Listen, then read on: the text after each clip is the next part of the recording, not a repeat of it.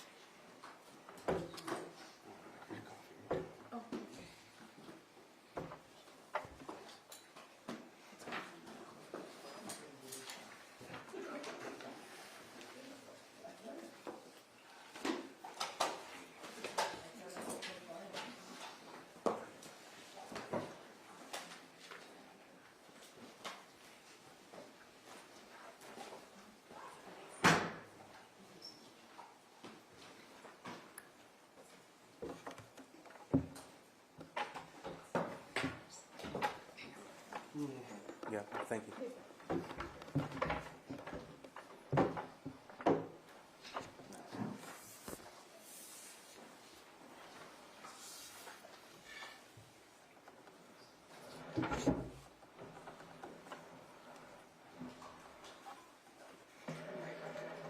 Yeah, I know exactly what you're doing.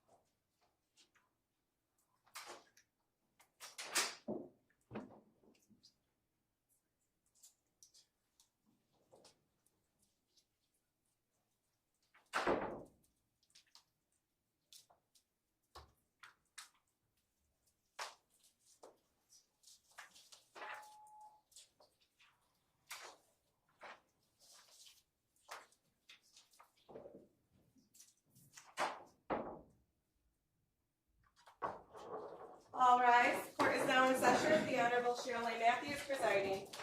Where do you need to start?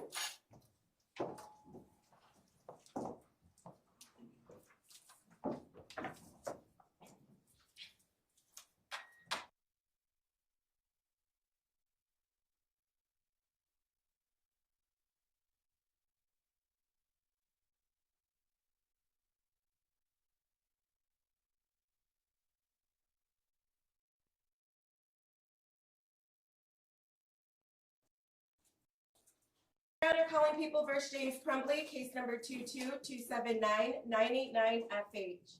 Thank you. Good morning, Mark East on behalf of people. Good morning. Karen McDonald on behalf of the people. Good morning, Your Honor. David Libbs on behalf of people. Good morning, Your Honor. Marielle Lehman on behalf of James Crumbley, who is standing to my left. Good morning. Mr. Crumbley, can you hear us? Yes, I can. All right, you can be seated. I was here last night, and I have a few rulings for you. The first would be about, I believe, about Exhibit 45, 52, and 62. And those all have to do with texts from the shooter to Jennifer Crumbley during time periods when the defendant and his wife were also taking photos of themselves at a horse farm together. At least that's what the metadata and the GPS shows. So I reviewed 62, 52, and 45. And the court finds that those texts would not be admissible because they are between the shooter and his mother. There's no information whatsoever, with the exception of the fact that Dad is with his wife, as demonstrated by pictures and texts and GPS and metadata and all those things, all those tools that are being used by the prosecutor's office to track people's movements in this case. So they are together, but there's no evidence whatsoever that Dad was on the receiving end of that text. And in fact, I know that in both 52 and 62, the statement from Jennifer Crumbley appears, "Where's your dad?" So I don't find that there's enough support to believe that Mr. Crumbley was aware of these texts. He could have been aware of these texts. We just don't know. And because of that, those texts will not be admitted.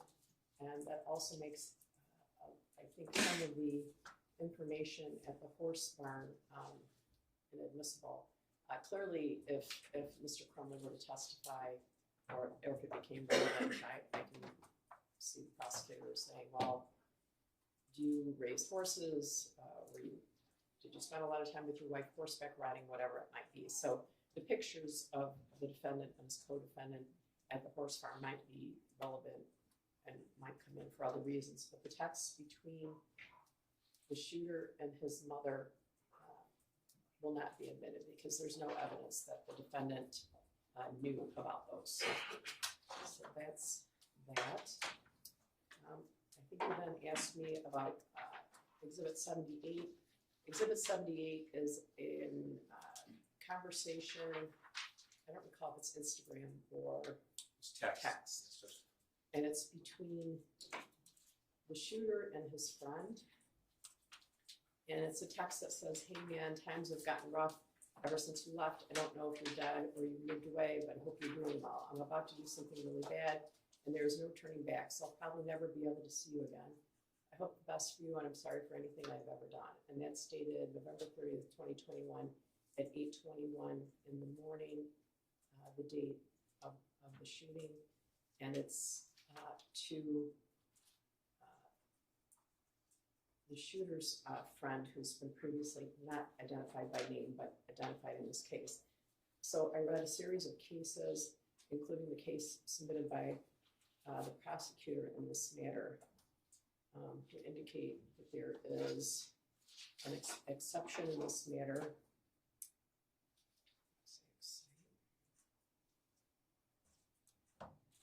That there's not, that this is not hearsay evidence. But I read a series of cases interpreting that issue. And One of those is People versus Stubble. I think it's 149 Mich at 42. In that case, hearsay testimony was given by a prosecuting witness to testify that the defendant had approached her several times to discuss prostitution. And in that matter, the challenge to the evidence concerned the witness's testimony that one of the older men propositioned her friend. So this text in Exhibit 78 is offered by the prosecution under 8033. 8033 applies as an exception to the hearsay rule if the declarant's state of mind is at issue in the case. That's also stated in People versus Lucas 360 Northwest 2nd 162. Also a Michigan case. This one's from 1984. People versus Lucas. That also says the court's ruling that the testimony was admissible under the state of mind exception to the hearsay rule pursuant to MRE 8033 was also error. Only when the declarant's state of mind is an issue in the case is evidence of his state of mind admissible. In Lucas, they asked about the state of mind of the deputy in the case. And in that case, they determined that the state of mind of the deputy, who was one of the officers in the case, was not at issue. Then there's People versus Fisher, 449 Michigan 441. I believe that's a case that the prosecutor relied on. That case also says it talks about statements and marital discord. In that case was the issue. I believe it was a murder, husband and wife. And in that case, Fisher says, in the case at hand, marital discord, motive, and premeditation are all an issue. Thus, the statements of the victim wife are admissible to show the effect they had on the defendant husband. They were found admissible under a state of mind exception to the hearsay rule. I'm not going to admit People 78 because the defendant's, although the defendant's state of mind in this case might be admissible, the shooter's state of mind is not at issue. We all know the shooter's state of mind on November 30th of 2021. Additionally, there were requests for Facebook messages. I believe those are 160. 161 was ruled on, am I correct? Yes, Judge. I think it was 118, 153. I think, was it 133? Oh, I'm sorry, 118, 133, and 153. 153, all right. So, I'm not gonna roll on 133 right now. There's something else I want to look into, but I find that 118, prosecutor notes 801C, I believe that entire chain is hearsay and does not fall under any hearsay exception, so I will not be admitting under 118. I'm sorry, Mr. Keys, did you say 153? Yes, Judge, 153. Right, I have 133, but I'm gonna pass on that. I'm gonna have to look at 153 again. It's the last text in 118, 153. They're the same text conversation. It's just a different portion of it. It's the last text. It's the text from Jennifer Crumbley that says, Ethan, don't do it. All right. I can get back to you on that, right? You don't need to know before. Okay. So with regard to 133 and 153, I will continue my homework assignment later. Thank you, Judge. Just want to recap, make sure the record's clear. The court's ruled on exhibits 45, 52, 62 today, Correct. 78 today as well. Correct. Yesterday, 308, 321. Those are two different photographs ruled inadmissible yesterday. We redacted photographs 258, 259, and 260. They were an issue. We gave a copy to the defense counsel this morning. Okay. We agreed to limit Exhibit 80 yesterday. That's the DoorDash text message conversation to just the Okay. 26th to 30th of November. Okay. And the rest were ruled to be admissible yesterday. Is that your understanding as well? Yes, Your Honor. And the court's reserve on 133 and 153. 133 and 153, and you don't, you're ruling before openings for those. I do not, Your Honor. And I'm sorry, Mr. Keys, did you indicate 118 was also not admissible? Was ruled on I today? should have, yes. Okay. 133 and 153. I also wanted to ask you, there was some discussion yesterday that members of the media have requested a copy of the questionnaire that was provided to the jurors. I don't have a feeling about it either way, but if you agree to release it, I will. If you don't, I won't. So I don't. I really don't have an opinion. Now that the jury's impaneled, I don't see an issue. Why not? The defense also does not have an opinion on it, Your Honor. All right, so anybody who wants one can email the chambers and we'll give it to you, all right? So, we'll adjourn. We have one more issue. When we approach her on.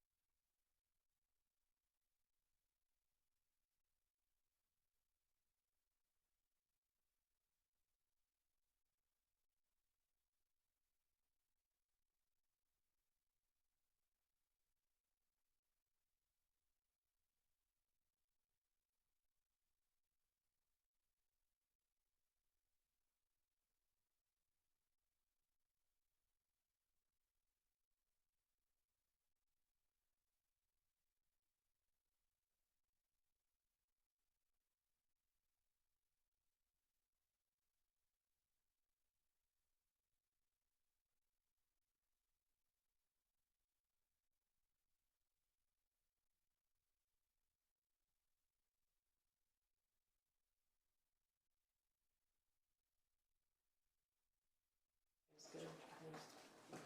Swear them in, all those things.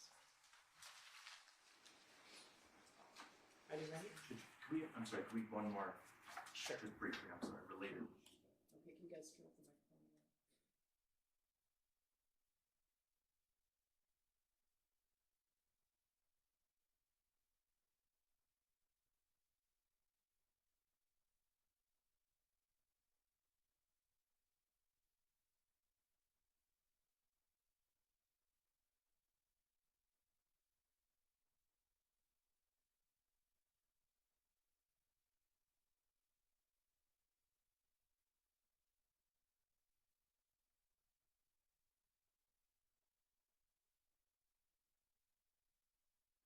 Okay, I'll give them some instructions.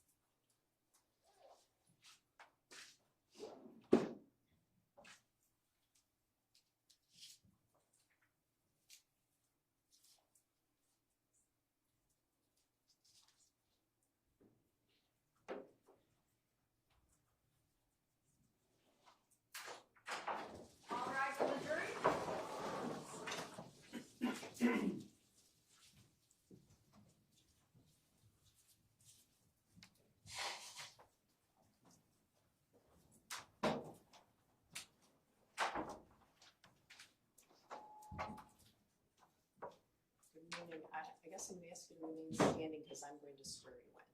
All right? Can you all raise your right hand? Members of the jury, you've been chosen to decide a criminal charge made by the state of Michigan against one of your fellow citizens. I'm going to ask you to swear to perform your duty to try the case justly and to reach a true verdict. If your religious beliefs do not permit you to take an oath, you may instead affirm to try the case justly and reach a true verdict. Here is your oath. Do each of you solemnly swear or affirm that in this action now before the court, you will justly decide the questions submitted to you, that unless you're discharged by the court and from further deliberation, you will render a true verdict, and that you will render your verdict only on the evidence introduced and in accordance with the instructions of the court, so help you God. Thank you. Thank you. You may be seated. I appreciate you being on time. I do. I have to give you some initial instructions, and then you're going to hear whole things today, all right? And don't try to write down what I say because I speak way too quickly, and because you're going to get a full copy of these instructions when you go to the jury room, all right?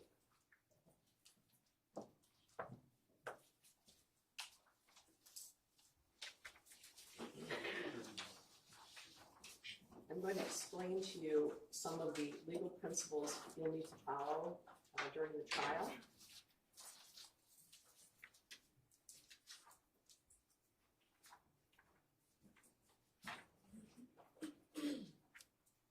I'm going to tell you the elements of the charge.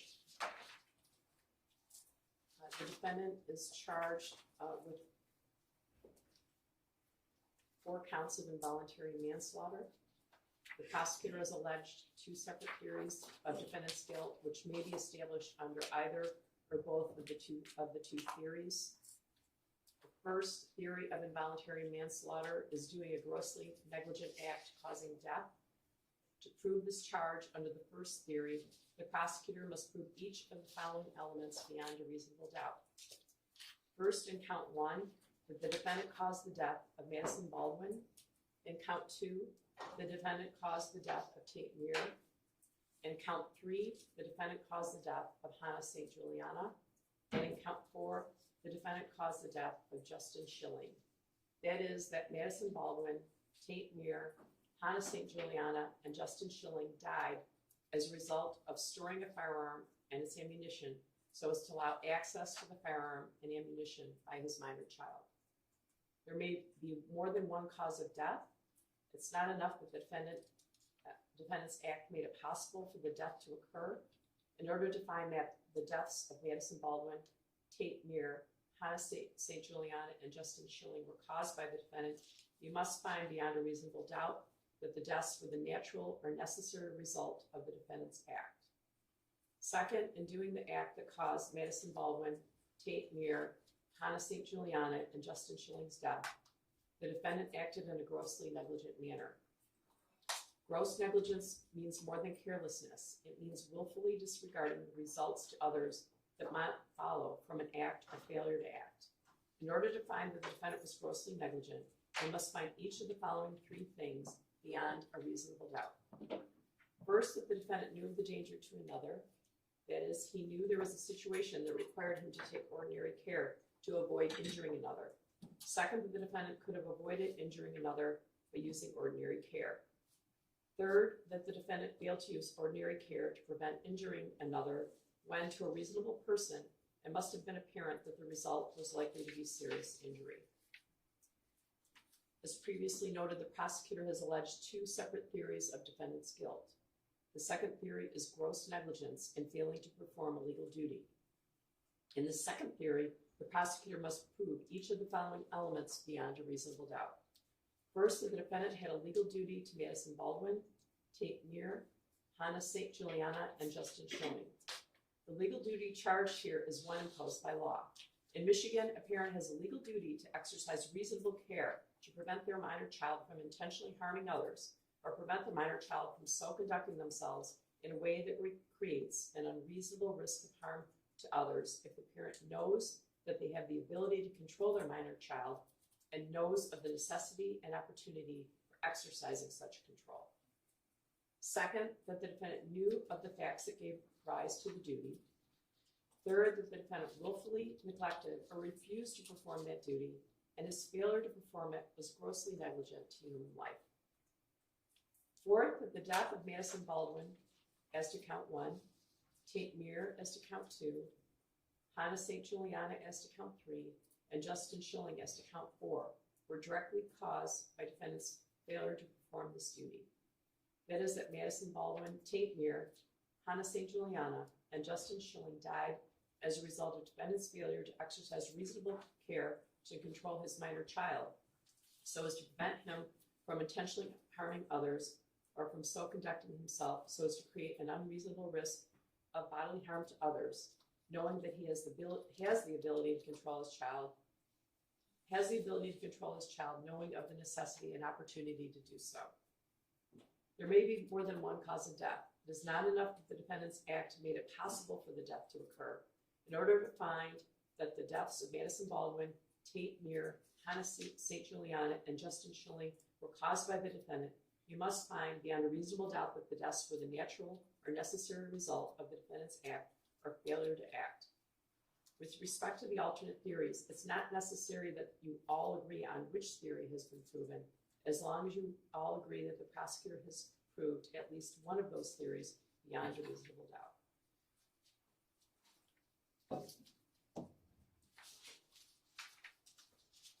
A person accused of a crime is presumed to be innocent.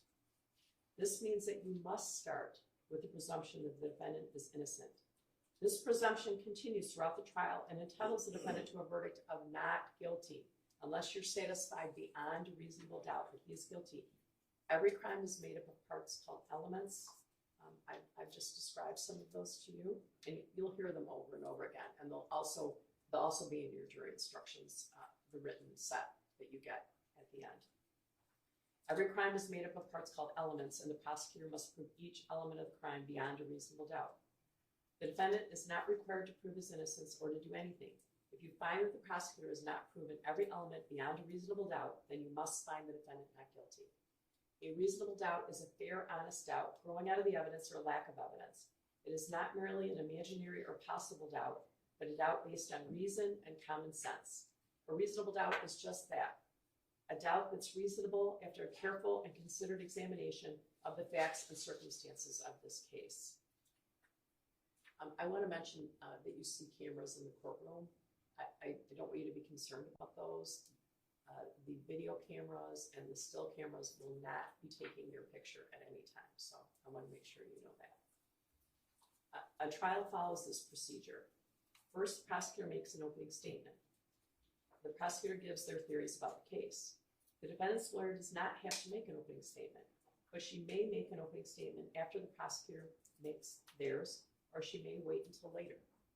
These statements are not evidence. They're only meant to help you understand how each side views the case. Next, the prosecutor presents their evidence. The prosecutor may call witnesses to testify and may show you exhibits like documents or objects. The defendant's lawyer has the right to cross-examine the prosecutor's witnesses. After the prosecutor has presented all of their evidence, the defendant's attorney may also offer evidence, but does not have to. By law, the defendant does not have to prove his innocence or produce any evidence. If the defense does call any witnesses, the prosecutor has the right to cross-examine them. The prosecutor may also call witnesses to contradict the testimony of the defense witnesses. After all the evidence has been presented, the prosecutor and the defendant's lawyer will make their closing arguments. Like the opening statements, they are not evidence. They are only meant to help you understand the evidence and the way each side sees the case.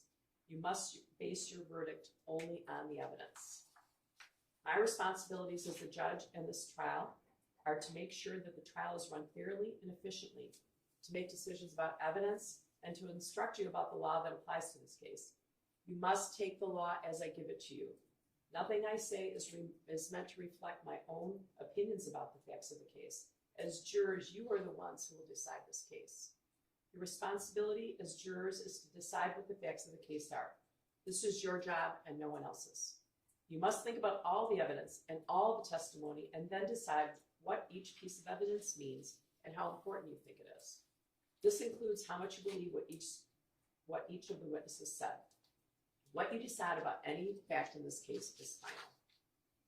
Part of your job in deciding what the facts of this case are is to decide which witness you believe and how important you think their testimony is. You do not have to accept or reject everything a witness says. You're free to believe all, none, or part of any person's testimony. In deciding which testimony you believe, you should rely on your own common sense and everyday experience. However, in deciding whether you believe a person's testimony, you must set aside any bias or prejudice you may have based on the witness's disability, race, national origin or ethnicity, gender, gender identity or sexual orientation, or religion, age, or socioeconomic status. There's no fixed set of rules for judging whether you believe a witness, but it may help you to think about these questions. Was the witness able to see or hear clearly? How long was the witness watching or listening? Was anything else going on that might have distracted the witness? Does the witness seem to have a good memory? How does the witness look and act while testifying? Does the witness seem to be making an honest effort to tell the truth? Or does the witness seem to evade the questions or argue with the lawyers? Does the witness's age or maturity affect how you judge his or her testimony? Does the witness have any bias or prejudice or any personal interest in how this case is decided? Have there been any promises, threats, suggestions, or other influences that affect how the witness testifies? In general, does the witness have any special reason to tell the truth or any special reason to lie? All in all, how reasonable does the witness's testimony seem when you think about all of the other evidence in the case? When it's time for you to decide the case, you're only allowed to consider the evidence that was admitted in this case. Evidence includes only the sworn testimony of witnesses, the exhibits admitted into evidence, and anything else I tell you to consider as evidence.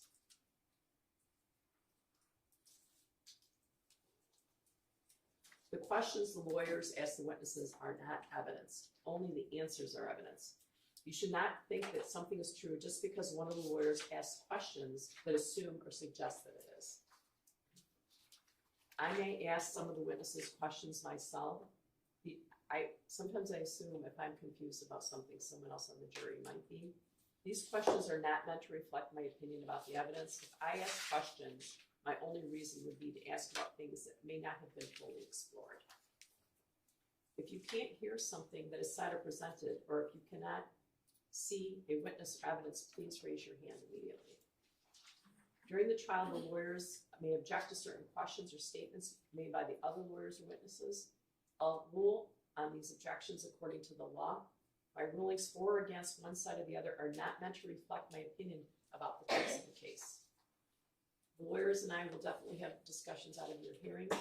Also, while you're in the jury room, I may have to take care of other matters that have nothing to do with this case. Pay no attention to these interruptions. You must not discuss the case with anyone, including your family or friends. You must not even discuss it with the other jurors until the time comes for you to decide the case. When it's time for you to decide the case, I'll send you to the jury room for that purpose. Then you should discuss the case amongst yourselves, but only in the jury room and only when all the jurors are here. You must not talk to the defendant, the lawyers, the witnesses, or anyone who may be connected to this case. This means that you may not speak to these individuals, even if it has nothing to do with this case. You should be very cautious about speaking to people because you may inadvertently speak to someone connected to this case. This restriction is necessary to avoid even the appearance of any improper conduct on any person's part. If anyone tries to discuss the case with you or in your presence, tell them to stop. Explain that you're a juror and that you're not allowed to discuss the case. If they continue, leave. Report the incident to court staff as soon as you return to court. When the trial is over, these restrictions no longer apply. When the trial is over, you may, if you wish, discuss the case with anyone. I mentioned before that it's helpful. I guess I'm hopeful and it's helpful that you wear your badge because that sort of alerts people in the courthouse that they shouldn't be chatting you up, okay? All right. During the trial, do not read, listen to, or watch any news reports about the case. Under the law, the evidence you must consider to decide the case must meet certain standards. For example, witnesses must swear to tell the truth. The lawyers must be able to cross-examine them. Because news reports do not have to meet these standards, they could give you incorrect or misleading information that might unfairly favor one side. So to be fair to both sides, you must follow these instructions. The restrictions I'm about to describe are meant to ensure that the parties get a fair trial. In our judicial system, it's crucial that jurors are not influenced by anything or anyone outside the courtroom. Under the law, the evidence you must consider has to meet certain standards. For example, witnesses must swear to tell the truth, and the lawyers must be able to cross-examine them. Because information obtained outside the courtroom does not have these safeguards, it could give you incorrect or misleading information that might unfairly favor one side. These restrictions start now, well, really yesterday, and continue until I discharge you from jury service. It's your duty as a juror to decide this case based solely on the evidence that you see and hear in the courtroom. You must not consider information that comes from anywhere else.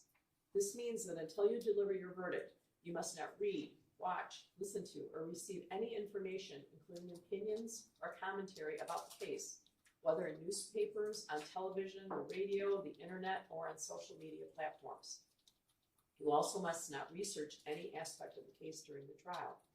This means research using a cellular phone, computer, or other electronic device to search the internet, as well as research with traditional sources like dictionaries, reference manuals, newspapers, or magazines. You must not investigate the case on your own or conduct any experiments concerning the case, including investigation or experiments using the internet, cellular phones, computers, or other electronic devices. You must not visit the scene of any event in this trial. If it's necessary for you to view or visit the scene, court staff will take you there as a group under court supervision. You must not consider as evidence any personal knowledge you have of the scene. You must not share any information about the case by any means, including cellular phones or social media. This means that even if you're not discussing the case with someone else, you may not post any information about the case on social media websites or in any other matter. If you discover that a fellow juror has violated my instructions, please report it to my court staff. You may take notes during the trial if you wish, but of course you don't have to. If you do take notes, you should be careful that it does not distract you from paying attention to all the evidence. When you go to the jury room to decide your verdict, you may use your notes to help you remember what happened in the courtroom. If you take notes, do not let anyone except the other jurors see them during deliberations. You must give them to my clerk when you leave each evening. Your notes will not be examined by anyone, and when your jury service concludes, your notes will be collected and destroyed. It is possible to replay a witness's testimony upon your request. I think I mentioned this to you yesterday. However, you would be required to hear the entire witness's testimony. You can't fast forward to a certain part and all yell, aha, okay? It's not fair to both sides. You would have to hear that entire witness, all right? There's more than one defendant involved in this matter. You should consider only the evidence presented in this defendant's trial. Each is entitled to have his or her case decided on the evidence and the law that applies to him or her. You can see that there are 15 of you. We have you in 2 different jury rooms just for comfort. After you've heard all the evidence in my instructions, we will draw lots to decide which of you will be dismissed to form a jury of 12. Possible penalty should not influence your decision. If you find the defendant guilty, it is my duty to fix the penalty within the limits provided by law. I'll definitely be giving you more instructions throughout the trial. After all the evidence has been presented, you'll hear the lawyer's closing arguments. Following the closing arguments, I'll give you additional instructions about the rules of law to apply to this case. You should consider all of my instructions as a connected series. Taken all together, they are the law you must follow. After my final instructions, you'll go to the jury room to decide on your verdict. A verdict must be unanimous. That means that every juror must agree on it, and it must reflect the individual decision of each juror. It's important for you to maintain an open mind and not make a decision about anything in the case until you go to the jury room to decide the case. You must not let bias, prejudice, or public opinion influence your decision. Each of us may have biases or perceptions about other people based on stereotypes. We may be aware of some of our biases, though we do not express them. We may not be fully aware of some of our other biases. Take the time you need to test what might be automatic or instinctive judgments and to reflect carefully about the evidence. I caution you again to avoid reaching conclusions that may have been unintentionally influenced by stereotypes. You must reach your own conclusions about this case individually, but you should do so only after listening to the considering the opinions of the other jurors who may have different backgrounds and perspectives from yours. All right, so we're going to hear openings. Prosecutor.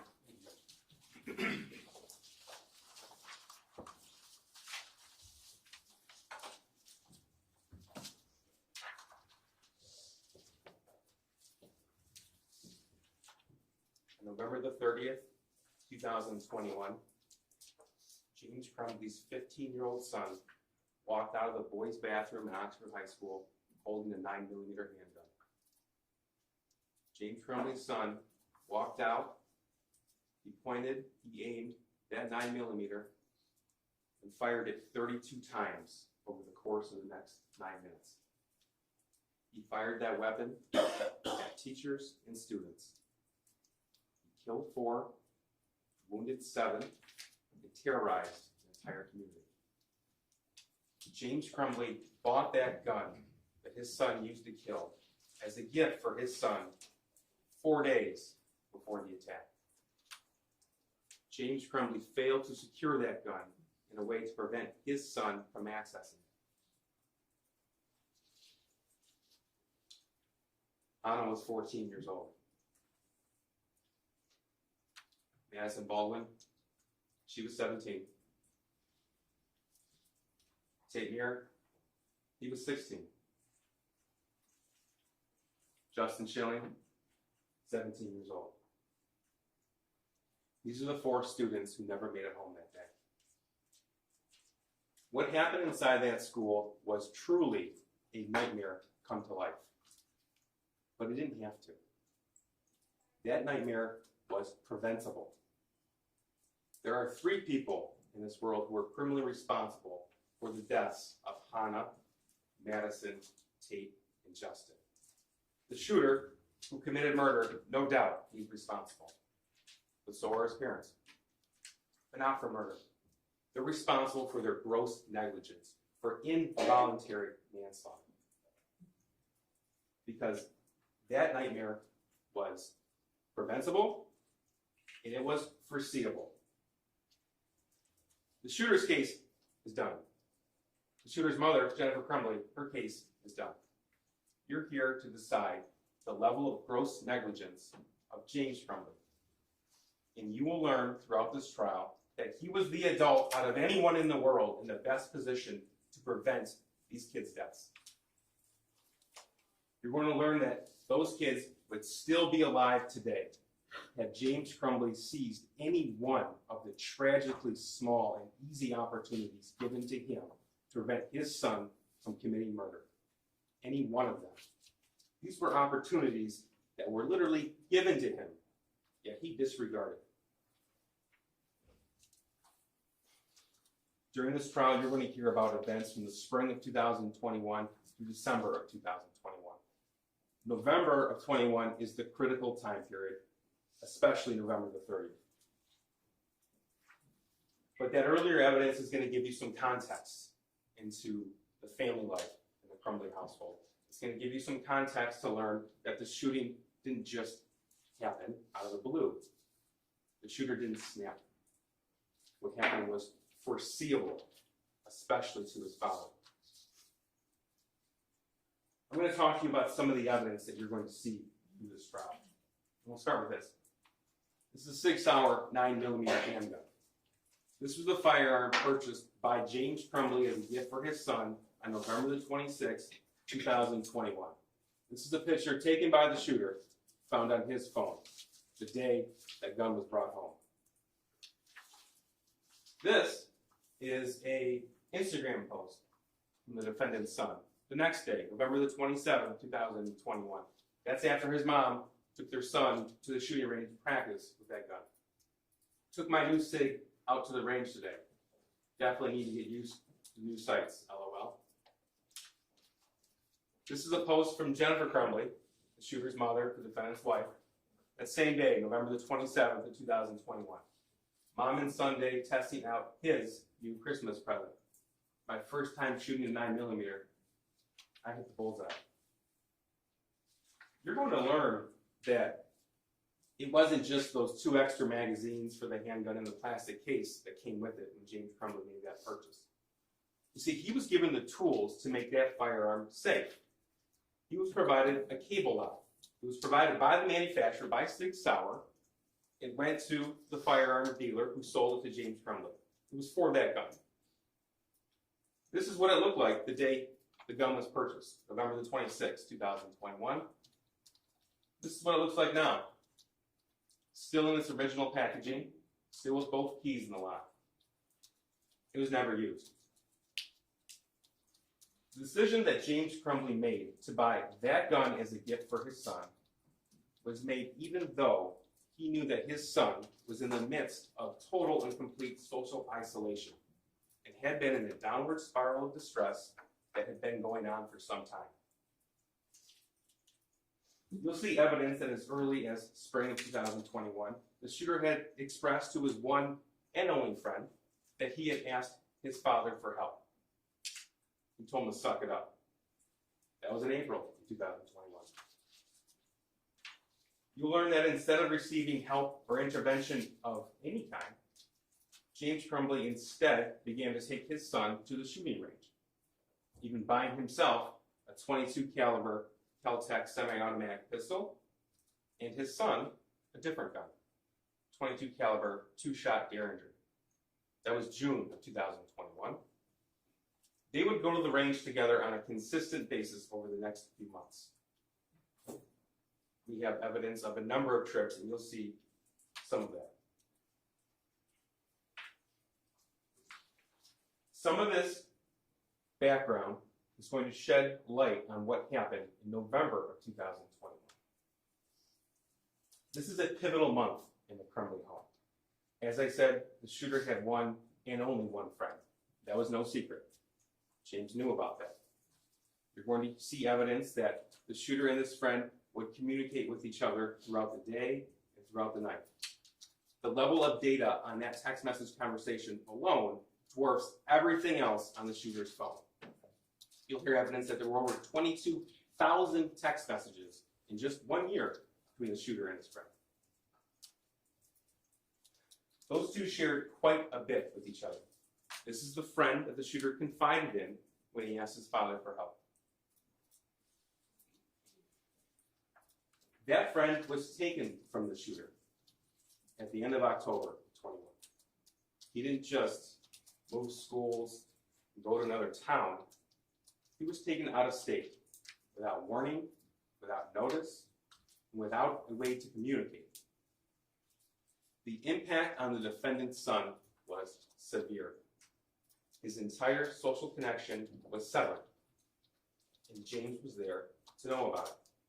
You see, he wasn't working at that time. From November the 1st to November 9th, he didn't have a job. And when he did work before that, it was from home. When he did get a job on November the 10th, it was for DoorDash, where he could set his own schedule and decide when he did work and when he didn't work.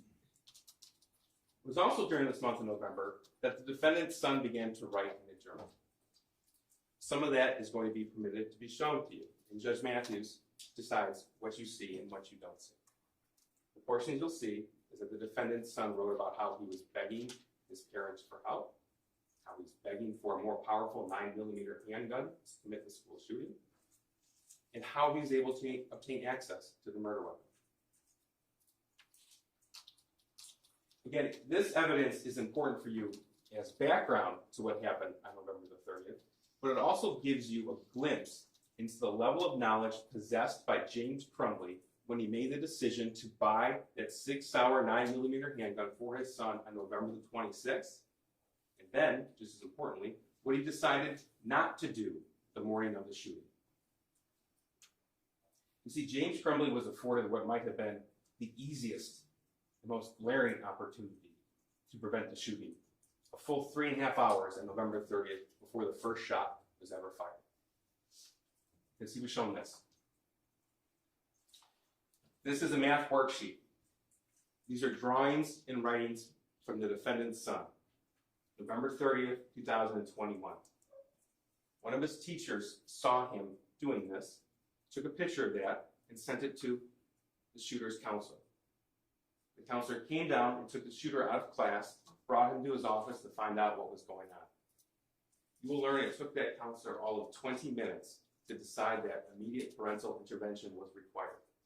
He made that decision even though he had about a fraction of the knowledge possessed by James Crumbley. You see, this drawing, as well as an altered version created by the shooter, were both sent from that counselor to Jennifer Crumbley, who shared it immediately with James Crumbley before they arrived at the school. The severity of the situation wasn't lost on James and Jennifer Crumbley either.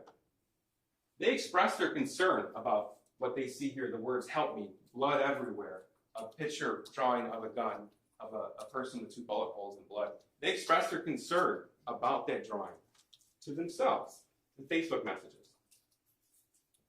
This is Jennifer Crumbley, she's in blue. Call now, all caps, emergency. This is November the 30th, 2021 at 9:33 in the morning. Followed simply with emergency. Then she sends her husband, James, the defendant, both the original drawing as well as the altered version of it that the shooter created. That's at 9:38 in the morning. James Crumbley's response, "My God, WTF." And then he says what he was actually doing that morning. "Vet not here. It's McElmurray's for Curious Horse. Still waiting on the vet."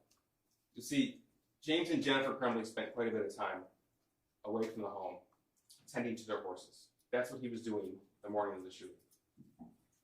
Jennifer Crumbley, he said he was distraught about last night. James, we talked about it this morning. You talked to him?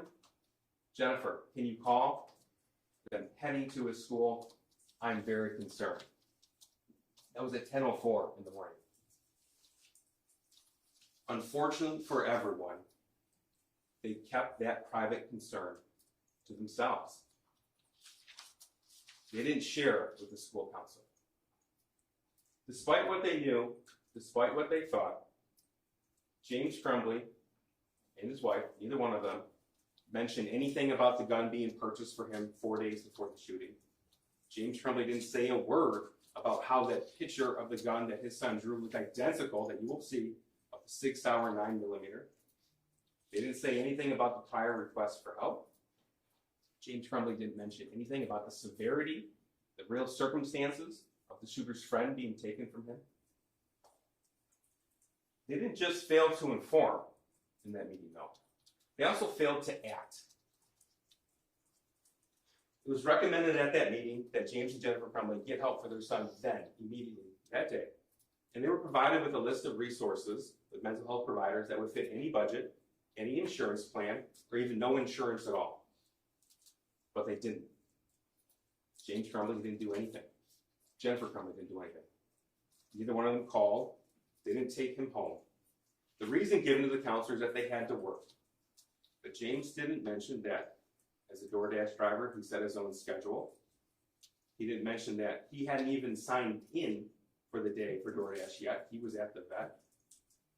Or that as a DoorDash driver, he was able to just put his son next to him in the car. One of the most glaringly missed opportunities. Instead of seizing that incredible opportunity that was before him, James Crumbley spent the next 2 hours driving around town making deliveries, never once bothering to stop by his house, which was just a mile away, to check on the whereabouts of the gun that his son drew. Even when he drove by the house to do so, never once. The gun that he knew was kept unsecured.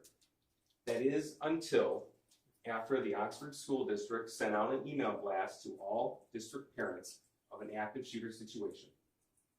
You'll learn that that email reached James Crumbley about 1:10 p.m. And by pure happenstance, James Crumbley was at the exact location that parents of Oxford high school students were told to go in case of emergencies. Their reunification point was the mire on Ray Road next to the high school, directly adjacent to it. By pure coincidence, he happened to be at the exact location where hundreds of people were scrambling to get to. But he didn't stay. That's when he went home. That's when he went home to look for the gun. And that's because he knew.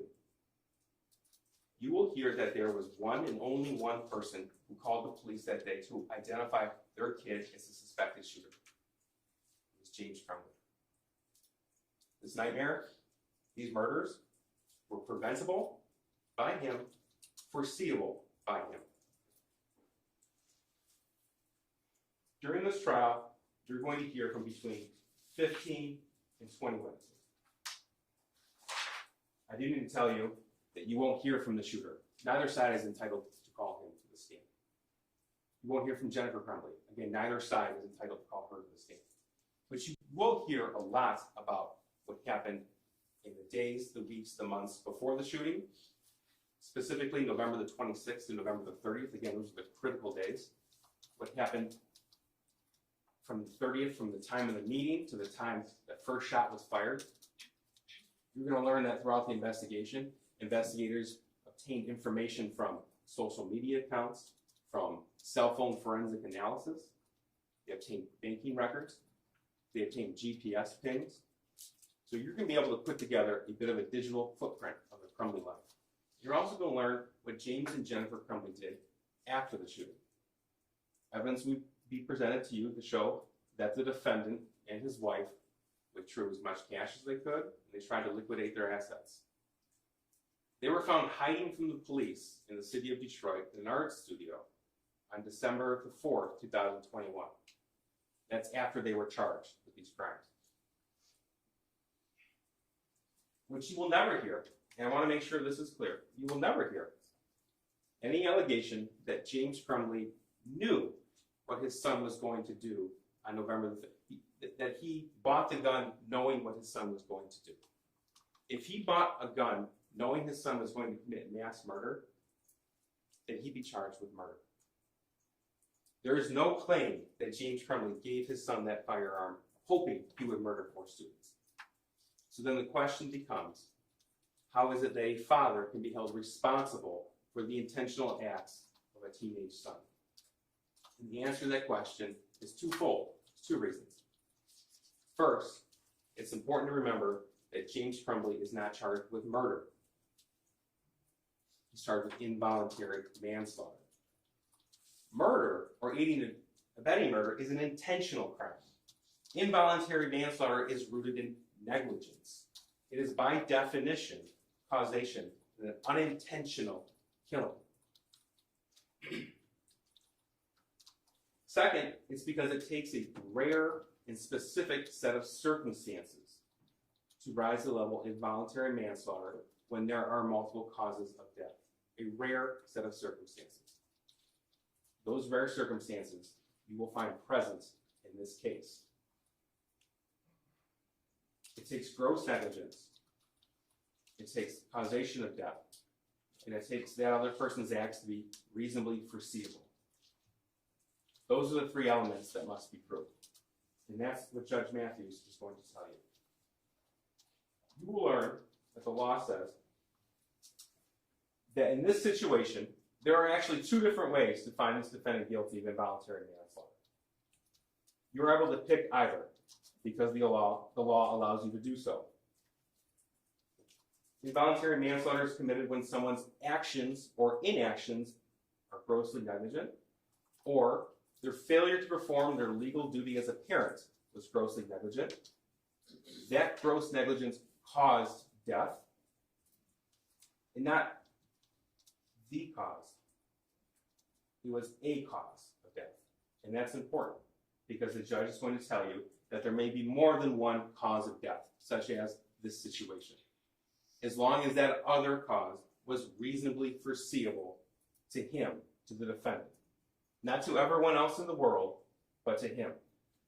The father who bought the gun, the father who raised the shooter, the father who knew what was going on in his life, the father who suspected him as a school shooter, well before his name was made public, well before anyone from the police department told him it was his son.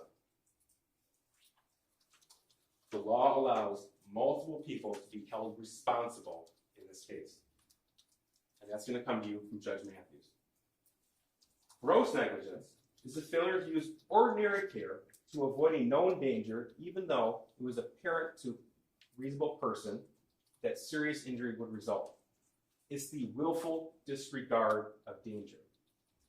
And that, ladies and gentlemen, is why we were here. James Crumbley's willful disregard of danger and his failure to use just ordinary care, when he was the one who knew the background, he was the one that knew the origins of this drawing.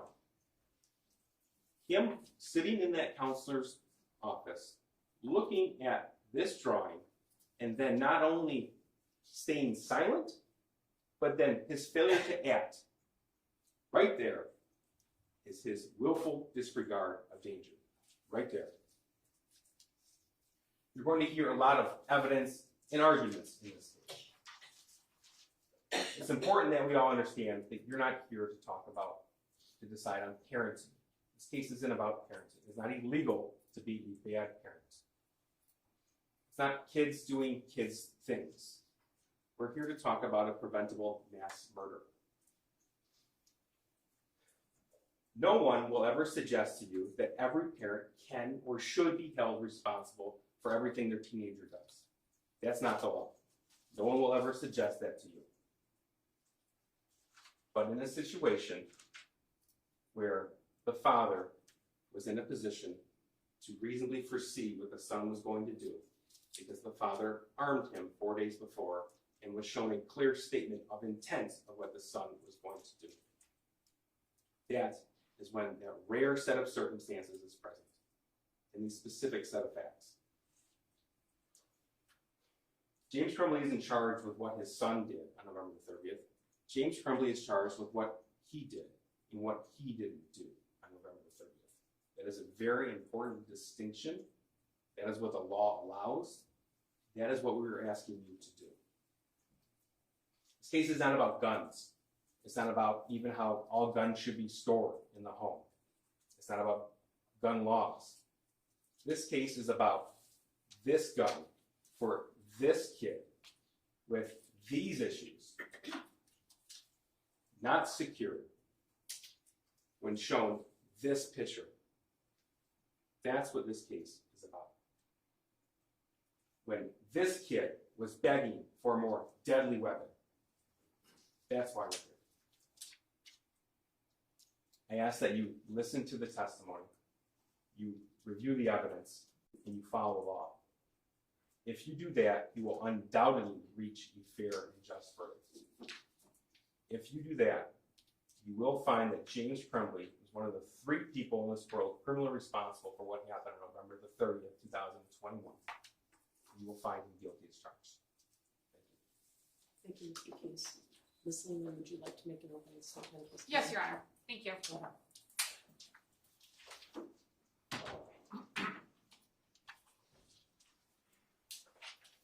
The events of November 30th of 2021 undeniably changed people's lives in ways that most people could never imagine.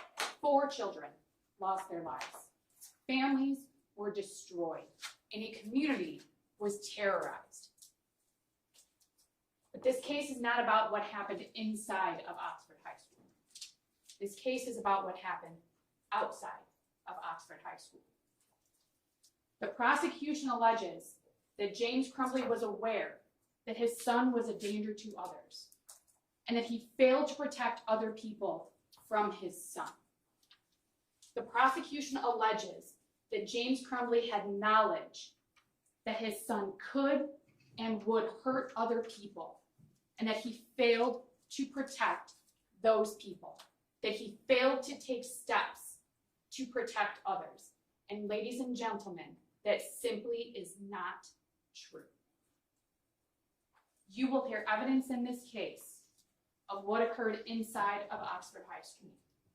You will hear the prosecution's version of what they claim James Crumbley may have known.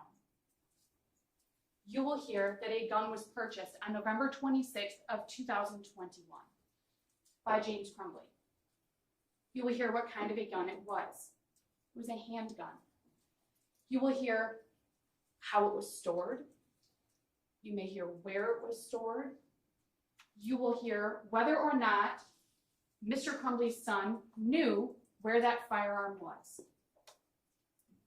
Pay attention also to what you don't hear. Pay attention to that you won't hear that James Crumbley knew that his son knew where that firearm was. Ladies and gentlemen, James Crumbley was not aware that his son had access to that firearm. You will hear testimony that access was not allowed in James Crumbley's mind. Ladies and gentlemen, you will not hear that James Crumbley knew what his son was going to do. You will not hear that James Crumbley even suspected that his son was a danger. That math homework that the prosecution is putting up on the screen, you're going to hear about that. You're going to hear about what other people thought about that. People at the school, including James Crumbley. There's going to be probably quite a bit of discussion about that piece of math homework, ladies and gentlemen, and you're going to hear all about it. Ladies and gentlemen, James Crumbley did not know what his son was going to do. He did not know that his son could potentially harm other people. He did not know what his son was planning. He did not purchase that gun with the knowledge that his son may use it against other people. You will not hear that he did that. The prosecution told you that. The prosecution just told you you're not going to hear that. You're not going to hear that James Crumbley purchased that gun with the knowledge that his son was going to go harm other people. But what the prosecution wants you to believe, the part that's not true, is that James Crumbley knew what his son was going to do and knew that he had a duty to protect other people from his son. Ladies and gentlemen, that's not true. He didn't know. You're going to hear about James Crumbley's relationship with his son. There may be other witnesses who testify about that, about how James interacted with his son, including on the day when that math homework was shown. You're going to hear from other people. They're going to tell you, in their own words, what they observed about James Crumbley and his son, about what they observed about his son, about any concerns they may have had. Other people, not just James Crumbley, but other people with additional education, additional training to evaluate situations like this and evaluate individuals. You're going to hear from those people probably. And they're going to tell you in their own words what they thought about the math homework, about Mr. Crumbley's son, about Mr. Crumbley's interactions with his son. Yes, James Crumbley was a DoorDash driver. We all know that. It's been said multiple times. Ladies and gentlemen, being a DoorDash driver doesn't mean that your job is any less important to you or other people than any other job. It doesn't mean that you don't feel that you have a duty to go to work. And ladies and gentlemen, when you're not aware of an immediate, imminent danger, why would you do anything different than what you normally do? You wouldn't, because you don't have any reason to think you need to. So ladies and gentlemen, you're going to hear the evidence. You've heard a lot of questions in the last couple of days from both the prosecution and myself. You probably have an idea where each side lands on these issues. But you're going to hear the evidence. You're going to hear from people other than us. And you're going to be able to hear in their words what they thought about those days from November 26th to November 30th of 2021. And their feelings, what they observed, any concerns that they may or may not have had. The prosecution has asked you repeatedly to follow the law. I'm going to ask you to do the same thing. Please do follow the law. And I'm confident, we are confident, that if you do that, if you follow the law, that you will find James Crumbley not guilty. Thank you. Thank you, Ms. Lee. Should I give them a little break? We have a little break. I'm going to give you a little break, so you might have to do a little bit of setup in the courtroom, and then you're going to hear the first. So for about 10 minutes, about 5 minutes. All rise for the jury.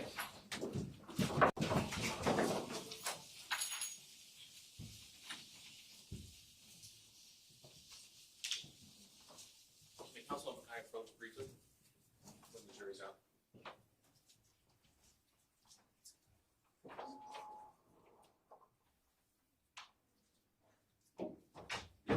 Mic off, Your Honor. Yeah, can you turn the microphone on?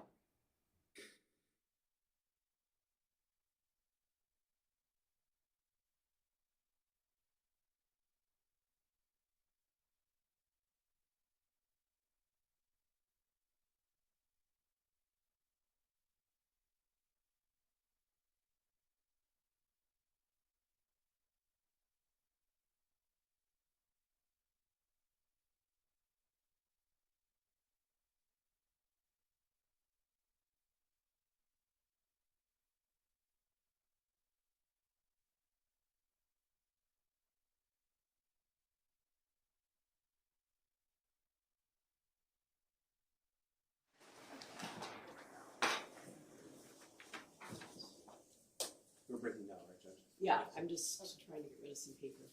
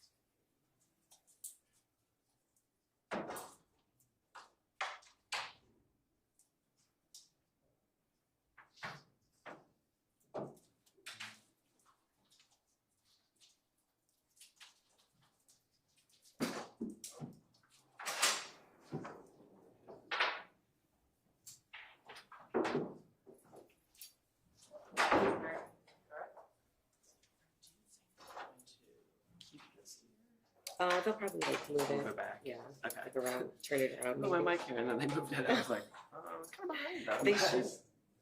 I actually, I don't know. I guess I can't give you an It's answer. always kind of a crash. Yeah.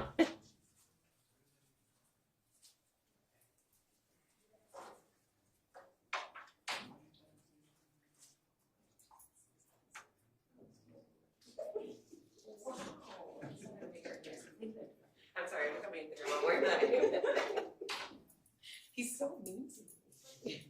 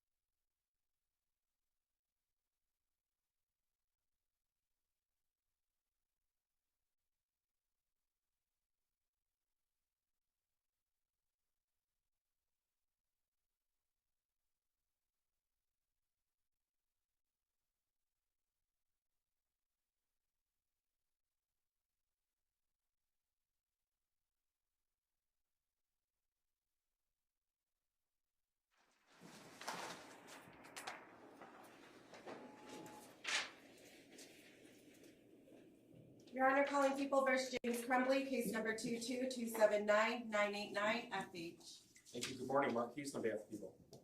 Karen McDonald, on behalf of the people. Good morning, Your Honor. Marielle Lehman on behalf of James Crumbley, who is standing to my left. I'm ready for the jury. We are, Your Honor.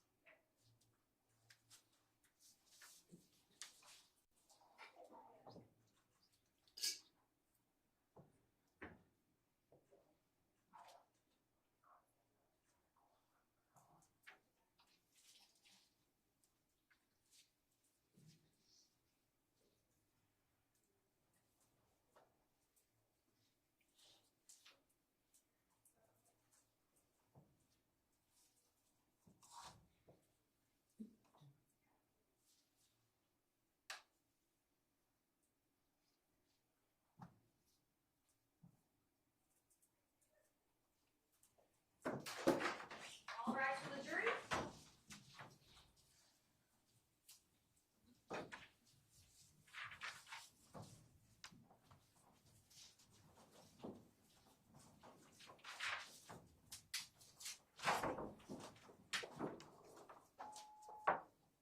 You may be seated.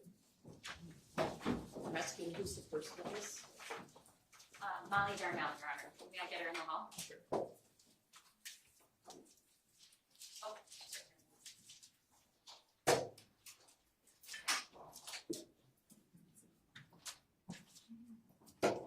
Could you raise your right hand? Do you swear or affirm the testimony about to give is the truth, so help you God? Could you step up and have a seat?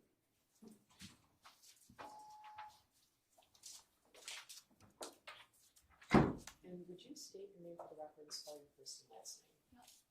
Molly Darnell, Mollydarnell. May I proceed? Good morning. May I call you Molly? You can. Okay. And Molly, I know you testified a couple times, so keep your voice up. Mhm. And if you want me to slow down or you don't understand the question, just let me know. Okay. Okay. Can you tell the jury what you do for a living? I'm an educator. Okay. And where are you employed? I'm employed at Oxford Community Schools. I've been there since the fall of '98. So that would be your whole teaching career? That's correct. Okay. What is your role now?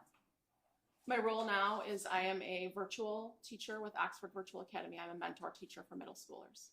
All right. So do you go to the high school now? I do not, no. All right. Can you tell the jury what your role was and which building you worked at on November 30th of 2021? On November of 2021, I was the International Baccalaureate Coordinator for the Middle Years program, which was a 610 program, as well as the English Language Arts coach, which was a 612 position. Okay, so you didn't have, did you have instructional contact with students, or was I it did more not. teachers? No, I worked with teachers, predominantly the English Language Arts department, but I worked with many other teachers throughout the 612 curriculum. It was it's a coaching job, so instructional curriculum, that type of what's happening in the classroom at that point in time. When was the last time you had a traditional teaching schedule? A traditional teaching schedule might have been 2015. I'd have to really go back and look at my resume to know that. Okay, But in the fall of 2020, I did have a classroom. We went back face to face, and so we pulled all of our instructional coaches out to teach a few hours of the day so that we could spread students throughout the building and get students back instructionally. okay, so after COVID, the coaching, faculty We moved back into our started to take more teaching assignments so that you could spread kids out. Is that- Correct. Do I have it right? Correct. Okay. On November of 2021, were there kids in the school that you knew? And if so, how did you have contact with them? There were kids that I knew from the class that I had had the previous year. There might have been, having been in the district for a long time, there were a lot of teachers who had children that were in that building. So I know a lot of them too. Okay.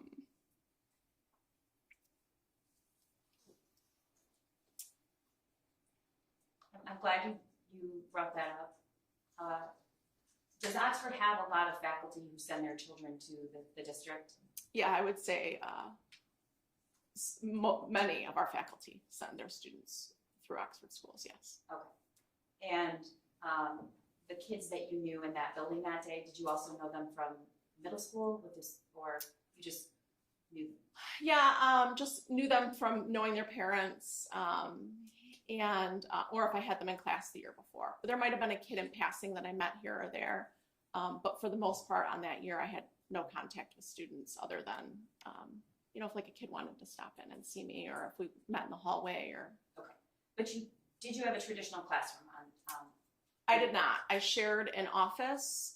It was like a half classroom. So was the classroom turned into two offices or an office? Correct. It was a classroom turned into two offices. It was in one of the instructional halls, the math science instructional hall. And I shared it with two other coaches in the district. Okay. You're the first witness. So the jury's not seen a map of the school. Mhm. So I'm going to put that up in a minute. Okay. It's already been admitted. There's no objection to that. But before I do, can you just generally describe how the school is laid out? It's a fairly new building, correct? It is fairly new. The main part of the building was opened, I think, in the fall of '98, the year that I started with Oxford Schools. And then I think it was the fall of '04 that we started, that it became the high school.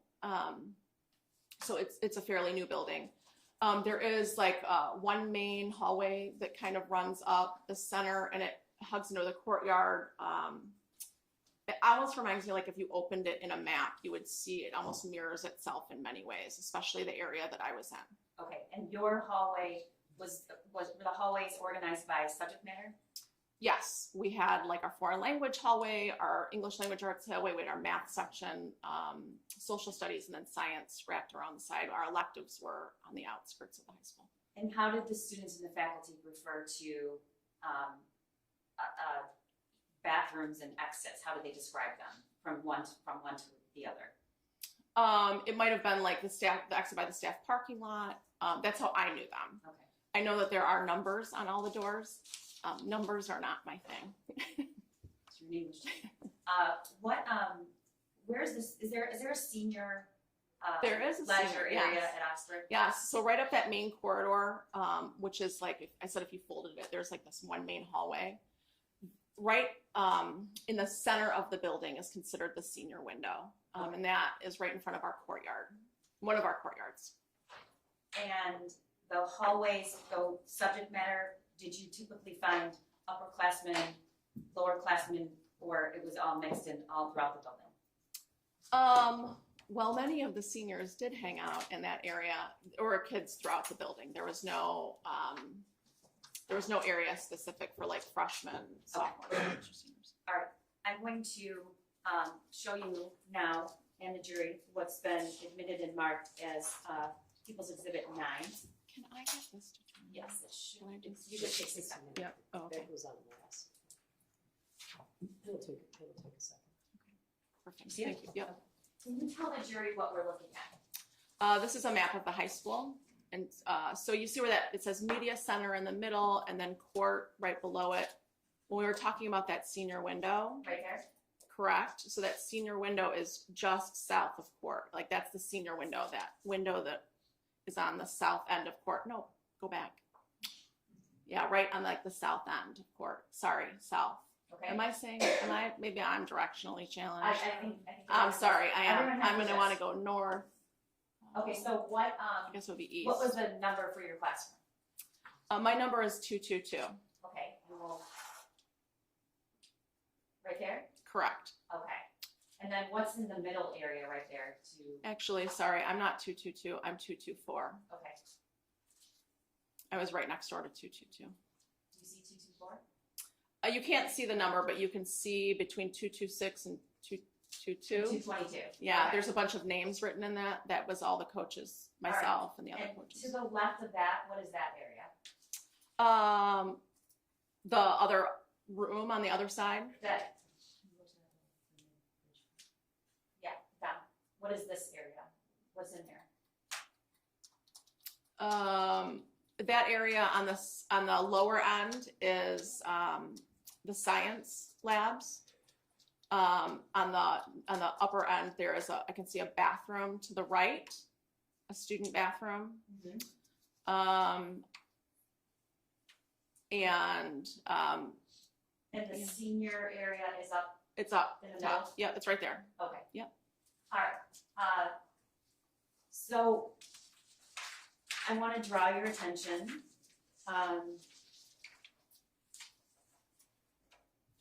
to around 12:50 on November 30th, 2021. Do you remember that day? I do. Okay.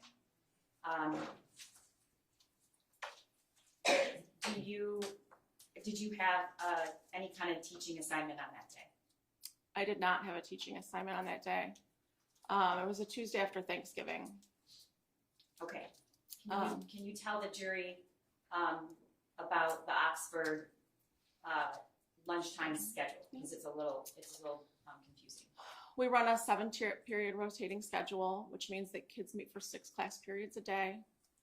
The lunches have a split hour, so they have an A, B, and a C lunch.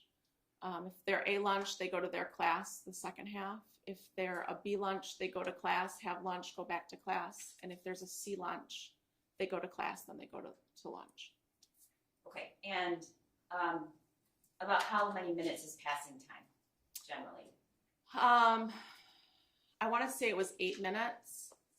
And what did you typically do during passing time? During passing time, I might have gone out in the hall and chatted with a colleague or two, checked in on something.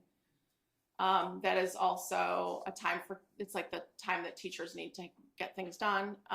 So there might be a quick interaction. I might, see a kid in the hallway passing by. But pretty often, like it was just standing guard outside my room or standing outside my room. Okay.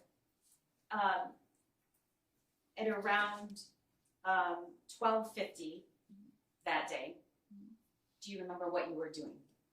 Yeah, a student that I had in the fall of 2020 wanted to chat, and so she came in and we chatted for a few minutes, and then she left.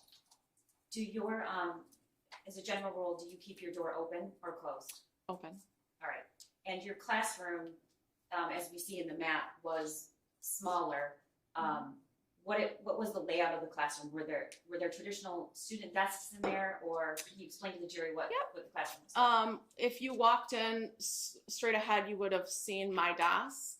To the left of that, you would have seen one of my colleagues' desks, and then just on the wall, like closest to the hallway, there was another coach's desk. What is at the back of the classroom when you go in the front? The wall you're facing, what is that? There's a large window that leads out to the courtyard. Okay. Once the student left, what did you do? There was a few minutes left during passing, and so I walked around to my desk and opened up my laptop. All right, and we're going to and see check some emails. Yeah. Okay, and are you facing the door, or I'm facing the door. Correct. All right, and what happened next, I'm sitting on my laptop, reading through an email.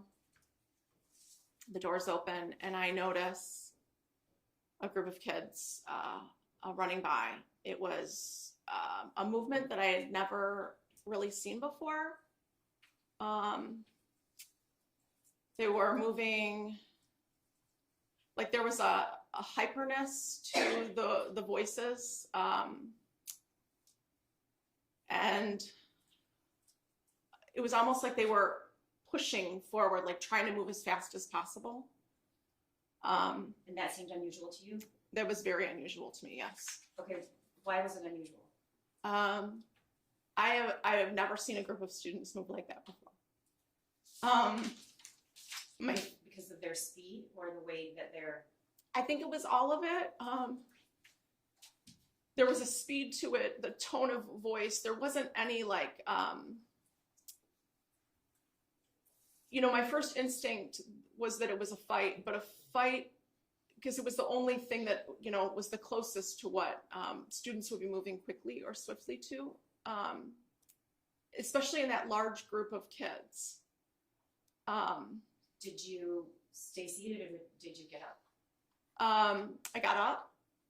I exited the classroom or the office and moved about In the hallway? into the hallway. I moved into the hallway to see what's going on. Okay, if you look at the map, which direction did you turn? Did you turn I towards door turned 4? towards door 4. Okay. So I turned towards door 4. What did you see in the hallway? I see, so the hallway kind of bends. So I come out of my office and I'm closer to that 221, but not fully there, right? I'm closer to 221, and I'm looking and I can see all these kids rushing out of door 4, which didn't make sense to me because, again, I'd never seen this happen. So that's what you saw. Mhm. Did you hear anything at that point? It was silent. There was no noise. Was that unusual? Absolutely unusual. Okay. At that time, yes, absolutely. And what did you do next? I moved back into my classroom, trying to understand what's happening. And I walk back into the classroom and I'm thinking, okay, could there be a prank? I doubt there would be, and so it's probably 10 seconds, if 10 seconds. And I hear 3 things really close together. Okay. What did those 3 things sound like? One was an announcement, the bells chiming, an announcement of our principal coming over the PA and saying, we're moving into lockdown. This is not a drill. Okay. And you, as a faculty member for this many years, what is lockdown? What have you been trained to know about that? What does that mean? So we're trained in the Alice protocol, which means we have to use our senses to figure out what's happening. But with all of those students and with what I was hearing, the 2 additional things that I was hearing was like a loud pop, pop, pop, and then multiple doors slamming. I moved to shut my door and lock myself in. I want to stop for a minute. Mhm. What is your experience with firearms up until this point? Up until this point, my experience with firearms is limited. I have, however, shot a weapon, I have in my life shot a weapon. Okay. Have you been to a range before? Is this a hobby that you have? It is not a hobby. I have been to a range. Okay. When you heard the pop, pop, pop, what did you think? I thought in my head I could have mistaken them for lockers slamming easily. They did not sound like gunshots to me, but I'm not really, I've been to a range once. I've not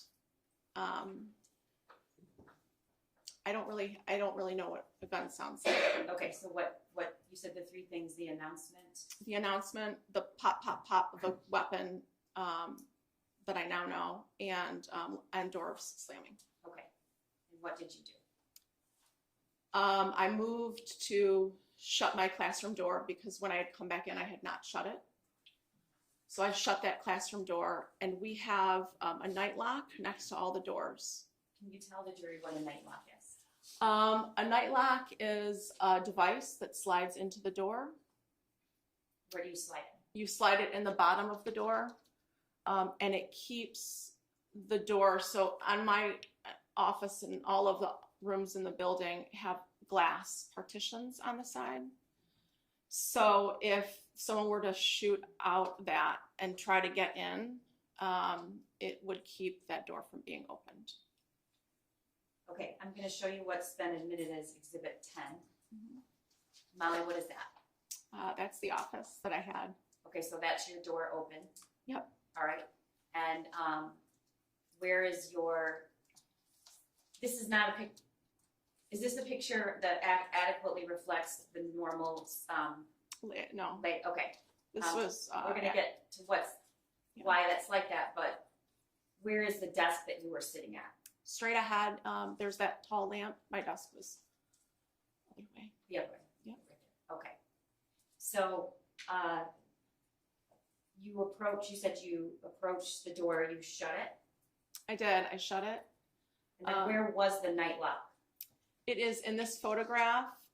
You can see that bag that's mounted to the wall. It was, yep, that's a blood bag that we keep in all the classrooms. And then, or like a medical bag or whatever. And then just in front of that, you can't even see it. It's so close to the door, Okay, was the night lock. okay. And I think I might have interrupted you. What is significant about the night lock, and why is it used in a lockdown? It's a measure, it's an additional measure of barricading yourself into a room if need be. Can you open the door if the night lock is installed? You cannot, What about if you had a key to the door? wouldn't matter. You cannot open that. It's like, it keeps that door from being opened. You would have to remove that metal frame in order to get that door off. Okay, and how do you, so the person from the inside has to disengage the night lock, is that, Yes, do I have it right? Yes. Okay, so, you close the door and you get the night lock, and then what happens? Did you see anything in the hallway as you approached your door? No, I didn't. I shut the door.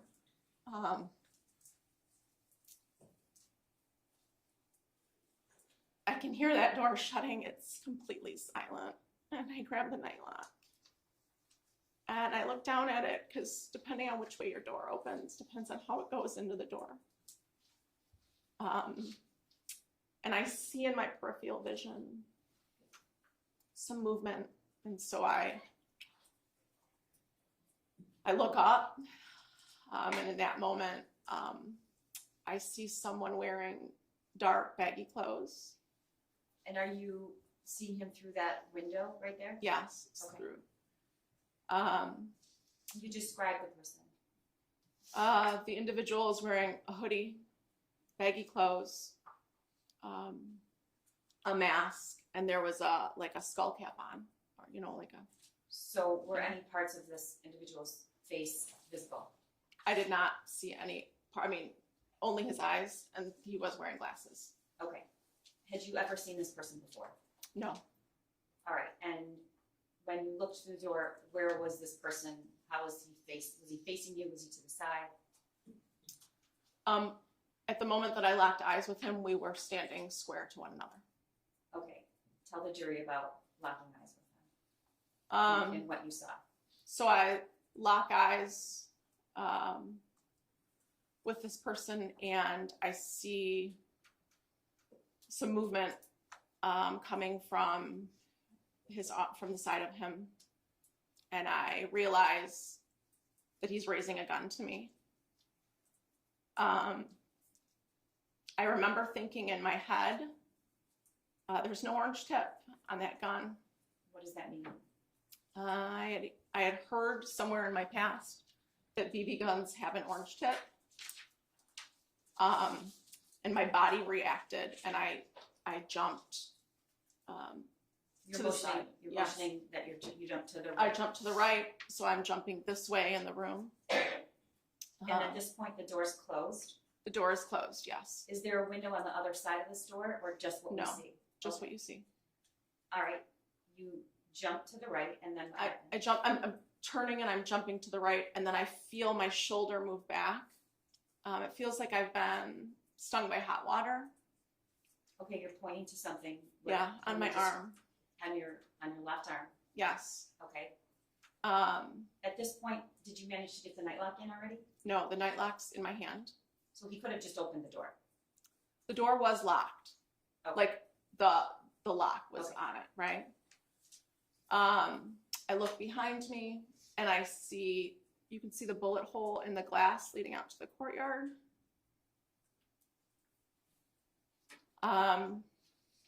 And in my head, I remember thinking a BB gun can't do that.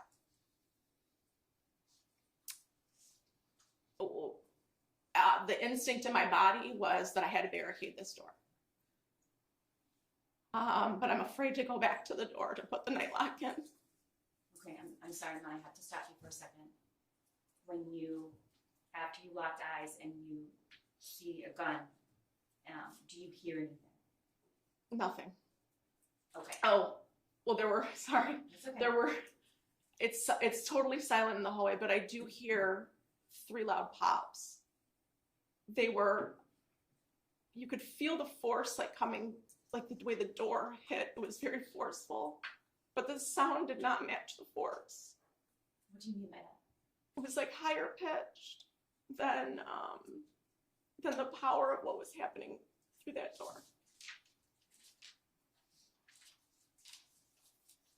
When you jumped to the side, you said then you looked and saw the bullet hole, and then what did you do next?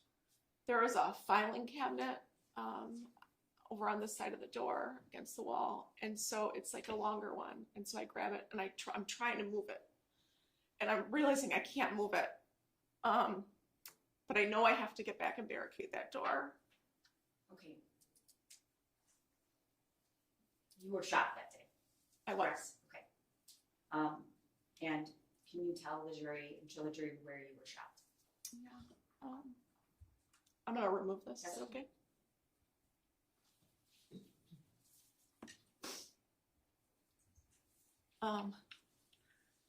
You can step down if you want to, it's okay. Okay. So you can see it's kind of like on the back side of the arm. It's not straightforward. Like you can't see the scar when I'm standing straight forward. So he caught me when I'm jumping on this side. He catches me. And are there There's two? an entrance and an exit wound, and the line in the middle is where the bullet cauterized my flesh.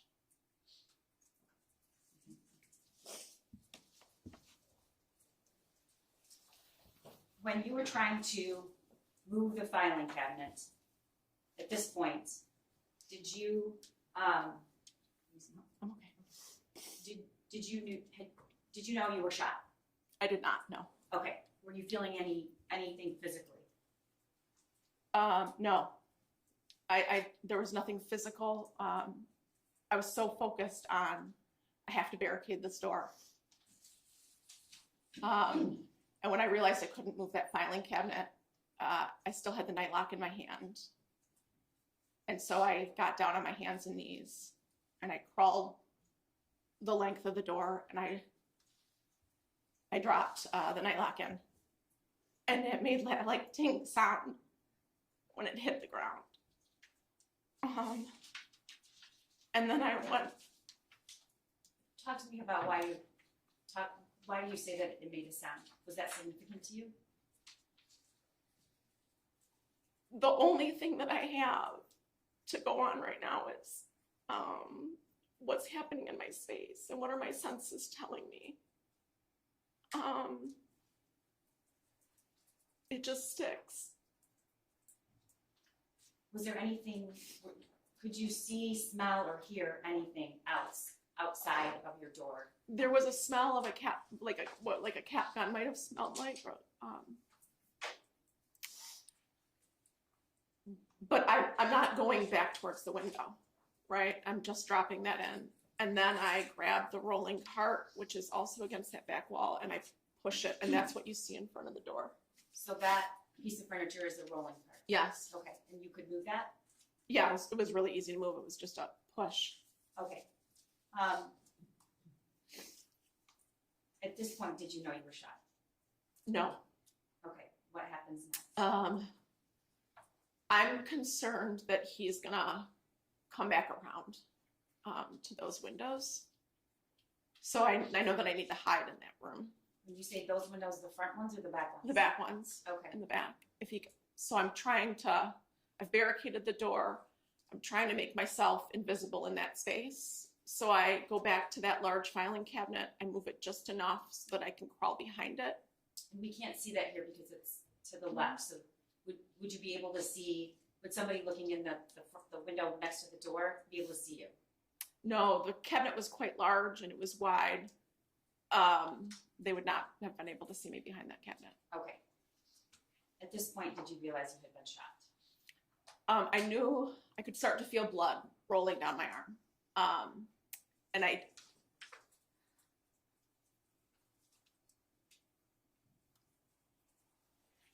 What kind I of don't think I was admitting that I was shot, right? It's not it was so far out of what I knew to be what happens. And so I just knew that if I was bleeding, I had to put a tourniquet on. But I can't get back to that bag that has medical supplies in it. So I removed my cardigan that I was wearing that day. And I used one of the sleeves to tie around my arm, put part of it in my mouth and the other part in my hand, and I just tightened it around my upper arm.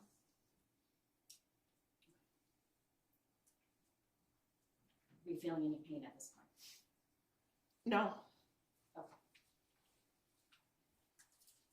The person that you saw raise the gun and shoot at you, did you, looking back then now, what was your impression of his use of the firearm, if anything? Your Honor, I'm going to object to that question. She's already testified she's not very familiar with firearms. I think that she would be speculating about his use at this point. I do want to acknowledge she's testified twice before, so I do know, I'm trying to, this is difficult. Even though it's her third time, it's very hard for her, and so I'm trying to get her to answer my questions. We'll describe what you noticed about him. His feet were about hip distance apart. His shoulders were square. And he raised that gun right up. It was probably a second from the moment that I locked eyes with him. Okay, just for the record, you're raising your arm at shoulder level. Was it 2 arms or 1? I don't know. I just remember seeing the one arm and my body instinctually moved. Okay. So after you tied the tourniquet, what did you do? Were you hearing any announcements? Did you have a phone with you? Did you have a way of communicating with anyone? I had my cell phone.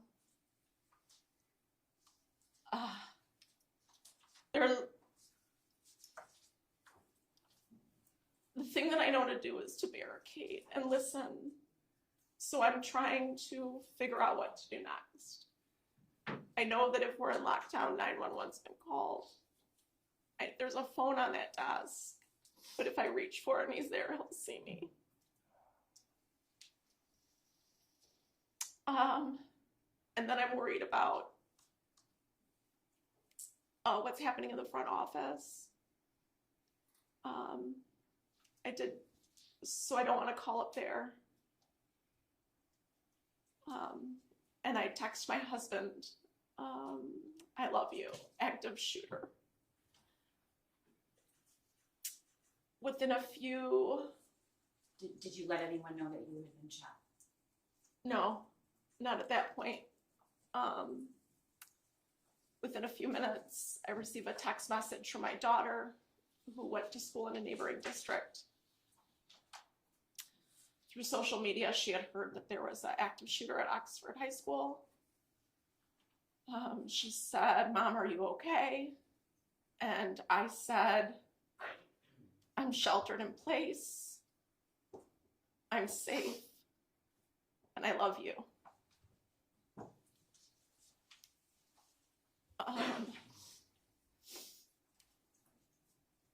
And I'm just listening to what's happening outside, trying to distinguish what's my next move. What are you hearing? Absolute silence. I'm hearing nothing. Were there any announcements? There was another announcement that came on at one point, and it was to remain in lockdown.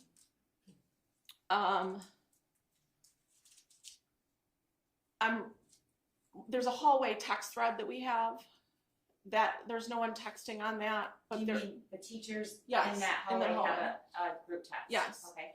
No one's texting on that, but in the other part of the building, my language arts team says, I'm hearing there's an active shooter, and I said I saw one. Do you say, "and I've been shot"? I did not say that I was shot. Okay, is there a reason you're not telling anybody that you've been shot? Is that because you didn't want to really understand it, or? I think that there's definitely a part of me that was in denial about what was happening in that moment. I also think that what I know is that building has to be secured to save the most amount of lives. And telling anyone that I'm shot when I'm not, when I do not need help, is not beneficial. So you didn't want anyone to help you? I did not need emergency medical attention at that moment. Or at least that's what I felt. Okay. How long do you think you were in that classroom behind that cabinet? I'm in there for about, I would say 20 minutes. And I'm sitting on my bum. And at one point I hear footsteps in the hallway because my back's facing that hallway. And I think they're starting to evacuate those rooms. That was the decision, that was the moment I decided to text the teacher next door to me. She's in room 222. And I just said, no one knows right now, but I've been, I think I used the word hit. I've been hit in the arm. And then I did say, I hope there's no one else. She then alerted. I believe she called 911, and there was another teacher in the room with her, and he alerted the front office.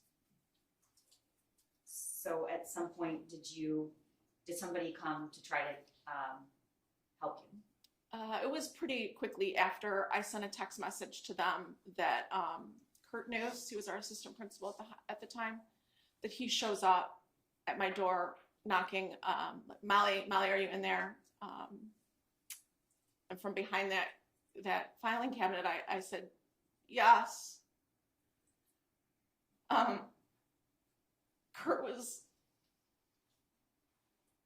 known Kurt since I started in Oxford, but I didn't trust that was Kurt in that moment. So you didn't want to open the door? I did not want to open the door. It felt safer to stay in there. And then a few seconds after, there's police officers at the door, and they're like, are you injured? And I said yes. And so they asked me to, I think I said, do you want me to, I kind of like crawled out from behind, and I was like, do you want me to take the night lock out? And they said yes. Do you want me to open the door? And they said yes. And I'm still on my hands and knees at this point.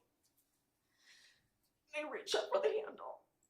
And that door swings open, and they grab me from under my arms. and they pull me up and out of the classroom, and I can see Kurt standing on the lockers, like against the lockers. Okay. I'm gonna show you what's been admitted as Exhibit 11.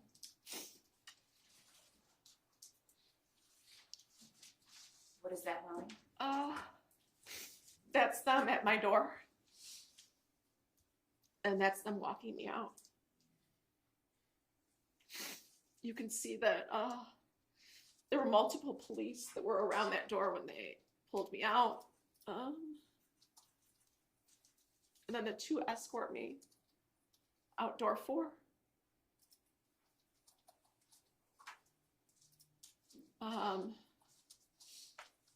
We get outside of door 4 and the one says, I'm gonna put a real tourniquet on you now. It might hurt a bit. And then, Is that what's happening right through the window? You can see in the video? Yes. Okay. and then they said, we're gonna call and see if there's an ambulance available for you. We need to know if someone needs it more than you. Okay, when you came out, we see somebody there, an officer with a weapon. Mm-hmm.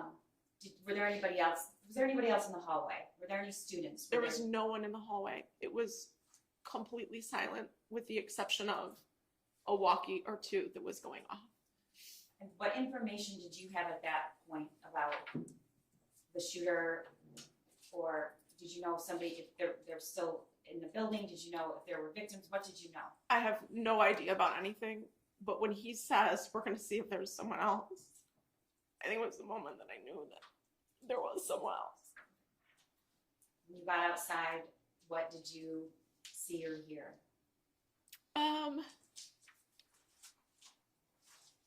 There's a helicopter flying above the building.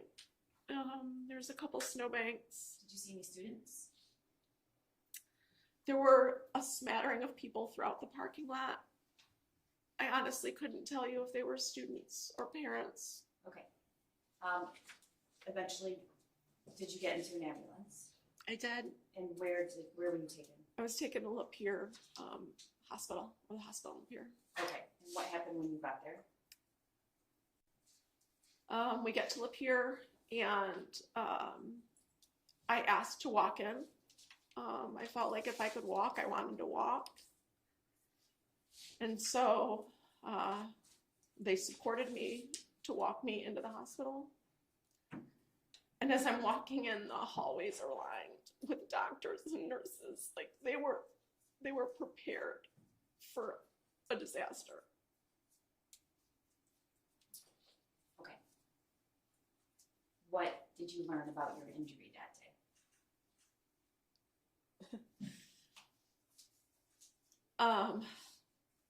It was through and through. It was clean. They ended up doing a chest x-ray on me in the hospital to make sure that no debris from the bullet came in. And that was probably the first moment that I cried, because it felt like I had made a mistake in the classroom. And then I had actually put my life in danger. I didn't know if I was hit somewhere else. What do you mean you thought you made a mistake?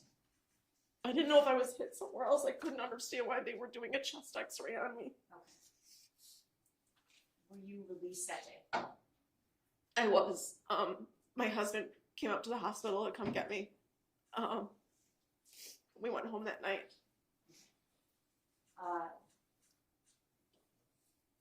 At some point, were you informed or shown where those shots landed? Yeah.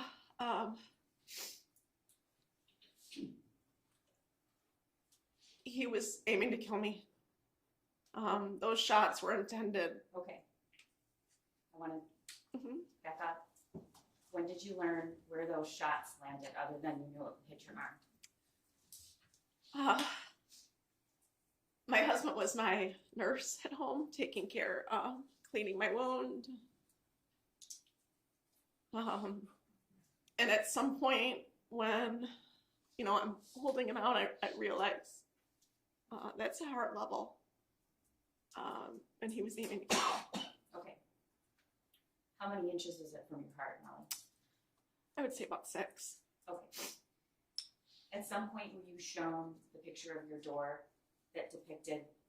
Okay. Yeah. Do you remember when that was? Yeah, I saw that photo in your office. Okay. When you came in months ago to talk about the testimony. All right, Molly, I'm showing you what's been admitted as Exhibit 12.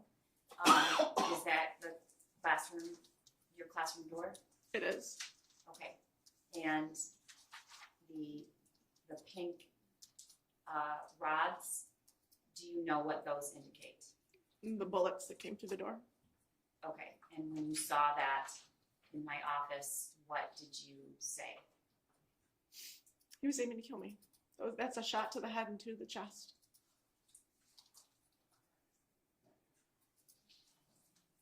Nothing further. Now, can I ask you to tell the jury what Alice is? Oh, thank you. Alice is a protocol that we follow. If I could remember the entire acronym, I would tell you, but it's like we have to listen and make alert. We have to make a decision. Are we going to lock down in place? Are we going to flee the scene?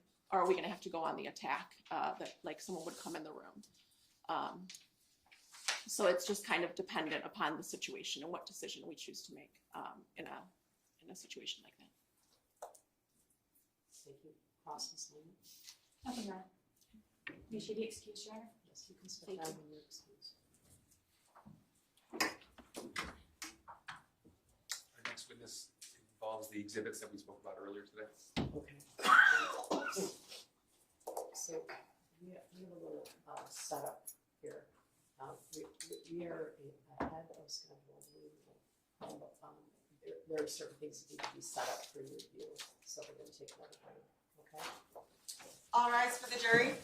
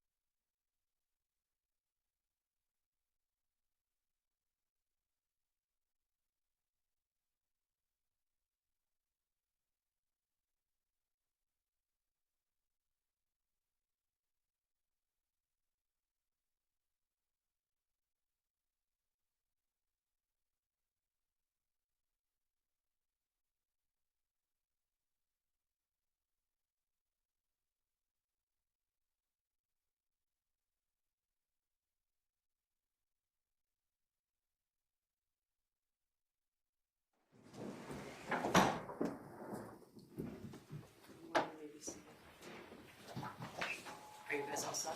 Yes, Judge, thank you.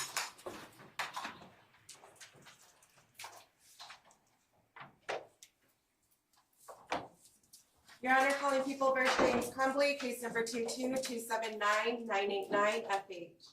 Thank you. Good morning. Mark Keese on behalf of people. Karen McDonald on behalf of the people. Good morning, Your Honor. Marielle Lehman on behalf of James Crumbley, who is standing to my left. Just trying to beat the arrival of their lunch. So.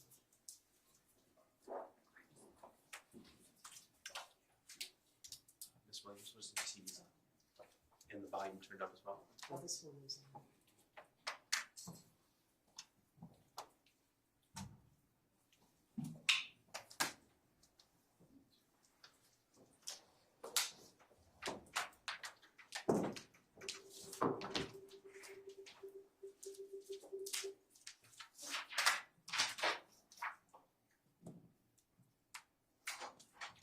All rise for the jury.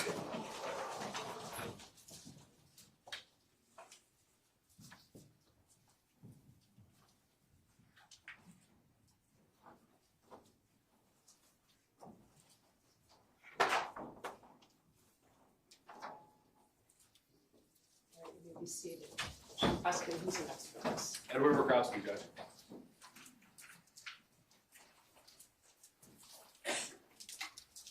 Could you raise your right hand? Do you swear or affirm the testimony you're about to give is the truth so help you God? Yes, ma'am. All right, you may be seated. And then you just state your name for the record and spell your first and last name. Name is Edward Wogrowski, E-D-W-A-R-D. Last name is W-A-G-R-O-W-S-K-I. Go ahead, prosecutor. Thank you. Sir, how are you employed? I currently work with the U.S. Secret Service. What do you do there? The title is a network intrusion forensic analyst. I do computer forensics, cell phone forensics, network intrusion stuff as well. And how long have you been working with the United States Secret Service? 2 months now. And prior to that, where did you work? I work with the Oakland County Sheriff's Office. And what did you do there? I was in the computer crimes unit. So before, I take it you retired from the Sheriff's Office? Yes, I did. Okay, before retiring, how long did you spend there? My entire time there was 28 years. I was in the computer crimes unit for 10 years. Now, if you could tell us, please, what a detective with the Oakland County Sheriff's Office Computer Crimes Unit would do on a day-to-day basis. On a day-to-day basis, our job was electronic evidence, whether it's a cell phone, computer, DVRs from a business, whatever it may be. We were the ones that handled that. We're the ones that had the training how to get the data from that or get the video from it or interpret call detail records. So Exhibit 43, it's been admitted, it's your CV. I'm not going to go through the whole thing. But is it fair to say that you've had specific training for your role there? Yes, sir. Okay, tell us about some of that. The main training that we go to with the Sheriff's Office was there's an organization called IASIS to become a certified forensic computer examiner. That has a 6-month testing process after 2 weeks of training at their training event once a year. On top of that, for cell phones, there's other agencies. Celebrate has training they do for the tools that we use from them, and other agencies as far as PACC. Let me interrupt you there. When you say Celebrate, what's that? Oh, I'm sorry. Celebrate's a company, and they develop software and have tools to extract data from phones and then interpret that data. How often in your employment with the Sheriff's Office and with Secret Service would you say that you actually analyze cell phones? Almost every day. That's what we do. Okay. So you went through a lot of, just now a very quick rendition of detectives' work with the Computer Crimes Unit. I didn't catch most of that. Can you simplify a little bit of that for me? I mean, so we get the data from the phones, and then we have to take that data and put it in a format that an officer in charge of a case, an OIC, is able to look at easily. Instead of sitting there scrolling through the phone, potentially changing data, we put it in a format, we take it off of there. When you say data, what do you mean by data? Everything on the phone, anything. Text messages, call logs, pictures, videos, anything that's on the phone. So the goal as a detective, when you take somebody's phone, I take it that's via search warrant? Via search or consent, yes. Okay, so if there's a judicial authority for you to look inside the phone, then what do you do with it? Depending on whether the phone is locked or not, we use methods to obtain the passcodes and then extract the data or the call logs and the messages and all that stuff. And then that's, like I said before, we put in a format that is easier to look at. And what's the overarching goal of a detective in the computer crimes unit? What's the goal to obtain that information for? What you want to obtain is all the evidence, if there is any, for prosecution. You want to make sure you get everything that is possibly on that phone to turn over to either the officer in charge of the case, who will turn it over to the prosecutor's office. Okay. So you're with the Secret Service now. Yes. In this field, this specific field, do you work with other agencies as well? Yes, sir. Tell us about that, please. Same as with the sheriff's office. Any agency that reaches out that doesn't have the means to have the tools to get data off of phones, we just help them with it. So we started to talk a little bit about your training in computer forensics. Have you been qualified as an expert in the past in this field? Yes, I have. How many times? 14 times. In what areas? Cell phone forensics, computer forensics, and then call detail record analysis. Okay. What's called detail record analysis? Call detail records are what you get from your carrier. If you have AT&T or T-Mobile, via search warrant, you send it off, search warrant off to the carrier to get information from a specific phone number, what towers they used, where the device might have been, stuff like that. Okay. You mentioned cell sites. And yeah, cell tower locations. What's that mean? The cell site, the cell tower location is, it's an antenna for your phone, sort of like it is for your car. They're all over the place, wherever, probably within a mile of each other, half mile of each other, depending on the population of the area. But it gives us the exact location where that cell tower is. Okay. So in your over 10 years of experience working with the digital extraction of data from cell phones, would you say this field has changed? Yes. Okay. Is your training continuing? Yes, sir, it does. Why is that? Well, just because the information changes, where an app might store information within that, the program itself, the little program, might change on every update. So we have to know where we can go to find it if the tool can't find it for us. Okay, when you say the tool, what's that mean? The Celebrate software, either the physical analyzer software or other methods to get the information off the phone. So then would it be fair to say that as technology has changed and evolved over time, so is the training of computer crimes detectives? Yes, sir. Okay. And is that training continuing? Always. Judge, this time I'm going to move to qualify this witness as an expert in the field of cell phone forensics and historical cell site analysis. Okay, he said computer forensics, cell phone forensics, car detail analysis. Are those the areas? That's what he's been qualified in the past, called detail records, but in this particular case, he's going to be qualified as an expert in the field of cell phone forensics and historical cell site analysis, Judge. Historical cell phone.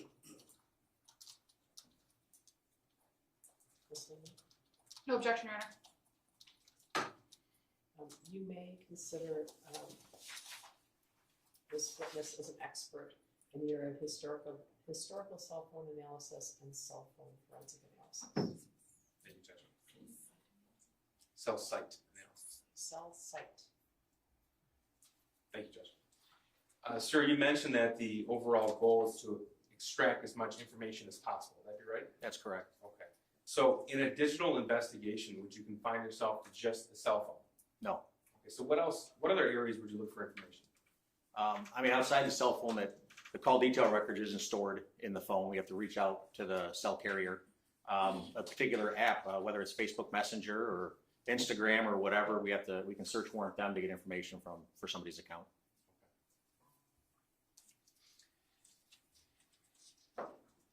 Now, if you could tell the jury a little bit, please, about what a cell phone does that might not be commonly known.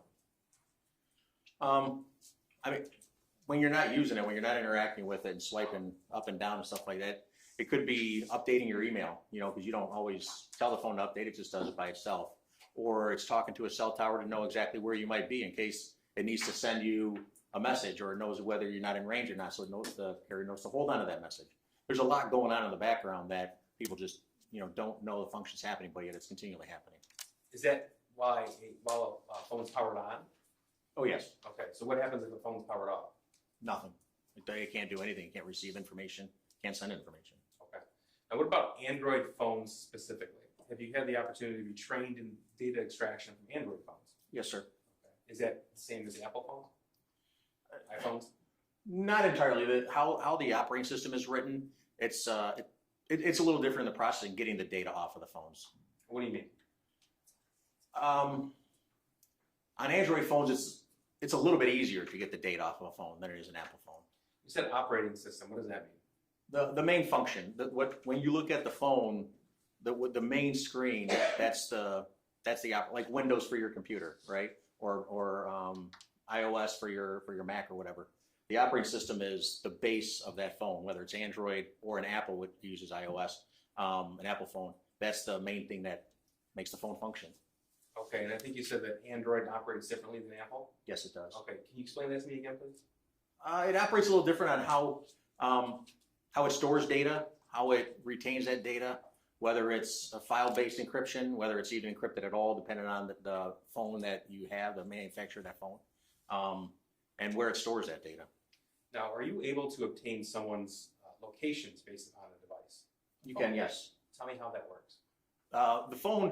The phone's always looking where you are. Obviously, it's talking with towers. The tower tells the phone where it's at. For advertising purposes, let's say Google, for example, they put those little cookies on your phone so it knows where you're at all the time, right? And it knows that you like going to Burger King. So every time your phone knows that it's near Burger King because the map app is being used, it's going to tell you, oh, there's a Burger King nearby, or it'll pop up in your Facebook message feed or whatever. So that's, yeah. Cookies, what's that? Those are little trackers, I guess, to make it simple. It's a little tracker that's embedded in however the phone interacts with either the internet or an application.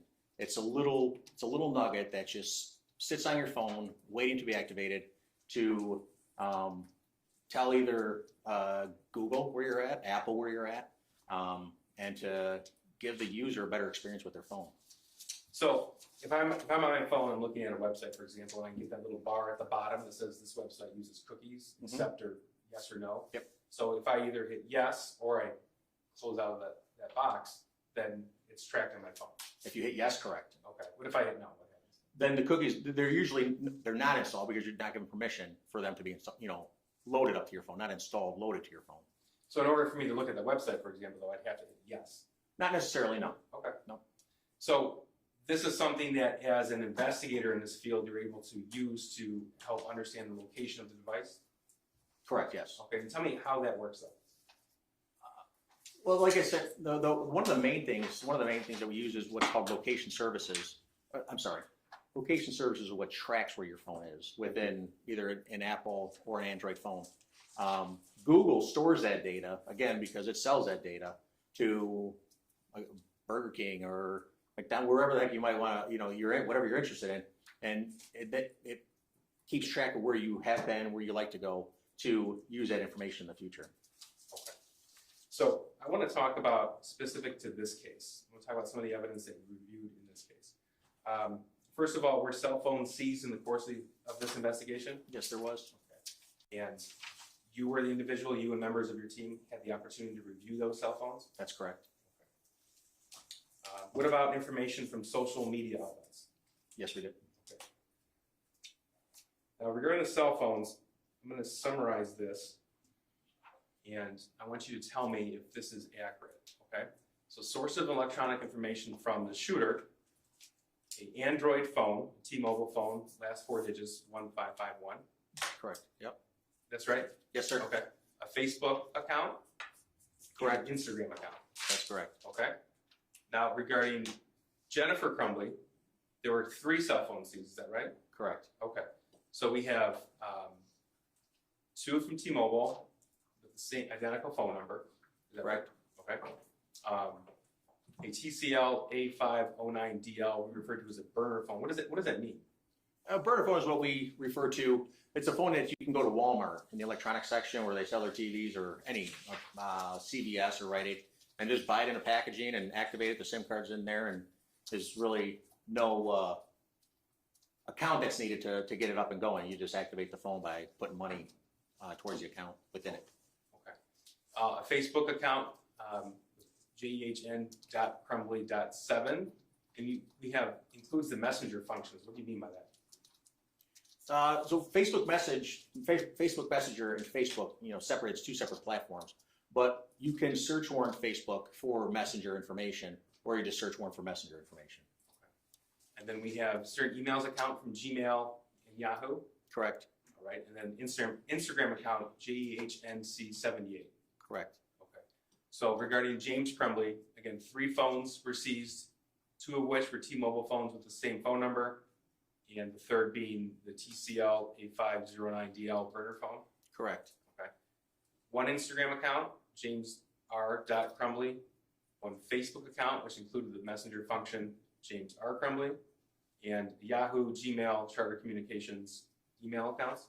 Correct. Okay, and then DoorDash search warrant for James Crumbley. So was the search warrant issued to DoorDash? Yes, it was. Okay, was information received? Yes, it was. Okay. So we spoke about that very briefly early. A search warrant is when a judge or magistrate authorizes a document to a social media provider or a company, for example, and information is returned. Correct. Okay, and so what happens when you get that return? Sometimes it's in an easy format. It's just a simple Excel spreadsheet. Other times it's multiple Excel spreadsheets that you have to compare different parts of that 2 spreadsheets to come up with the information.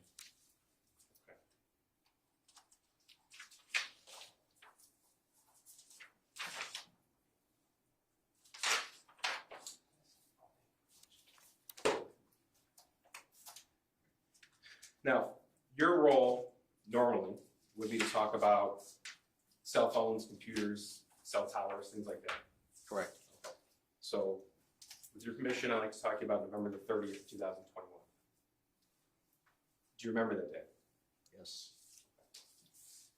You were working for the sheriff's office? Yes, I was. And you were computer crimes? Yes, I was. Were you working that day? Yes. 12:50, 12:51 in the afternoon on November the 30th. Do you remember where you were? It's probably driving pretty fast. Okay. And tell me why.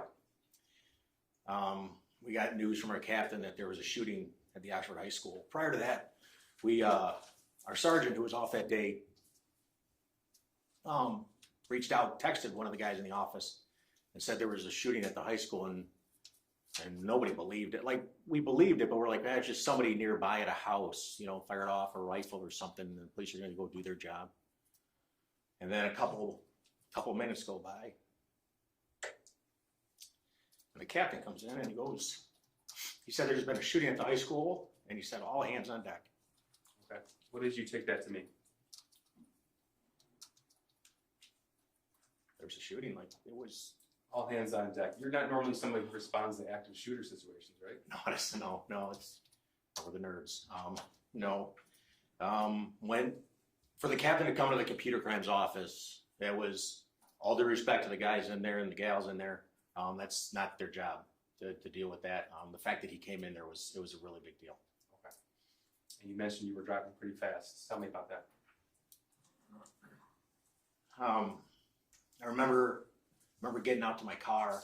At the time I had a white minivan that had lights and siren in it. No one ever took it seriously when you turned the lights and siren on. But I remember pulling out of the parking lot, and I looked to my left, and there's, it didn't seem real. It didn't seem like this. Like I'm thinking in my head like this is just blown out of proportion, because I didn't have my radio on in the car. I couldn't hear the radio traffic at the time, and I looked to my left, and there's 2 patrol cars, not even from our agency, not even from the sheriff's office, come around the far corner on this complex by the medical examiner's office and the animal control. And they turned that corner on 2 wheels on each side, on the back, coming around that corner. Their lights were shining. They were going fast. And I'm like, holy cow, this is real.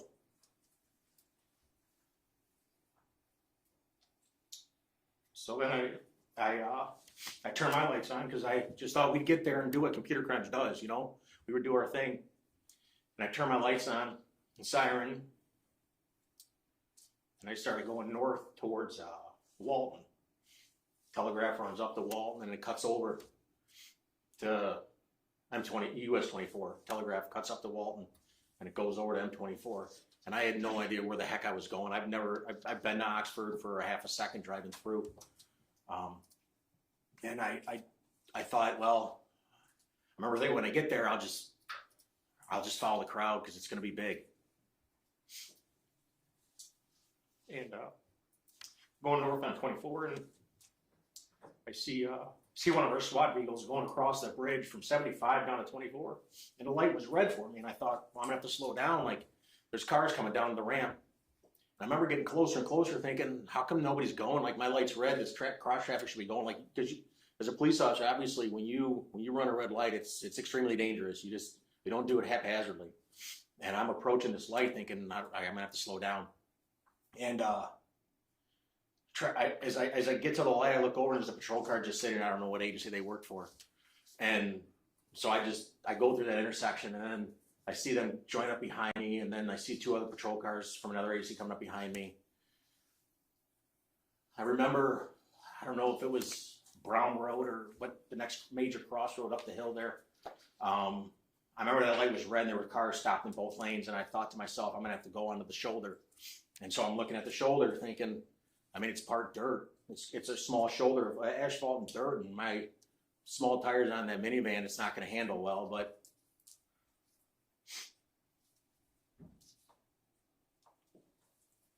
we're not gonna stop going, right? So I remember feeling the steering wheel shaking from the gravel, and I get around and keep driving north. Crowd still following me.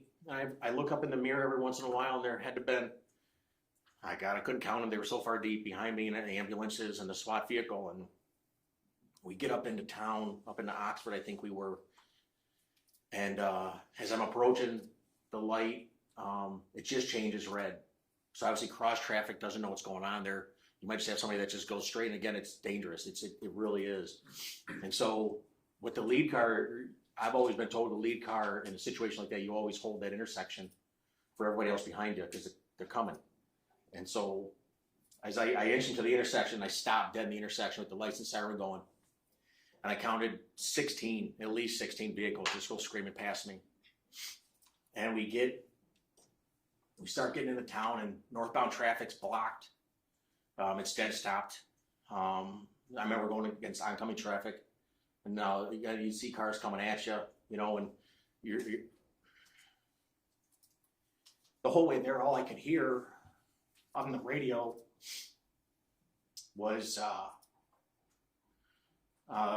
staging area on Ray Road in Meyer. That's what I kept on hearing. There was so much radio traffic.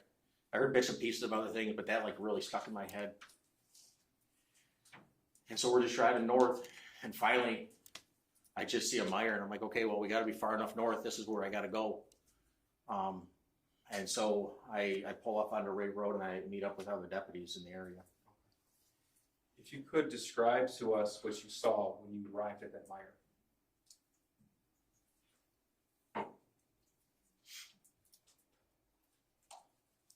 That was tough. That was really tough. I got a daughter who, she's 17, 18 years old, and, 17-year-olds, they wear those tight leggings and all that stuff and small shirts or whatever. I remember standing there on Ray Road, and I see these kids. One kid didn't even have a shoe on. He only had one shoe on. Walking through the snowbank, going down to the Meyer.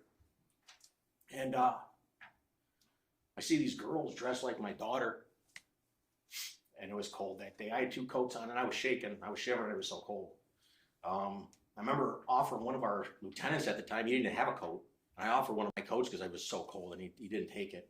But you just saw these kids just coming down from where the school was. Like, it's hard to describe. They look like zombies. Like, they had no facial expression, nothing.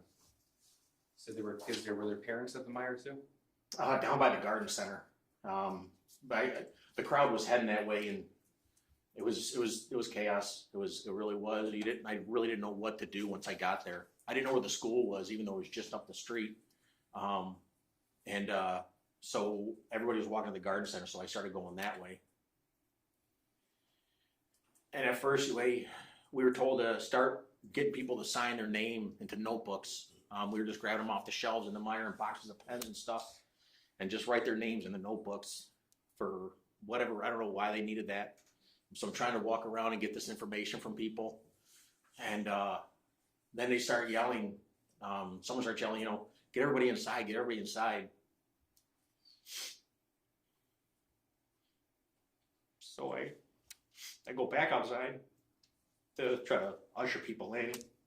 And I remember just seeing like kids just standing there and you put your arm on them. You don't want to, they just been through this, whatever happened up there. And I don't want to force them. I'm not going to grab them. I'm not going to make them do anything they don't want to do. So I sort of, like, if they didn't move, I just left them. They were okay. They weren't in harm's way. And I remember seeing parents just standing there, and because these school buses started arriving. And I remember thinking in my head, like, God, that is just crazy. Why in the heck are there school buses? I didn't know anything about the plan if something like this happened at the school. And so, and I just see the parents, like,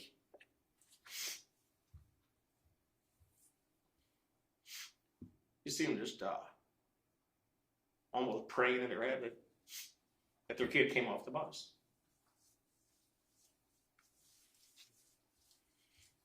After you helped with the names and the notebooks, did you go to the school? Yes, I did. And were you directed to go to school, or did you just know that's where you were needed? No, one of the other detectives, Jeff Enger, he responded to the school, and he called me on my phone and said they were trying to get the video from the surveillance cameras in the school. And at the time, I was a little more versed in that side of the job. And so he just wanted a little help with that. Okay. So tell me about, you arrived at the school. Where did you initially go? I went to what would be the north side of the school. There's a big circle drive there. And it's the side that like the main office is on of the school. Again, there were patrol cars everywhere. There were everybody everywhere. I remember driving up over the sidewalk, thinking, I remember like the stuff I remembered, like the sidewalk being so high, I thought it was gonna rip the muffler off my car. I don't know why I thought about that. And I go up over the sidewalk and I just stopped my car because that's what seemed like everybody was doing.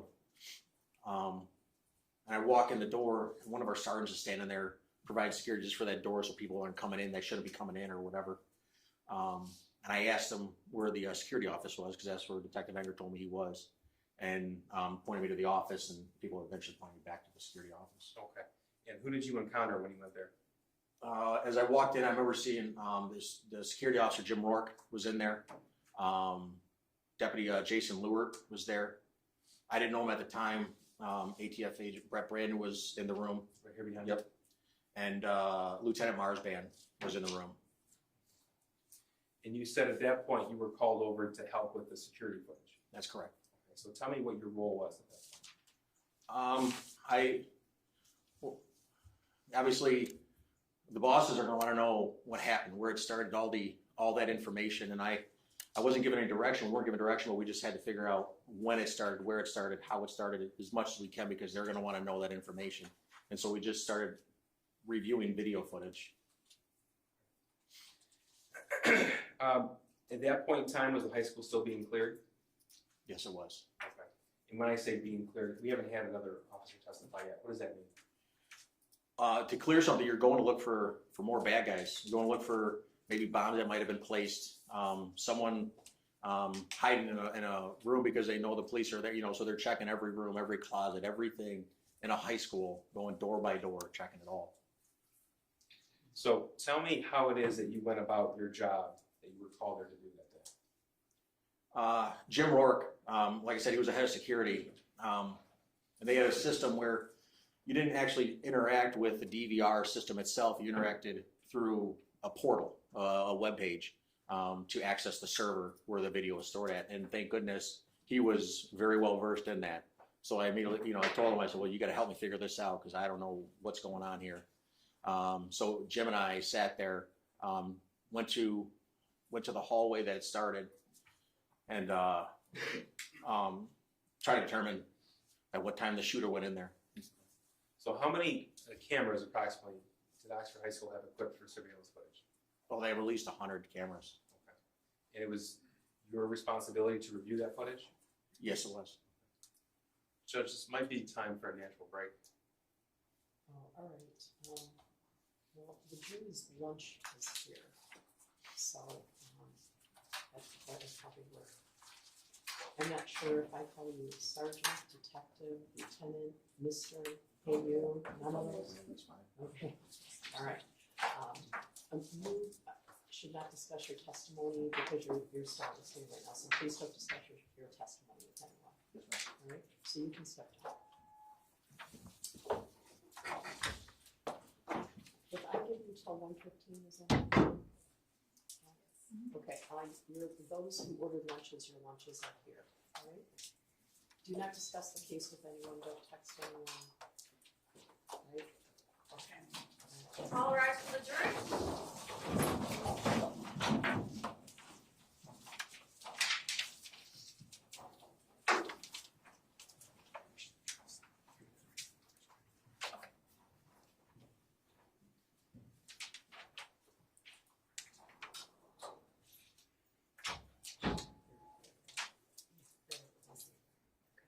All right, you can take it down. Is the court prepared for ruling on exhibits 133, 153? They would be through this officer's. Okay, all right. I will take care of that. All right. I'm trying to hit, I don't want to lose the jury, so please. Yes, sir.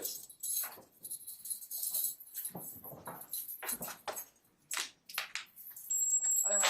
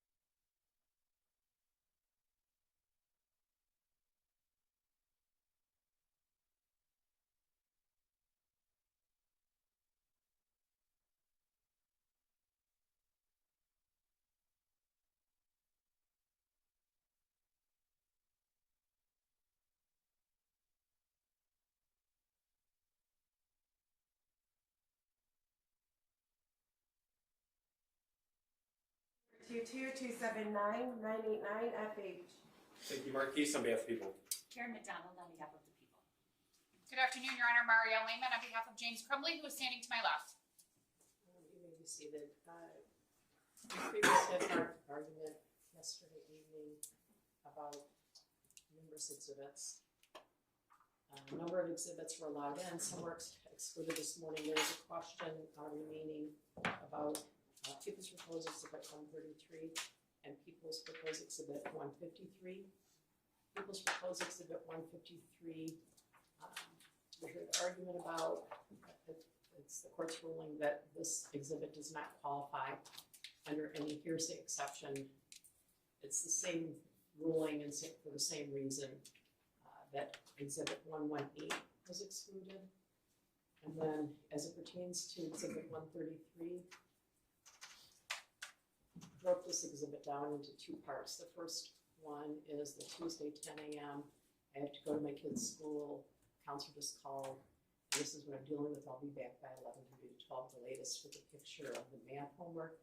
And that was a text between co-defendant Miss Jennifer Crumbley and her friend. And I don't find this text relevant to the case of James Crumbley. So I'm going to exclude it, except the prosecutor may raise it if it's necessary for some reason in impeachment, such as chronology or a knowledge issue. So if it's necessary to impeach some other evidence that's admitted, I'd reconsider that issue. With regard to the bottom part of this exhibit, again, plaintiff's exhibit 133 on Tuesday at 1:23 p.m. As an offer of proof, the prosecutors indicated they'd be able to demonstrate that there was an active shooter alert, and that subsequent to that, the defendant is calling his wife, Mrs. Crumbley, from their home, and that while Mrs. Crumbley is on the phone with her husband, she is texting her friend, presumably under the influence of the startling event, that there's an active shooter in the school, that Mr. Crumbley is at the home. She's on the phone with Mr. Crumbley, and contemporaneous with her conversation with Mr. Crumbley, she texts, "The gun is gone, and so are the bullets, and OMG, Andy, he's going to kill himself, and he must be the shooter." So I'll be allowing those text messages in pursuant to 8032. Right? Thank you, Judge. Thank you, Your Honor. So, are you ready for the jury? Yes, Judge.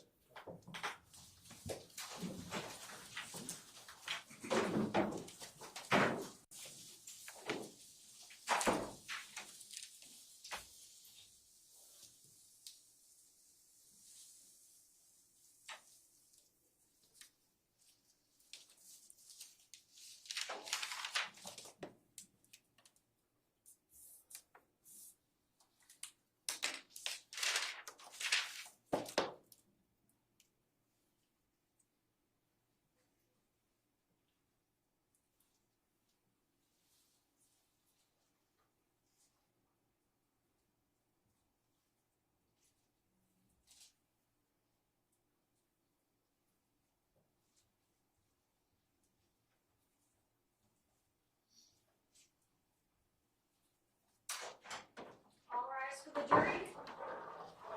All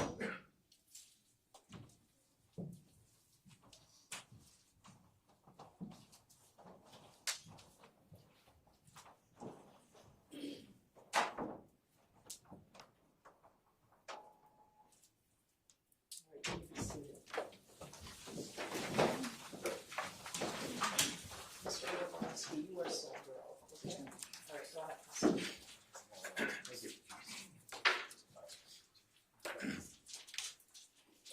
Sir, we were talking about when you arrived at Oxford High School on November the 30th and you went to the security office. Yes, sir. Okay. And tell us again, what was your primary responsibility at that point in time? was to try to secure the video of what had happened in the hallway where the shooting started. And you said that there were a number of cameras operational at Oxford High School at that Yes, time? yes, there was. So, in securing the video, what specifically were you asked to do? We weren't really asked to do anything. I assumed what the bosses, the sheriff and the undersheriff, all them would want to know is where it started. We knew it started in the 200 hallway, and we saw as the shooter came out, but we were trying to figure out when he went into the bathroom. So what did you do to accomplish this goal? The shooter came out of the bathroom with a black coat on. We kept on rewinding 5 minutes, 10 minutes, 15 minutes, and watched all the way through looking for him to go into the bathroom. And we didn't know the shooter's name at the time. Then we could never find somebody going into the bathroom wearing what the shooter had when he came out. Somebody told us what his name was. And so we knew that he was in the counselor's office earlier in the day. So we went all the way back to the time he was coming out of the counselor's office to determine what he was wearing before he went to the bathroom. That's how we were able to figure out when he did go in. Okay, so you were able to eventually identify the shooter? Yes. Now, are you the person who actually synced together the camera footage for other investigators? Yes, I was. Okay, and tell me, how is it that you were able to do that? With over 100, at least 100 cameras in the school, you just take clips of each one. And as they move from one camera, you go to the next camera and save that section. And then there's software that I use to just thread them all together. And then you testified earlier that you were aware that the shooter was in his counselor's office. Were you also aware that James and Jennifer Crumbley were at Oxford High School that day? At that time, yes, I was. Yes, I'm sorry. And eventually, were you requested to obtain as much surveillance video footage from that point in time as you could? Yes. Your Honor, I'm gonna object to leading. It's just foundational. Now, in the immediate days after the shooting, what was your primary responsibility with regard to the video? Different things came up. There was a rumor going around that the shooter had actually tried opening doors, and identifying himself as the police. Well, that was actually the police, but I had to go up there and get more video footage just to determine how far he went completely down the hallway before he turned around, and then what had happened in the surrounding hallways and such like that. And as the investigator who had to sync together the video, did you have to watch the video of the shooting itself? Yes, sir. All told, how many hours of video do you think you've watched to put this together? Too many. How many different angles did you have to see this from? Every angle, every camera. There's some cameras that pointed back in one direction from where it started to, I don't know, 7 different angles maybe at different times. In part of putting that footage together, were you aiding in the identification of the victims? Yes. Tell us what you saw in the video.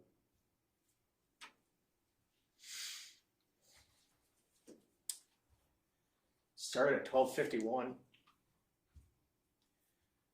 The shooter came out of the bathroom. I'll never forget it. He came out of that bathroom like what I've referred to before in my life, like a proud chest, like his shoulders were back. And he comes out of the bathroom, and there's Phoebe and her boyfriend just standing right there. And he takes the gun as he comes out of the bathroom, and he turns and levels the gun and fires at Phoebe and hits her in the shoulder and fires at her boyfriend, hitting him in his hand as he raised his hand from seeing the gun, I would imagine. Then to his right, immediately, right there, was Hannah St. Juliana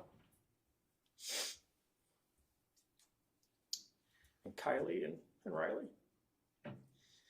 And he started shooting at them, and they fell on top of each other. And in the distance in the camera, you can see the far end of the angle. You see what I found out to be was Madison Baldwin, and she crouched down, like, I don't know if it was in, I don't know why she did it, but it was in the fetal position. And the shooter ran right up to her, and he put the gun right on her head. She just fell over. He rounds the corner into the longer part of the 200 hallway. Prior to running towards Madison, he had just fired down the hallway, just trying to hit anybody that was running out of there. He rounds the corner and starts shooting. You see a whole bunch of kids, and you see a whole bunch of teachers standing at doors, just grabbing kids as they ran by and just throwing them into a room. And then there's two girls. One, you see, she runs up to a door and tries pulling it open, but the people inside had already put the safety latch at the bottom of the door and she couldn't get it open. Meanwhile, the shooter's still walking towards, and another girl comes from the right side of the frame and grabs the other one by the arm and just tears off down the hallway. Meanwhile, the shooter is shooting at them. The shooter keeps walking down the hallway past 200, I think it was a 400 T intersection, I think is what that was. And he levels the gun. And he fires 2 rounds, and at first I didn't know what he was shooting at. And when you go to the section of video of that time is when Tate Neer just comes in, and unknowing to him, he had no idea what was happening. The shooter leveled the gun, and just as Tate turned the corner, the shooter fired a round. And Tate fell instantly. The shooter took a couple steps and then leveled the gun again. And just to shoot Tate again, laying there, shot him. And you see Tate's body flinch. He then walks over Tate. At the top of the frame, you see his feet stop, the shooter's feet, and he turns towards a room that, looking at the frame, would be on the left, or would have been his left. And come to find later on, he had fired into a classroom where a teacher was. He continues on down the hallway, almost hunting for more victims or whatever. And he gets past a certain point, and there's no one else to shoot at because everybody had ran out of the school. Every door, every possibility, every door locked, whatever. And you see him turn around, and he stops at a classroom that, based on where the door is, you can't see deep into the room. It's like the room goes that way, but he can only see straight in. Well, as he's walking back this way, he can see the kids, I'm imagining, hiding in that corner because he stops and fires off a few rounds through the glass. He then comes back, walking towards where Tate was lying. At this time, an assistant principal was laying there, or standing there next to Tate. And the shooter just walks past her with the gun in his hand, and she said something to him. I'm not sure what she said, but you could tell, like, he turned his head, like, almost didn't even look at her, turned his head like in shame. I don't know. And then he keeps on walking down the hallway to the bathroom where the other victim, Justin Schilling, was. And he just, as he gets to the bathroom, he just stops and turns right and just goes right to the bathroom.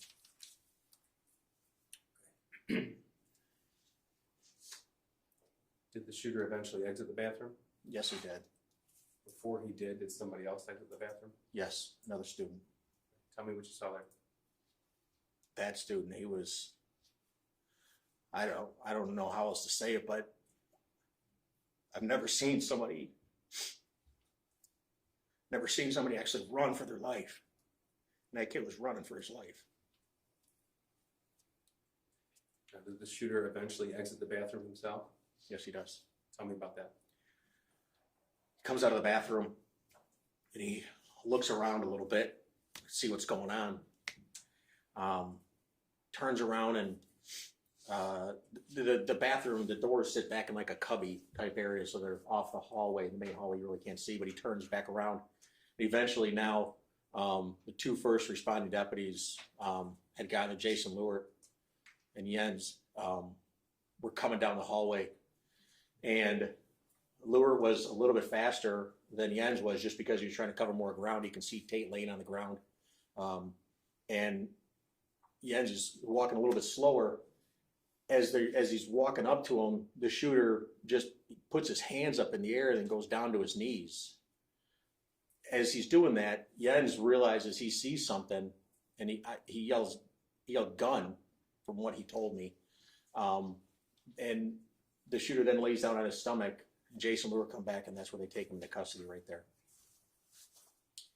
Based upon your video review, and you said you've had to watch hours of this? Yes, sir. Is it fair to say that the entire incident was about 9 minutes long? Yes, sir. Yeah.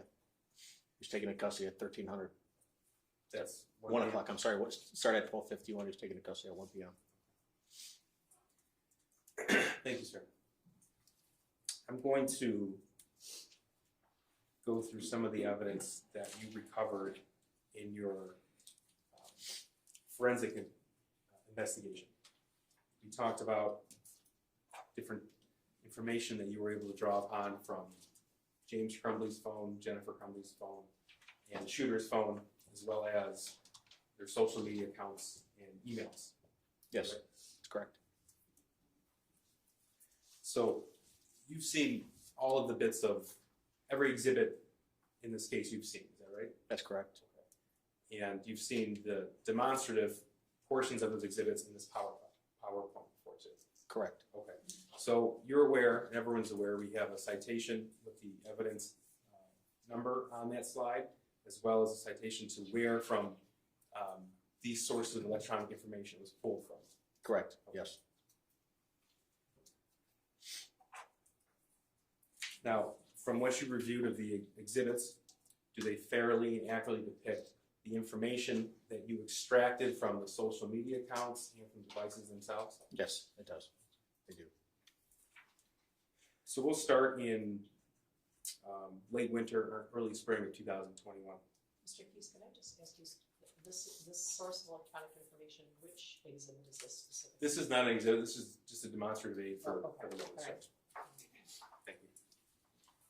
So we'll start with March 8th of 2021. Before we get into that, a little bit of background.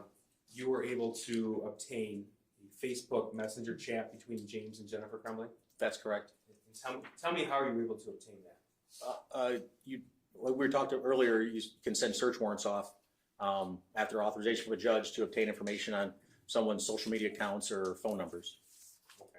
And did that happen in this case? Yes, it did.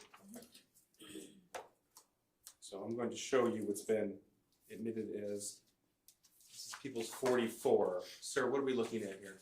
That's a Facebook chat between James and Jennifer, and the green would be James Crumbley and the blue would be Jennifer's. Okay, so we won't do this with every slide, but just so we're on the same page here. It says from Facebook 691473442 JC Rumbley. What does that mean? The numbers is the ID account that is signed by Facebook, and then the JC Rumbley is the screen name that was chosen by the user. Okay, and then we have in the bottom of the text bubble, we have the date. So this is March 8th, 2021. The time, 3:09:50 p.m. And then it says UTC-5. What is that? It's just to tell you that it's been adjusted. So the normal information is captured in UTC time, -0. And all time starts in the point in Greenwich. It used to be called Greenwich Mean Time, GMT. Well, now it's UTC, Universal, like whatever it means. Anyways, all time starts there, and depending on which way you go from that point on the globe is whether it's plus hours or minus hours. And we're 5 hours away from where all time starts. So let's go through this conversation. Blue from Jennifer, Ethan going to bowling. What's in green is James. Correct. What's the response there? IDK, or I don't know. Jennifer, what do you mean? I don't know. What was James' response? James says, I don't know, period. Exactly what I said, period. We'll know after he gets home. Okay. And Jennifer's response, 3:12 p.m. Does he have his phone? Again, 3:12 p.m. Why isn't he home yet? 3:12 p.m. He should be home by now. Correct. Okay. And Jennifer at 3:12 p.m. and 56 seconds says freaking out. What was James' response? He does not get home till 3:16. So March 8, 2021, that was a weekday. From the combination of the digital evidence that you reviewed, location history, are you able to tell where James was when he was sending this message? Yes, Where's that? he was at home. And Jennifer's response, I told you to pick him up because he's upset and I don't want him to do anything stupid, goddammit.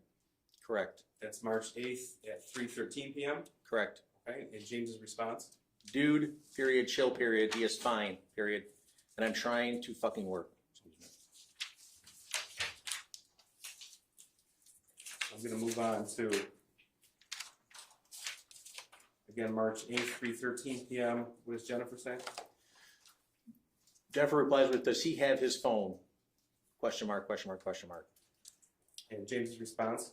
Yes, but he won't answer while he is walking. I will let you know the minute he walks in. Okay. And Jennifer at 3:14 p.m. says what? I'm serious freaking out. Then she says, is he home yet? And that was 3 minutes later. That's March 8th, 2021. That was a Monday. That was 3:17 p.m. Yes, correct. I'm going to move on to Exhibit 61. Again, James and Jennifer Facebook messages. Blue will always be Jennifer, is that right? Correct, yes. Okay. March 19th, 9:37 a.m. Tell us what Jennifer writes, please. Jennifer writes, Ethan awake? Okay, James' response. Yeah. Jennifer, Replies with, how is he? and what does James say? James then says he woke up looking like he had way, in all caps, too much to drink last night, complaining about a headache. That's March 19th, 2021, 9:40 a.m. And what does Jennifer write? She replies with, well, he was really worked up and out of control, so I can see why. She continues on with, all I know is he needs to eat, go to work hard, and not complain, and he can get his stuff back. And that was at 9:41 a.m. Okay. And 10:15. Jennifer says, you respond, I didn't get a call. I didn't get it. Okay. And James's response. He responds back with, one text says Jesus, another one says yes. He Okay. said, let me ask you a question. Why am I in your guys' room? LOL. That was at March 19, 21, 10:17 a.m. Correct. And Jennifer's response. OMG. Oh my God. What did James write? James responds, I totally thought you were giving him a Xanax last night. Jennifer's response. She responded with, does he seem better? Then a second response, no melatonin. Okay. And what did James say? He responds back with, I know. Jennifer's response at 10:18 a.m. please. Jennifer said, but he hasn't had one before, should have only given him half. And what did James say? He is just doing his school, says his head hurts. He took Tylenol. Okay. And Jennifer wrote, is he okay to work? Correct, she did. And then James responds back with, yeah. Okay. And what did Jennifer write at March 19th, 21, 11:38 a.m.? Does he remember what he did? And what did James say? James responds back with, dude, I am working on a demo right now. I have not talked to him, and he is doing school. Okay. Jennifer's response. She responds back with, okay, then, geesh. Now you've reviewed the entire phone seized from the shooter. Correct. Okay. Did one text message conversation stand out to you compared to the rest? Yes. Okay, and tell me, why did it stand out? Just the volume of text messages back and forth, the amount that there was in just one chat. Okay, now without telling us the person with whom the shooter was texting with that volume, can you tell us if you came to learn that the person he was texting was the same age? Yes, he Okay. was. And he went to school with him? Correct. All right. Tell us about the approximate number of text messages between the shooter and his friend. There was over 20,000 text messages between the two from January to the middle end of October. Okay. So that sounds like a lot to me, but I'm not an expert in computer forensics. Give us an idea of what that scope is. 20,000. I mean, that printed is over 5,000 pages of text. I've examined phones that someone's entire chat conversation with everybody they have is less than 20,000. So it's just a large volume. To put it in comparison between, let's say, James and Jennifer's Facebook conversations, right? What's the scope and the difference in size there? I believe James and Jennifer was 10,000 text messages back and forth Okay. for that same time frame. So same time frame, we have double the amount of text message communication between the shooter and his friend as James and Jennifer. Correct. Okay. You said January to October, is that both 2021? Yes, ma'am. I'm sorry. Thank you, Judge. Yes, 2021. Yes. No, there were also, without going into detail, video shared as well. Yes, there was. Okay. And were some of the content of the conversation the highly personal nature? Yes, it was. Now, in comparison to any other conversation on the shooter's phone, what's the difference in size between that particular text thread with everybody else's on the shooter's phone? He had over 20,000 text messages with his one friend, and in comparison, there was between anybody else, there was a combined, I want to say less than 1,000 between anybody else that he had chatted with. So combined, less than 1,000, Yes, and then that one friend was over 20,000. correct. Now, I'm going to show you just a very small portion of that, specifically April the 4th and April the 5th of 2021, which would be right about 2 weeks after the messages that we just saw between James and Jennifer Crumbley. This has been admitted as Exhibit 67. Names are redacted, obviously. Green is the shooter. Correct. Okay. Tell us what the shooter wrote April 4th, 2021, 11:56 at night. He types, like I hear people talking to me and see someone in the distance, and then he appears to try to correct the spelling of the word distance. Okay. And April 4th, 2021, 11:56 and 50 seconds, what does he write? I actually asked my dad to take me to the doctor yesterday, but he just gave me some pills and told me to suck it up. And 11:57 p.m., what did he write? He continues on with, like it's at the point that I'm asking to go to the doctor. And then he says, my mom laughed when I told her. That was again 11:57 in the evening, April the 4th, 21. Correct. April 5th, 2021, this is just after midnight. What does he write? He tells his friend, but I'm having bad insomnia right now, RN, and paranoia. Okay. And then what does he write? I need help. That's at 12:11 a.m. Correct. And then at 12:12 a.m., what does he write? I was thinking I calling 911 too so I could go to the hospital. Continuing on, April 5th, 12:12 a.m., what does he write? But then my parents would be really pissed. And finally, 12:38 a.m., what does he write? He says, I'm going to ask my parents to go to the doctor's tomorrow or Tuesday again. Then he continues with, but this time I'm going to tell them about the voices. And finally, he writes at 12:39, 20 seconds, what?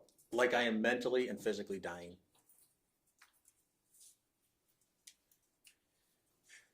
Now, you discovered, we just mentioned some videos on this text message thread between the shooter and that friend, is that right? That's correct. So I'm going to now direct you to August the 19th of 2021. First of all, did some of those images that he shared depict firearms? Yes, they did. So this is exhibit 70 and 71. 70 is the text message itself. But what are we looking at here? That's showing a video was sent to his friend. Okay, so this is the same friend we're referring to at all times? Correct, yes, yes. Okay. August 19th, 2021, 9:31 p.m. And the video is 71. I'm going to play that now.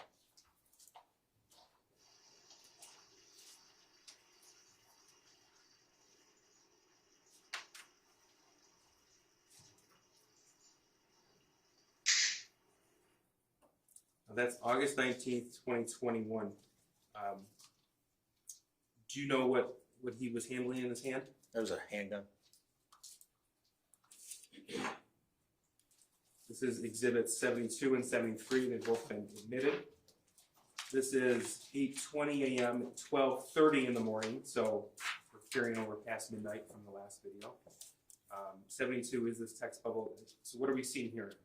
Again, it's a text to his friend that he's been communicating with of another video of the gun. Okay. And this indicates that video was sent to his friend. Correct. I'm going to play 73 now.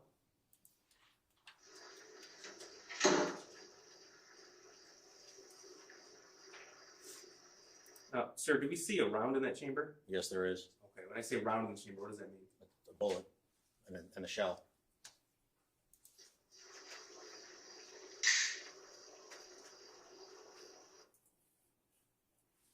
And that was August the 20th. Now, were you able to tell if the defendant or Jennifer Crumbley were actually inside the home when the video was taken? Yes, I'm going to go through. We talked earlier about how you're able to find certain location history. correct. So, is it fair to say that you were able to do that for this specific date? That's correct, yes. So this is exhibit 74. Green, so we're aware, green will always be James Crumbley's location. Purple will be Jennifer Crumbley. Okay. What are we looking at here in exhibit 74? That's a GPS location that was captured by Google. Is the Gmail account, jamescrumbly8@gmail.com in the upper right corner. And on August 19th at 9:21 p.m. Okay, so that's on East Street. Did you come to learn that the Crumbley family lived at 112 East in Oxford? Yes, I did. Okay. So that indicates at least that his device is at the location approximately the time the first video on August 19th was taken. Correct. Okay. So this is exhibit 75. This is purple again. So this would be Jennifer Crumbley. Correct. Tell us, please, what you see here. Again, it's using the same Gmail account that they had. Her GPS location from Google was at 9:29 p.m. on August 19th. Okay. Again, that's the first video that we saw. Correct. This is exhibit 76, specifically August the 20th, 2021, 12:32 a.m. What do we see here? Again, another green circle indicating the location of James's device. Okay. And this is approximately the same time the video of the loaded gun was sent. Correct. There's 77. What are we looking at here? That's the purple, which is Jennifer's, on August 20th, and that's at 12:21 a.m. Now this is exhibit 72. This is part of that same conversation between the shooter and his friend. Yes. Okay. And this was August 20th, 21 at 12:32 a.m. Correct. Okay. So would that be right after that video was sent? That's correct. All right, what does the shooter write? My dad left it out, so I thought, why not? LOL.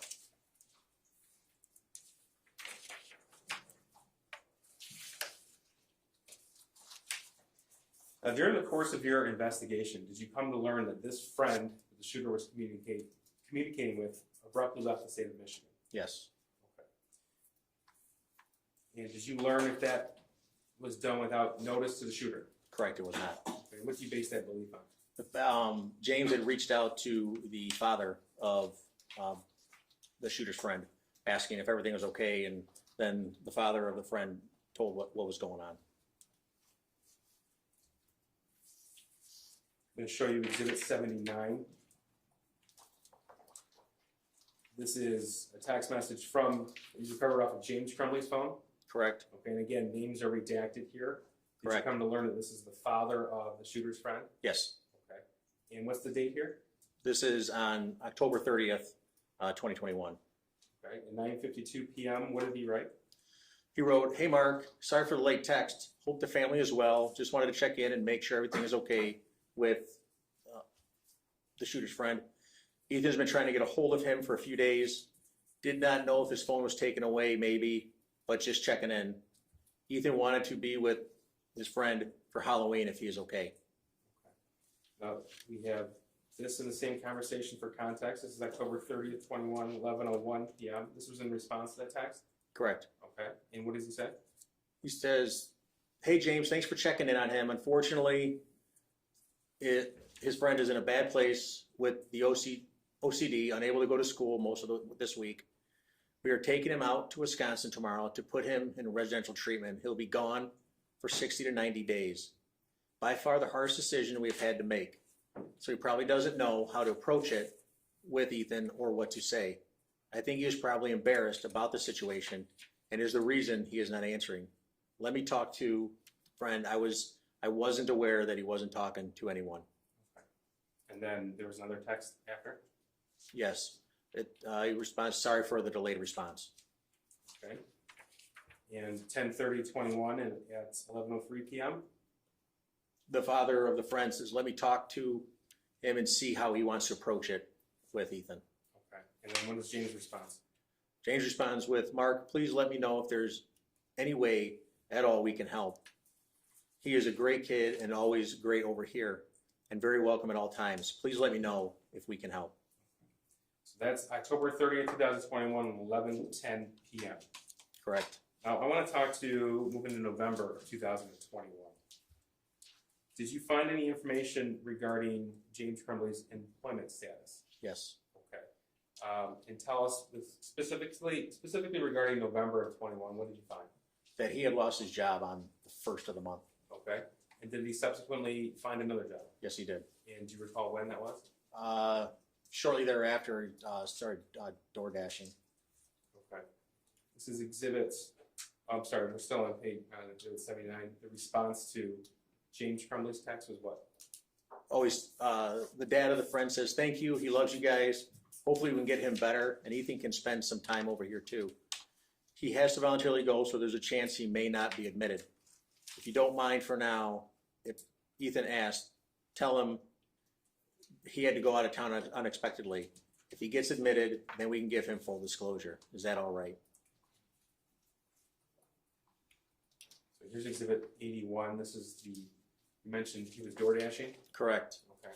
And you you were part of the investigators who obtained information from DoorDash via search warrant? Yes. Okay. And DoorDash, if you are a driver for DoorDash, you install an application on your phone? Correct. And did James Crumbley have that on his phone? Yes, he did. Right And there. so what is this in 81? That's just from one of the things that is pulled out when we extract data, pull data off the phone. It's installed applications, and it just tells us that that app was installed, the Dasher app was installed on his phone on November 9th. Okay.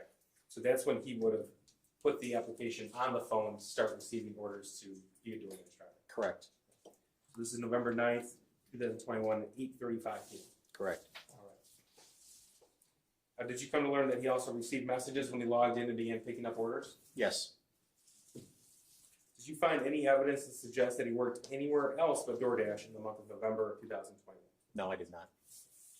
And based upon his location history and other information you obtained from his phone, did you come to learn if when he did work beforehand, he was away from the house or in the home? He was in the home.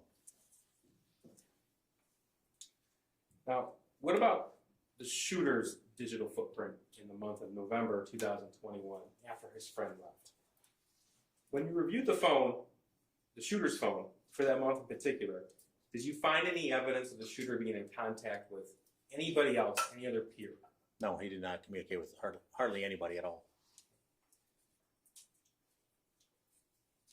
Any evidence, either GPS pings, pictures, social media posts, text messages, anything to suggest that he met up with anybody outside of school? No, if I remember correctly, there was, for the whole month of November, there was only 48 total text messages from the 1st to the 30th. Okay. And what do those text messages include? A combined 6 of them were to James and Jennifer. And then the rest were, I remember seeing, he was accessing some app, maybe doing homework or something, trying to find, it appeared like you would text it, maybe a math problem or something, it would send you the answer. I'm not entirely certain, but that's what it looked like. But no evidence of plans to meet with a friend outside of school or, No. or anything Objection, like Your that? Honor, asked and answered. I don't think I asked that one. Okay.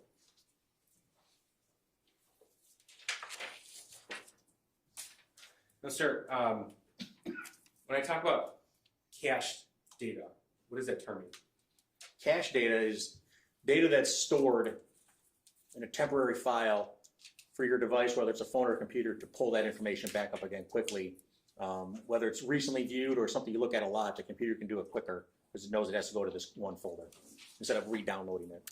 Okay, so I understand it. Does that mean if it's, does every phone have a certain area of storage of cache data? Yes, and every app, just depending on what the app is, it would have its own folder of cache data, yes. Okay. So if there's something, for example, an image in cache data, what does that indicate to you as a forensic examiner? It would imply that someone had to, it would have to have been on their phone, they would have to have seen it. Okay. Now, what does it mean if two people have the same cache data on their phone for an image? One either would have sent it to the other one or they randomly looked at the same picture. When examining the phone of the shooter and examining the phone of James Crumbley, did you find any images in common in cache data? Yes. Now, I want to specifically take you to exhibits 82 and 83. This is the extraction report and a screenshot. So first of all, 82 is the extraction report. This is a snippet of that, please. Tell me what that means. On 82? Yes. Where the file info is and stuff? That shows the name of the image when either you take a screenshot of something, it's going to name it real quickly, or if you receive it, it'll name it real quickly so it can track it within your device. And then where it says path, that's the file path that often tells you what happened, how something got on a computer, on a phone, is by reading the file path. So let's talk about file path for a second. Now, anytime you, as an expert in computer forensics and cell phone forensics, you're looking to find how a piece of data got on the phone. Is that right? That's correct, yes. Okay. And so how does a file path aid you in that? It just tells, that right there, it tells us what they, like this one, for example, on the screen. It says Android messaging. I know this was done using the Android messaging app. Okay, so this was from the shooter's phone, and the file path you said had Android messaging? Correct. At the second line from the top, it says tar archive and then data / and then com Android messaging /. Okay. Now, if something is found in cache data as opposed to just scrolling through the phone to find the image, what does that mean to you? That they would have seen it on their phone before. Okay. But why wouldn't you be able to find it just in messages? Probably, if it was deleted. Okay. So this is on the shooter's phone, and we have the, I guess, the forensic footprint of this image. Correct. And the image itself in Exhibit 83. Correct. Okay, so what is the exhibit itself in 83? That tells you right there, that's a screenshot, because at the top of it, you can see the top part of your phone. Usually it has a time up there and the battery life and the antenna strength that you have, and you can see that on the top of that image. Okay, so the screenshot here is 1239. Correct. And we have the extraction report on 82 to verify. It's Monday, the 8th of November, 2021, 12:39 p.m. So that matches the screenshot? Correct, it does. And because Exhibit 82 has the actual time and date stamp with the UTC -5 that matches the screenshot, what does that mean to you? That image, that's the image that was sent with that. Okay. And this was on the shooter's phone? Correct. All right, so this is, this also has the file path here at 12:40 p.m. Tell me what we're looking at here. This one, so this file path is a little different. Again, starting where you see the word path on the screen there, and then going over, second line from under tar archive, it's the tct.cs.rcs. And the RCS tells me that is rich content, and that's Android's way of being able to either share large files, to know, a lot of people have an Apple phone, you can tell when someone's texting you back. That RCS feature allows Android phones to do the same thing. Okay. So as a forensic examiner, you can tell us that screenshot was sent by the defendant's phone by the shooter's phone based upon the file path? Absolutely, yes. Okay. Now here's exhibits 85 and 86. This is from James Crumbley's phone. What are we looking at here? On the right side is, I'm sorry, the left side, I apologize, is the extraction information that was given, the name that was given in the file path. and then the screenshot again on the right side. Okay, Exhibit 85, the extraction report here. It has the date and time. It's November the 8th, 2021, but this is 12:40 p.m. So that's later in time than what was found on the shooter's phone. Correct. Is that right? Correct, about 1 minute. But it's the same screenshot? Correct, it is. Now, did you find either screenshot of the 9mm, price $299.99, used Smith & Wesson SD9VE in very good condition, comes with 2 16-round magazines and cleaning kit with an image of a firearm, is that right? Correct. Okay, did you find that screenshot in either messaging from James Crumbley or the shooter? From James Crumbley? Yes. No. Okay. But did you find it anywhere else on the phone other than the cache data? No, I did not. Okay. Have you seen reference to SD9VE 9mm elsewhere in this case? Yes, Where? in the shooter's journal. And again, because it's found in cache data and nowhere else, what does that mean to you? That it would have had one time been on the phone. As you're opening the text message, your phone's going to say, I got to save that image so I can look at it if they want to open it up. So the fact that it's in the cache data tells me that they had opened it up to see it.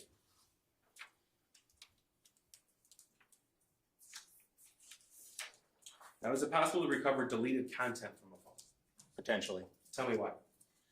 Each Android phones are different. So depending on the manufacturer of the phone, whether you have either a high-end phone or a simple throwaway phone that you buy at Walmart, the Android operating system can be changed to suit the manufacturer's or reseller's specifications. So if you want to sell a cheaper end phone that doesn't have all the functionalities of a higher end phone, usually doesn't have the features to be able to store longer content or retrieve deleted content. Okay. So it's nothing to do with your forensic tools per se, it's just on the manufacturer? Correct. Is it more likely to recover deleted messages after both users delete the message? No, is it more difficult? Yeah. Correct, yes. Okay. So the fact that this was found in cache data and nowhere else, that's significant to you? Yes. Why? That it was on the phone at one time and now it's not there. Did all the Crumbleys have Androids? Yes, they did.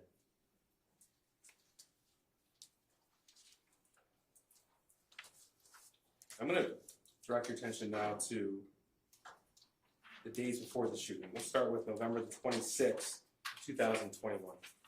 Okay. Now, sir, given the tools available at your disposal and the information you're able to pull from, I'm going to ask you to build as best you can a digital footprint of the Crumbleys from the 26th to the 30th. Okay.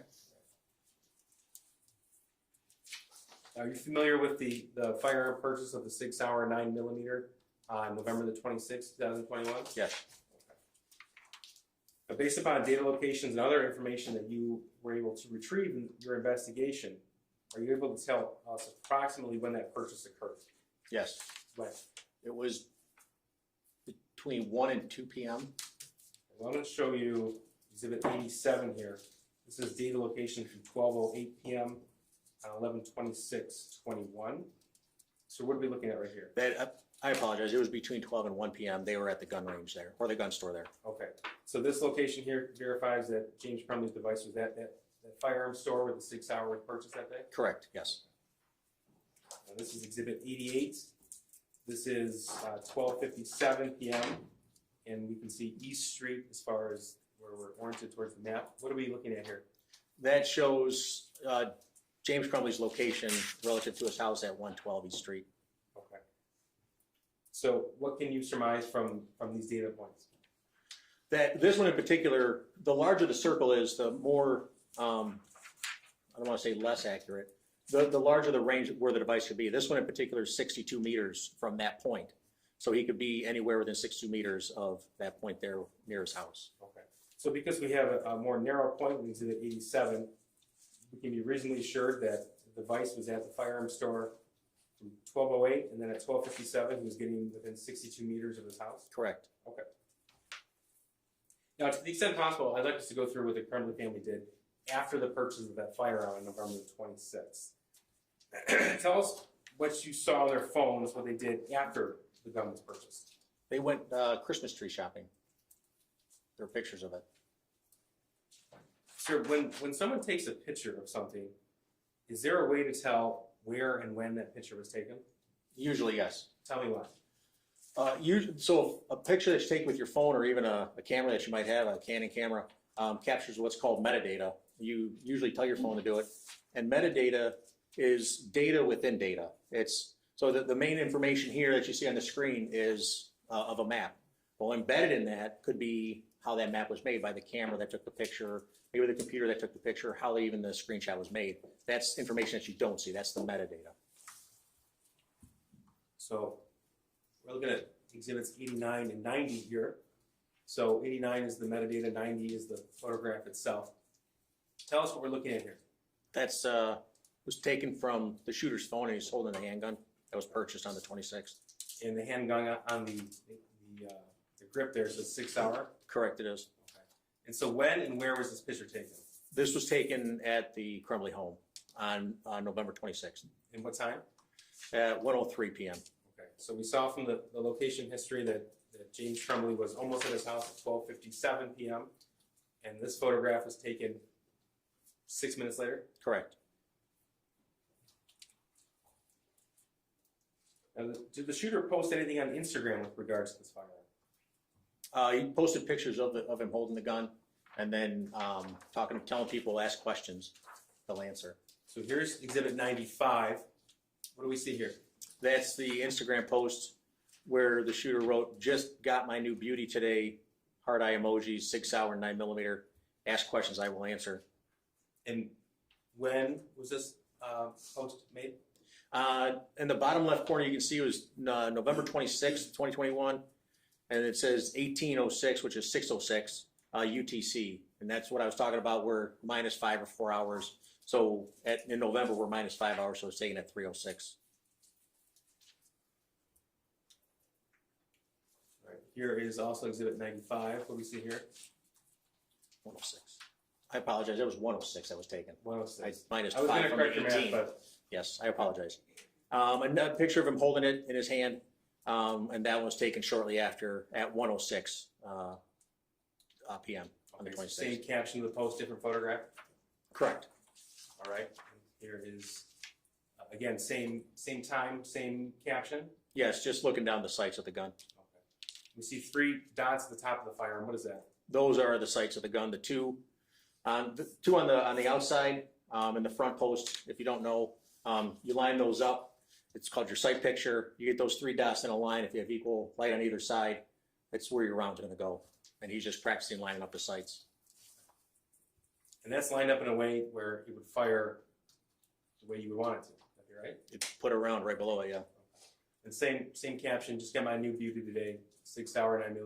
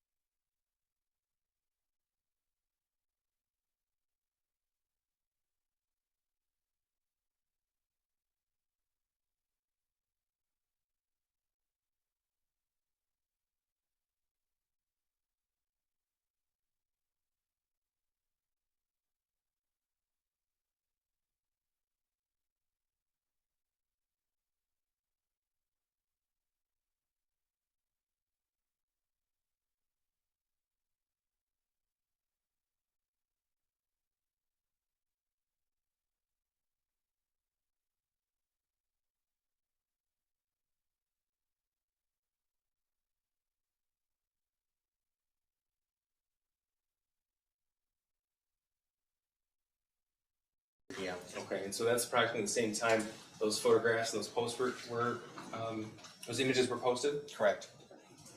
So the fact that they were posted on her device, or her social media accounts through her device, and we have a device location here, what does that mean to you? That she was at her house when she made that post. And were you able to tell if James Crumbley saw these images? Yes. Here's Exhibit 103. What are we looking at here? This is data information from the cell phone extraction. And again, back to the file path that I talked about, you can see the third line down in the second column. You see tom.facebook.katana/cache, indicating that it's in the cache folder. Okay. So like the screenshot of a Smith & Wesson 9mm sent by his son to him, these images were also found in the cache folder? Correct.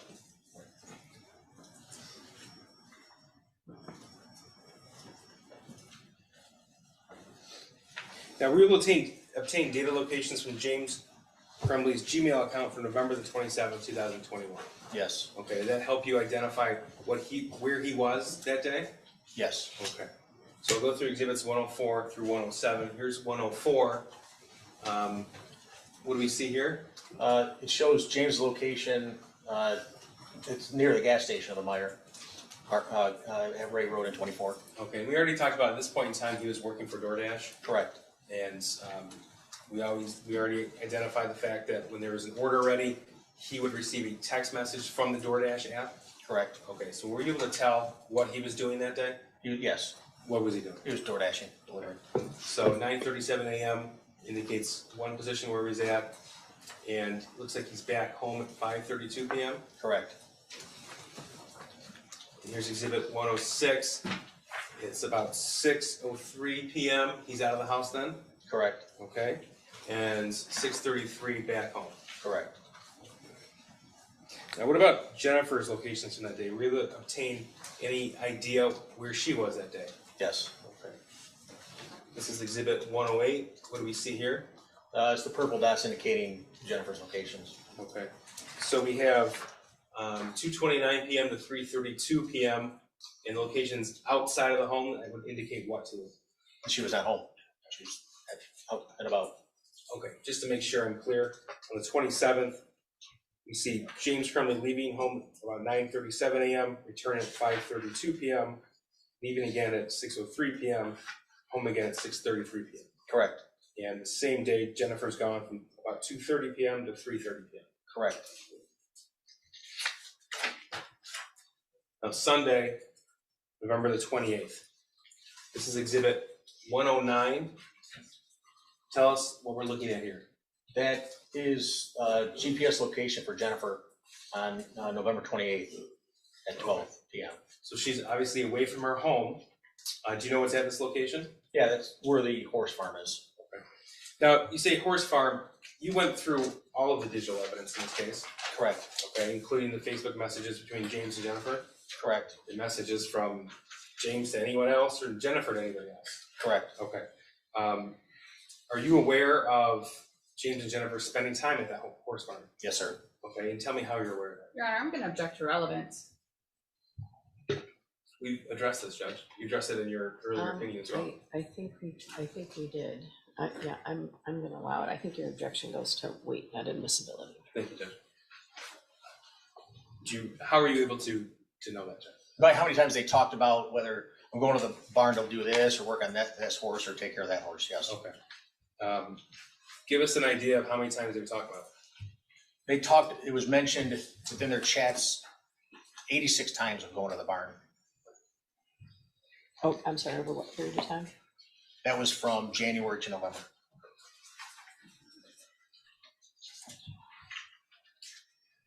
From that conversation, we're able to tell if they would go together or if they had a plan to do it. Both. They would go take care, one would go take care of a horse, or they'd meet up there together. Here is exhibit 110. This is Sunday the 28th at 2:07 p.m. This is at the Crumbley family home? Correct. Okay. So these last two pieces of the exhibit indicate that Jennifer Crumbley was at the horse barn from approximately noon to whenever she left, arriving home at 2:07. Correct. And that's the Sunday after that firearm, the 9mm, was purchased. Correct. Now let's talk about James' data location points. Here's Exhibit 111. What do we have here? It shows his location at the Meyer gas station again. Okay, and tell us what he was doing that day from your review of the digital evidence. That day he was door dashing again. So this is a data point at 8:56 a.m. Exhibit 112 is 12:45 p.m. Here's he's back at the house. Correct. Does he leave again? Yes, he does.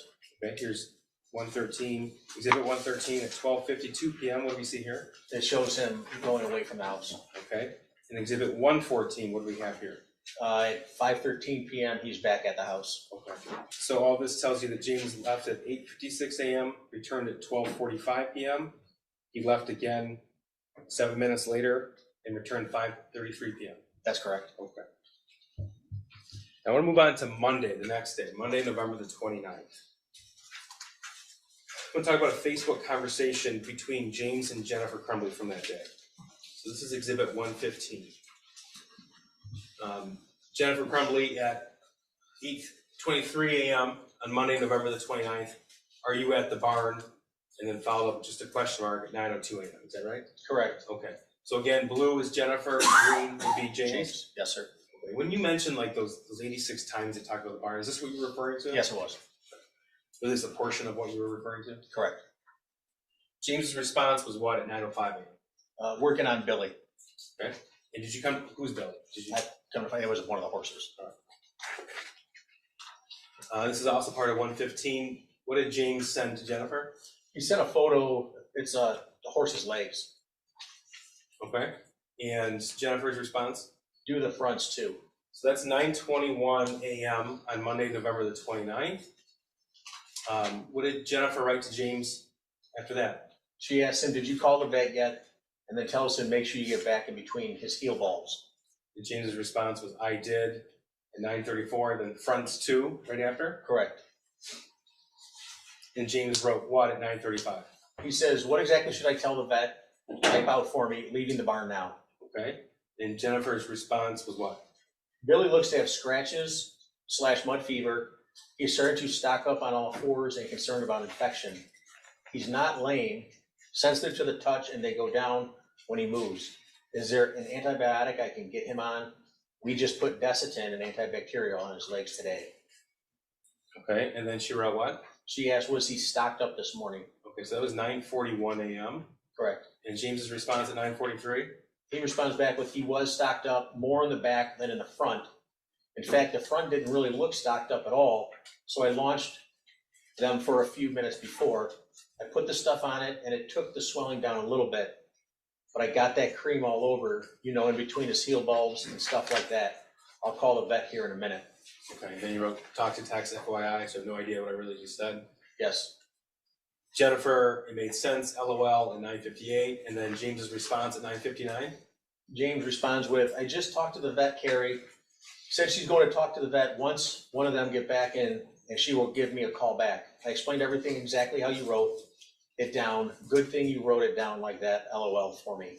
Okay. And her response was, okay, good, LOL. Correct. Okay, so this conversation regarding the barn and the vet started at 8:23 a.m. and it went until 10:15 a.m. Correct. Okay. Did you come to learn if a message was left for Jennifer Crumbley while this conversation was going on between James and Jennifer? Yes, there was. Okay. This is Exhibit 116. Williams, can you have the volume?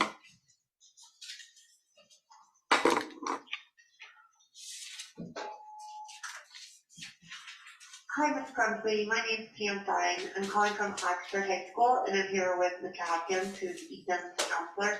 I was just calling to let you know that we just spoke with Ethan, had a really nice conversation. One of the teachers had sent an email to the office just that she was concerned because Ethan, when she was walking around the room checking assignments, that he was on his phone looking at bullets and that sort of thing. So she just wanted us to have a conversation. We did. We said he's at the shooting range with you this weekend, and we were like, yep, guns are a hobby for a lot of people and shooting ranges, and that's perfectly normal. And that we just wanted to make sure I had a conversation with him about the things he searches at school, and things versus searching at home, like Mr. Hopkins gave a good example of like if a teacher makes beer at home, perfectly normal and healthy, but can't be using searches for making beer at school. So we had a conversation. He was great. He was like, yep, I get it. So I just wanted to let you know that we did have that conversation with him, and I don't know, about 5 minutes, and he went back to class. All right, if you have any questions, you can give me a call. Otherwise, it'll be a great holiday. Thanks. Bye-bye. Okay, so that was November the 29th, 2021. Did you find evidence that Jennifer Crumbley accessed that voicemail? Yes, she did. Is that depicted here in People's Exhibit 117? Yes. Could you find from the messages between James and Jennifer who picked their son up from school that day? Ethan did. I apologize. James did. Father. Here's Exhibit 120. This is Jennifer Crumbley. You still working? 2:44 p.m. James says no, waiting for their son. 2:47. Okay. And 119. This is later on. What does Jennifer write to James? She asked you, did Ethan tell you what happened today? Okay. And that's the same afternoon that the voicemail was left? Correct. Okay. And James' response? Was yeah.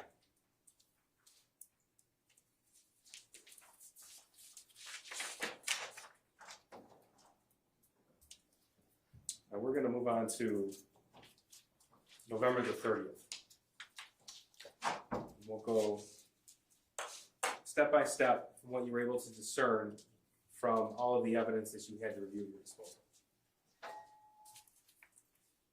So in the morning, November 30th, were you able to tell what time the shooter was dropped off at school? After 7:30 p.m. What a.m.? So you were able to pull surveillance video for that? Yes. This is Exhibit 122. 7:46 a.m. on the 30th? Correct.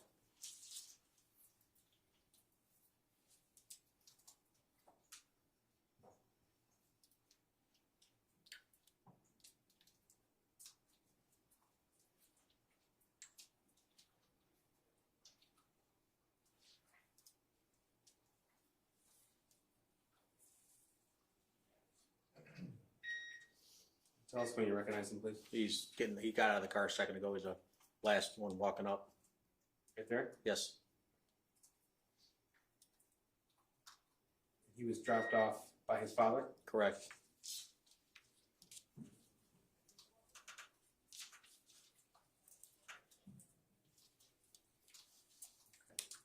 Exhibit 123, tell us where James Crumbley went after that. At 8:04 a.m. he was at home. Okay. And then Exhibit 124, where was he? At the horse farm again. Okay, so 9:04 a.m. So 7:46 a.m. he dropped off his son. He was home at 8:04 a.m. He's at the horse barn by 9:04. Correct. Do you know what time that Jennifer Crumbley got to work? About the same time, 9:04. So this is what we're looking at here. That's Jennifer walking into her place of employment. This is Exhibit 125. Yes. Okay. And this is November 30, 2021 at 9:04 a.m. Correct. Now, do you know if she received a phone call shortly after arriving? Yes, she did. So Exhibit 126, what do we have here? That's from the call log obtained from her phone from the school. Okay, so we have a missed call at 9:24 a.m. on November the 30th, Correct. and then we have a return call at what time? 9:27 a.m. And how long is that phone call? That's 5 minutes, almost 6 minutes. So is that 5:43? It's 5 minutes and 43 seconds? Yes, it is. Now, next in the timeline, 9:31 a.m. What are we looking at here? That's the screenshot or a picture of a math sheet homework that the shooter had. Okay. So this was sent to whom? To Jennifer. To Jennifer Crumbley? Yes. Okay. Exhibit 128, what's this? That's the full-size image of it, of the math sheet. So did you come to learn there were actually two different math worksheets? Yes. Okay. And this would be referred to as the altered one? Correct, it is. So this was sent to Jennifer Crumbley at 9:31? Correct. Right, that's Exhibit 128. Exhibit 129 is what? That appears to be an email of the math worksheet. Here's exhibit 30. This is what contained in the email. Yes, that's the original. So this was emailed to Jennifer Crumbley at 9:32 a.m. Is that right? Correct. And the scratched out version was texted to her at 9:31 a.m. Correct. Now this is exhibit 131. This is at 9:33 a.m. So this is 1 minute after that original drawing was sent to Jennifer Crumbley. What are we looking at? Jennifer telling James, call now, emergency. Okay. And then she says again, emergency, 2 minutes later. And then at 9:38 a.m., what does she send? She sends the picture, the two picture of the math worksheet. So the one that's scratched out in the original, the Correct. both that were sent to Jennifer? Yes. And James's response at 9:44 a.m. James responds with, my God, WTF. And then what? Vet not here yet. It's McElmurray for Kira's horse, still waiting on vet. Okay. So we saw earlier that his location indicated that he was at the barn by at least 9:04 a.m. Correct. And this was at 9:45 a.m. Correct. And what did Jennifer write? Responds back with, he said he was distraught about last night. James? James says, we talked about it this morning. Then he asked, you talked to him, ? And what did Jennifer respond? Responds with, can you call? That's 9:57 a.m. Correct. Okay. And what does Jennifer write at 10:04 a.m.? She says, heading to a school, I'm very concerned. And that's at 10:04 a.m. on November the 30th, 2021. Correct.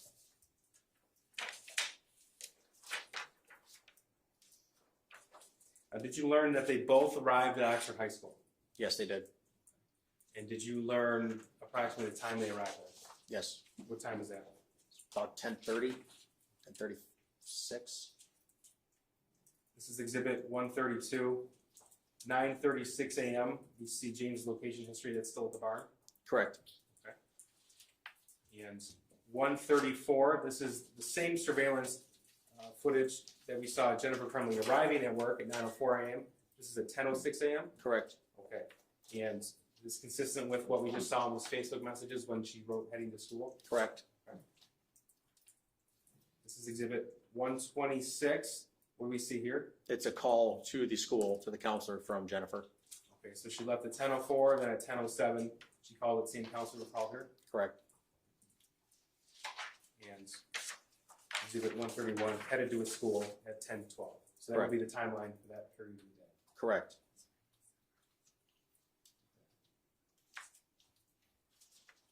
So do we have an idea of, you said about after 10:30 a.m. that meeting occurred? Correct. Okay, and so is this what you base that opinion on? Correct, yes. All right, so what do we see here at exhibit 135? What you see at the top of it is the horse barn, and then he takes a path down Gardner Road and then heads to the high school. Okay. So if I'm correct, what we just saw, Jennifer arrived at work. Well, first of all, the shooter was dropped off at school at 7:46 a.m. by his father. Correct. He went to the horse barn at 9:04. Correct.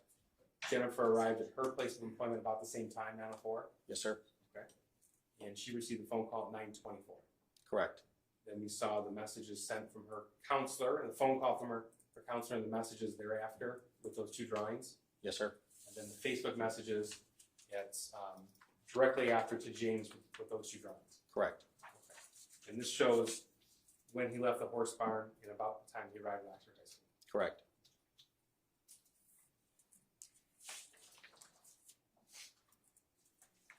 Now, did he stop by his house before he went to the meeting? No.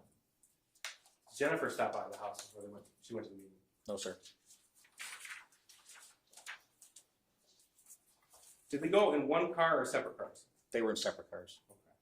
Now, we had discussed this particular aspect of the case in a separate hearing some time ago, and there was an original belief that they arrived in one car.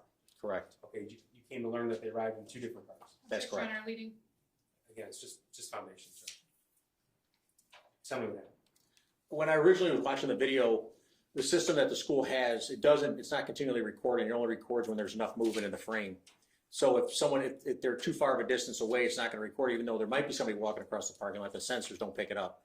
And it didn't, once I saw the second car, what I thought was the first car, pull into a parking spot, the next thing I saw was just two people standing in front of it.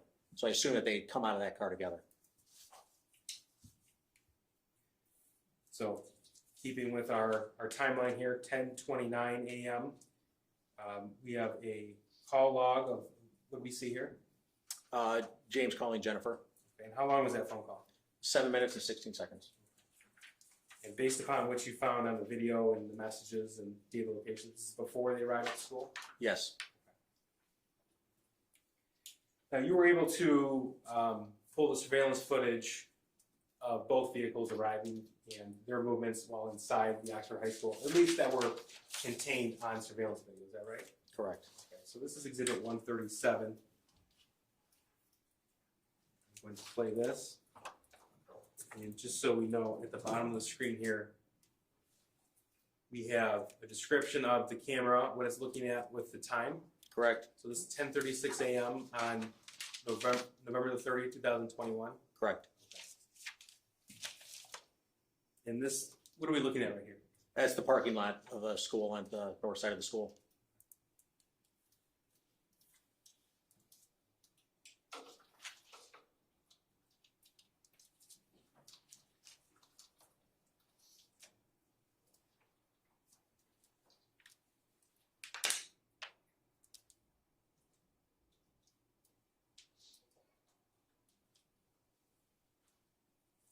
Sir, whatever you're able to, give us some context of what we're looking at. I come to find out that that's Jennifer pulling up right there in that car. Okay. And then there's James and Jennifer walking up to the school. Right here? Yes.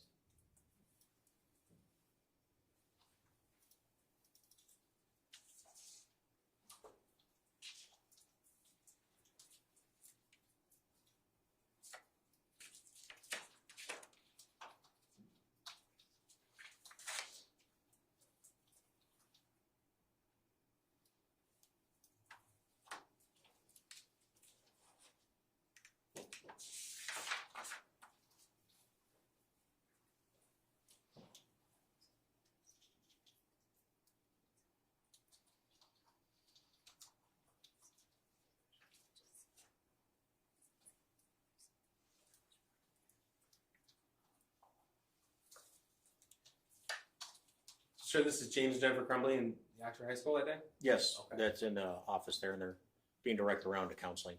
At the bottom of the screen there, it's 10:39 a.m. Correct.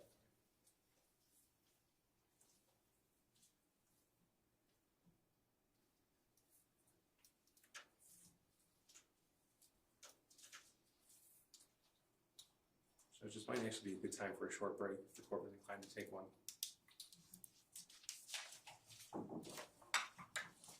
Want to break this thing? That's fine, Your Honor. All right, so I'm gonna let you sit down, you can discuss your testimony. All right, so just about a 10-minute break, okay? All rise for the jury.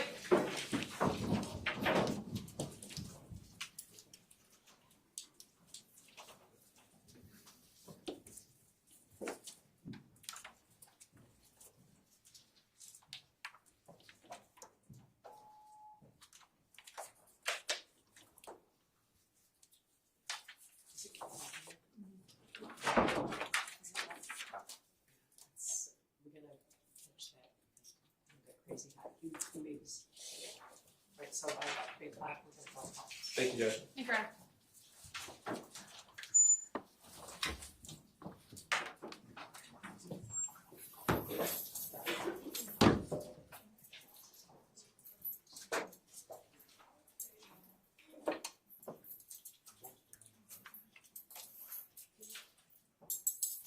I know.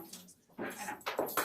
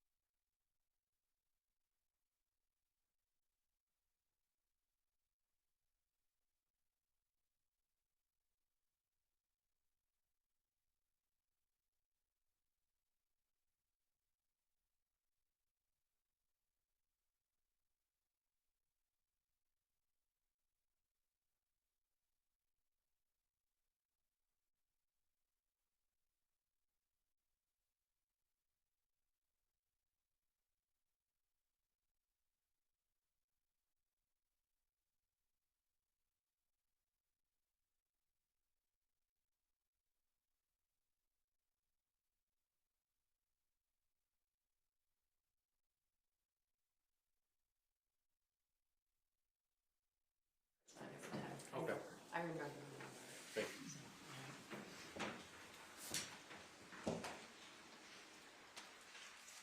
Calling People versus James Crumbley, case number 22279-989 FH.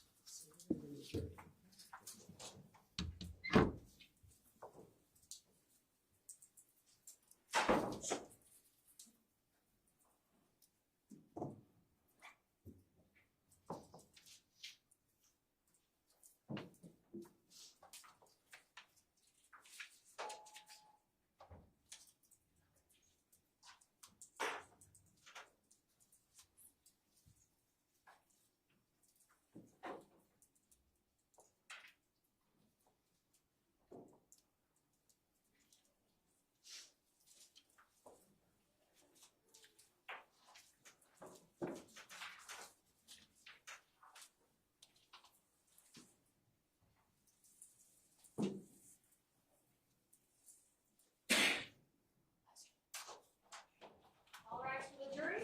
All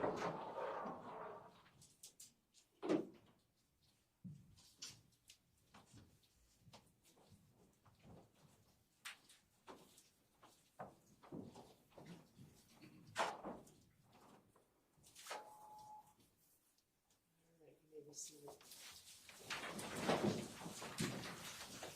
You are still under that. Right, go ahead, prosecutor. Thank you. Okay, so we were on November the 30th, 2021. This is at 10:39 in the morning. You identified both James and Jennifer Crumbley in Oxford High School. Correct.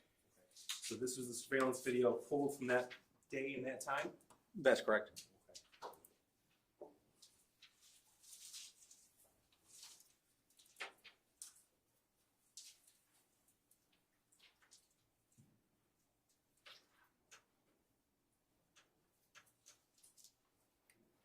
Now the clock there that says 12:42, that's incorrect. Correct. It never changes. Correct. So the actual time is in the yellow at the bottom of the video. It just turned 10:40 in the morning. That's correct. Yes. Okay, thank you.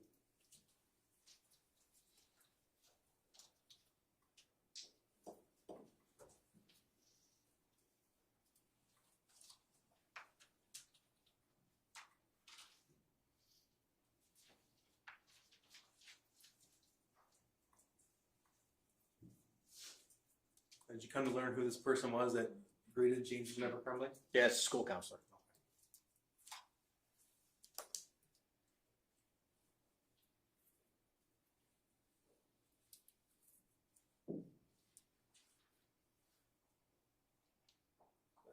It just skipped now from 10:41 to 10:52 a.m. Same view, same exhibit. Who do we see leaving the office? That's the shooter. That's 10:52 a.m. Correct.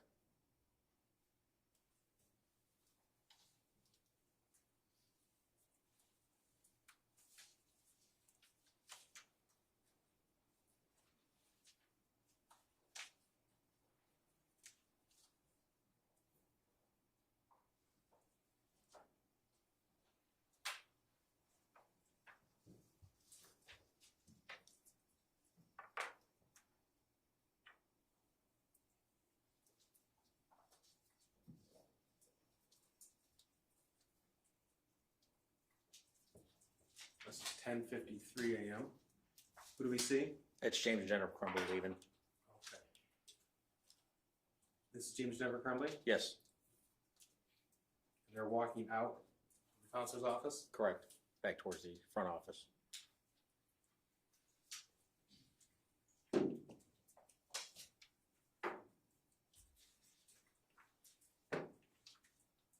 At one point in time, James Crumbley was holding a white piece of paper. Now it appears Jennifer Crumbley's holding that. Is that right? That's correct. Yes. Okay. And he just took it back from her. Correct. He did. So they leave the building 10:54 a.m. on November 30th. Correct.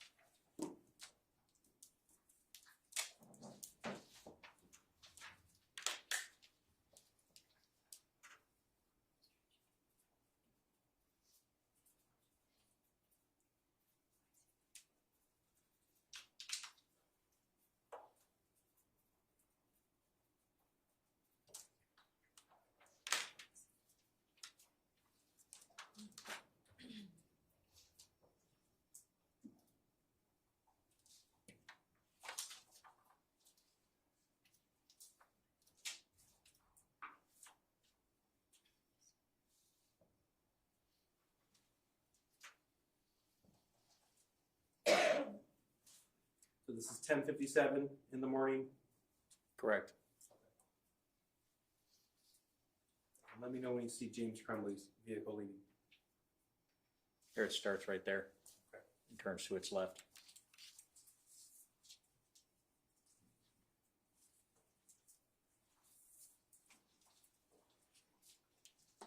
Okay, did James Crumbley stop by his house after that meeting? No, he did not. I'm gonna move on to, we'll go to exhibit 140. This is a location data at 11 a.m. Where at? At Meyer. Okay, that's November 30th, 11 a.m. and that Meyer is where? To the west of the school, just down the street. Is that the Meyer you told us about Yes, earlier it is. today? Okay, That is so it. that's the Meyer you went to on that same day. Correct, yes. Okay. And do you know what he does there? I know he sits there for a while, for a little bit. I think he starts door dashing. Did he log on to DoorDash yet at that point? Yes, Here's 141. This is 11:24 a.m. And this is that same surveillance footage of Jennifer Crumbley's employer. correct, coming back to work. So she's back to work at 11:24 a.m. Correct. Okay, so this is exhibit 142. I'm going to go to a Zoom version here. This is November the 30th. This is the DoorDash search warrant return. Correct. Okay, so Part of you it. can, I'm sorry? Part of it, I'm sorry, yes. Okay, and so this is just depicting the November the 30th date. Correct, yes. Days. Okay. And so he logged on to DoorDash at what time? 11. Okay, so Yeah. that's the time he actually logged on, Correct. correct? Okay. So going back to this version on exhibit 142, there are no logons prior to 11 a.m. that day. That's correct. Okay. All right. And in fact, we see his first message was 11 a.m. Correct. Exhibit 80, Exhibit 143. Now, the time here at the top corner, that's 11 a.m. to 11:19 a.m. And this is a map that's been created that depicts DoorDash pickups. Is that right? Correct. Pickup and delivery? The route he took, yes. Okay. And if you refer back to that DoorDash search warrant return, Exhibit 142, you were able to tell that he had 4 different orders that morning until the shooting? That's correct. Okay. So this location history depicts what? Again, that's the path from the Google search warrant return we used to follow the path down to where he picked it up to where he dropped it off. Okay. And at any point, did he stop by his house? No, he did not. This is 11:19. That's when he got his second delivery? Correct. Okay. And Exhibit 44, 11:19 to 11:46. What do you see here? It shows where his first drop off was to where the second pickup was, Okay. and then where he dropped it off. Did he stop by his house then? No, he did not. Next DoorDash order is 11:58 a.m. Correct. Exhibit 145 here. This is the GPS locations. Yes, it is from Google. Yes. What do we see here? His second drop off in the bottom part of the picture to where he went back up to the Meyer at the top side of the picture and dropped it off. Did he ever stop by his house? No, he did not. This is 12:51 for a DoorDash order, November the 30th. 12:51, that's what you told us was when the shooting started. Yes. Exhibit 146, what do we see? Where his third drop off was at the bottom of the picture in the pickup end of the fourth trip and the drop off of the fourth trip. Did you ever stop by his house? No, he did not. And what's the first relevant event in either James or Jennifer's devices after the shooting occurred at 12:51? An email was sent out. Okay, this is Exhibit 141, or a portion of it. This is what? That's the email header from the Oxford Community Schools at 1:09 p.m. Your Honor, I believe this is exhibit 147. Oh, what did I say? I'm sorry. Yeah, it's at 147. Thank you, 147. So this email was found from a search warrant return on James Crumbley's email? Correct. Okay. And it was sent from Oxford Community Schools to james_Crumbley@yahoo.com. That's correct. Subject line was active emergency at OHS. Correct. Okay. And this was at 1:09 and 52 seconds in the afternoon. Correct. Okay. Now, were you able to tell from his data locations where he was when he received the email?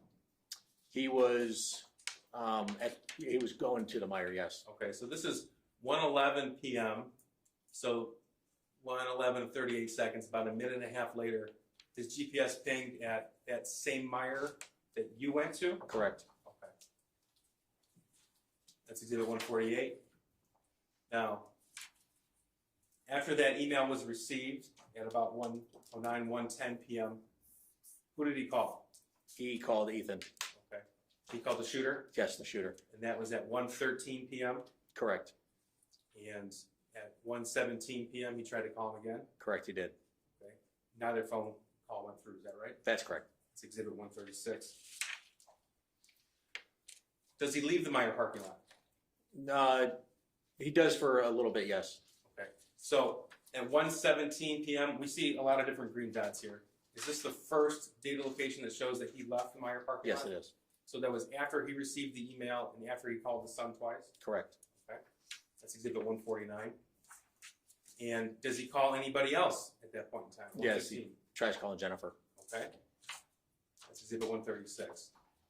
And do we know Jennifer left her work that day? That's correct, she did. Okay. I'm just going to show a clip here. This is Exhibit 150 at 1:18 p.m. So this is after he had that 57-second phone call with Jennifer. Correct.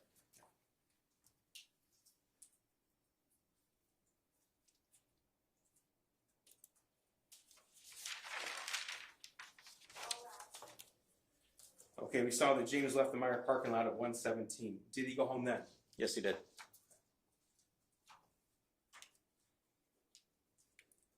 Now, first, did he receive a phone call from Jennifer? Yes, he did. Okay, so this is 1:19 p.m. and how long is this phone call? 10 minutes and 19 seconds. Exhibit 151 is GPS location from 1:20 in the afternoon, November the 30th? Correct. Okay, so that's right after he received that phone call from Jennifer Crumbley? That's correct. Okay, and this indicates that he was at the home. On East Street, yes. Now, at this time, do we know if Jennifer was on the move? Yes, she was. Okay, but she wasn't home yet. She wasn't home yet? No, she was not. All right, so this is Exhibit 152. Where is she at from 1:18 to 1:20 p.m.? That's her employer. She Square Lake and Telegraph, south of here.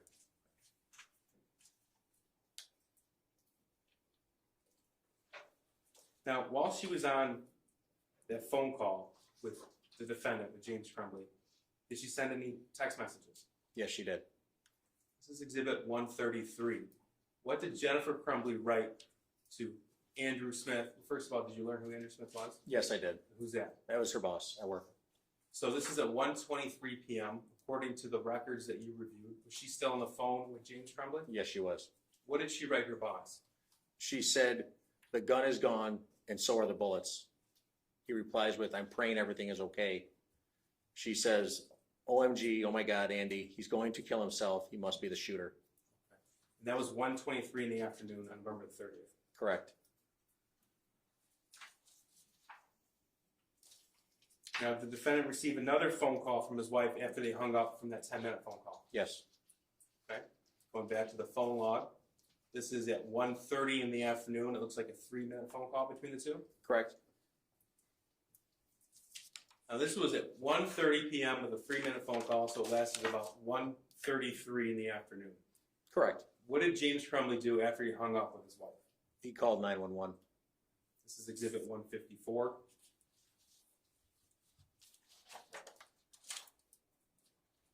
What's the location of your emergency? Okay, I'm not really sure. I'm at my house. There's an active shooter situation going on at the high school. My son goes to high school. I have a missing gun at my house. I need an officer to come to my house right away, please. Okay, I'm not gonna be able to send anybody to your house right now, so they're on the active shooter situation right now. I understand that. There's a million guys here. I have a missing gun and my son is at the school. And we had to go meet with the counselor this morning because of something that he wrote on a test paper. And then I was in town and I saw a whole bunch of cops going somewhere. And I made sure that I wanted to get to the high school since I was going to high school. And then somebody told me that there was not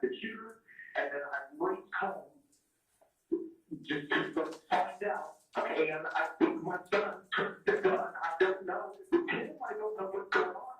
I'm really freaking out. My son's name is Ethan Crumbley. C-R-U-M-B-L-E-Y. E-L-E-Y. All right, sir, I'm gonna put you on hold for just 1 second, okay? I have to talk to Goodman Command and see if I can do anything for you, okay? We're gonna put you on hold. Thank you. Okay, Mr. Crumbley? Yes. All right, I'm gonna get your name and phone number, and I'm gonna have my lieutenant that's out there dealing with the situation. He's gonna contact you, okay? What's your first name? My first name is James. And last name, sir, please? Yes. Okay. And what's that phone number for you? 248-760-6483. Okay, do you know what your son was doing when he left the house this morning?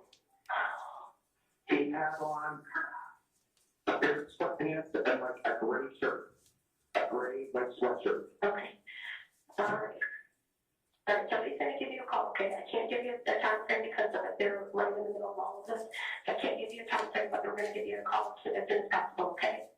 I'll go there. All right, thank you. Bye-bye. The call was made at 1:34 in the afternoon on November the 30th. That's correct. And sir, if you know, that was before the name of the shooter was made public. That's correct. Now, at some point, was James Crumbley contacted by law enforcement? Yes, he was. Okay, do you know if both James and Jennifer Crumbley went to the Oakland County Sheriff's Office, Oxford substation? That's correct, they did. This is exhibits 155 and then 156. These are location points. 1:58 p.m. for James Crumbley. Where is he at? That's the location of the substation. Okay. So he made the phone call from his house at 1:34, and he's at the police station at 1:58? Correct. All right. And this is Jennifer Crumbley. She was there at 1:59? Correct. Now, sir, we talked in the beginning of your testimony about the multiple phones that were recovered and that you conducted analysis on. Do you have a chance to review the forensic downloads of the other phones as well? Yes. Okay. Now, during the course of your forensic investigation, did you find that on a phone associated with Jennifer Crumbley, what we refer to as a burner phone, and an alarm set for December the 4th, 2021? Correct, it was. Okay. That's 157. Oh, they're back home at 2:30 in the afternoon at 157. Exhibit 157, is that right? That's correct, yes. Okay, so Jennifer Crumbley, 2:30, James Crumbley, 2:30 afternoon. Correct. Okay, so now moving ahead to December the 4th. This is exhibits 159 and 160. What are we looking at here? That's the screenshot on the left side, and then showing the alarm set on the right side. Okay. Now, from your review of all of the forensic evidence that you had, did it appear that Jennifer Crumbley would leave her phones on throughout the night? That's correct, she would. Okay. Now, we talked a little bit about how the cache images were found of the 9mm handgun, but the message wasn't found, and how you have an ability to occasionally obtain deleted content. That's correct.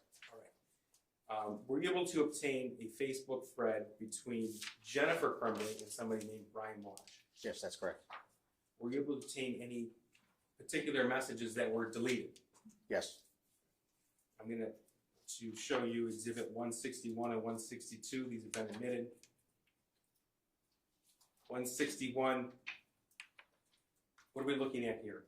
The first box indicates that the message was unsent. And the second one from Jennifer Crumbley is, "We're on the run again. Helicopters not sure where to. I'll message you," on December 2nd at 1:31. When you say unsent, why is this significant to you? It says she recalled the message back. And this is from a Facebook message? Yes. Okay, so this is after the shooting.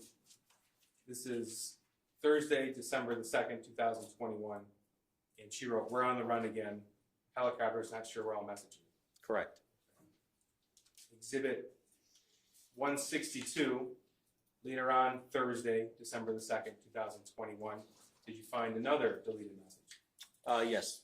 And tell us what that is, please. The original message was, "We're fucked," and then that was also unsent. And because it says you unsent a message in the red X, does that indicate to you that it was deleted? Correct. Now, sir, you reviewed all of the defendant's phone call history. Is that correct? Correct. At any point from the time that James Crumbley left that piece of paper on November the 30th, 2021, to the time the shooting occurred, at any point in time did he call any doctor, hospital, or medical provider? There was no indication of that, no. Now, you reviewed his entire web history as well, James Correct. Crumbley's. At any point did you see him researching 9mm handguns? No. So the screenshot that was on his phone that was deleted, that was sent from his son to him on November the 8th. That's correct. Now, earlier, you described the video that you put together of the shooting. Yes. And you spent, I asked you earlier, and I think your response was too many as far as hours. Could Yes, you, sir. for context though, to lay a foundation for the jury, could you give us an idea of how much time you actually devoted to this? To that particular video? Yes. Oh, Your Honor, I'm gonna object 40 to 50 relevance. hours. I'm sorry, I'm gonna object to relevance. Judge, the jury's gonna see the actual video in a few days. This witness was the individual to put over 100 camera angles together. To do that, he had to watch an awful lot of footage, and he also had to parse out certain activities of students before, during, and after the shooting. The video itself is synced together. There's portions where it skips, and we have to explain why. There's no sound in the video. Okay, well, you can ask him that. You can definitely ask him that. Why, it's not one complete video going from beginning to end. No, Like, it was it's not, a series of different camera angles. okay. So it follows the shooter's movements. From the different cameras, correct. Okay, but you also had to aid in the identification of the victims. Yes, I did. Okay, but how is it that you did that? By where they were Your Honor, standing I'm and gonna object to this as well. I don't know how this is relevant either. Judge, this is a homicide case. Well, it is a homicide case, I don't know. Thank you. Go ahead. by where they were standing, I was asked what they were doing just prior to the shooting, the victims were. So how are you to put that together though? I don't understand, what do you mean? How is it that you used that information to help identify the other investigators who was who? Let me ask you, did you learn what certain individuals were doing directly before the shooting? Yes, Okay. yes, And the group of students you identified as Hannah, Kylie, and Riley, did you know what they were doing? yeah, they were just standing there dancing and laughing, it appeared, and joking. I think that's correct. Can we approach her? Sure. Microphone here. Yeah, could you guys turn the mic on?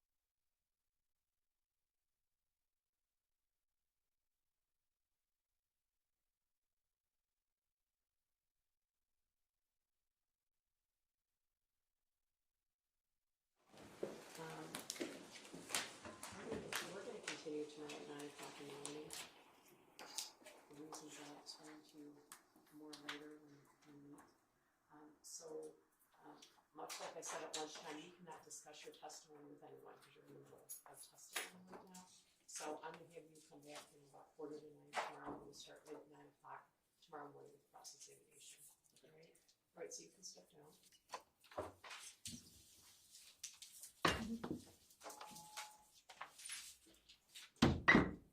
When we excuse you, we are doing work. We were here quite a while last night, but I don't like to make you wait while we're doing other things. So there's a lot of moving parts, so I want to let you go.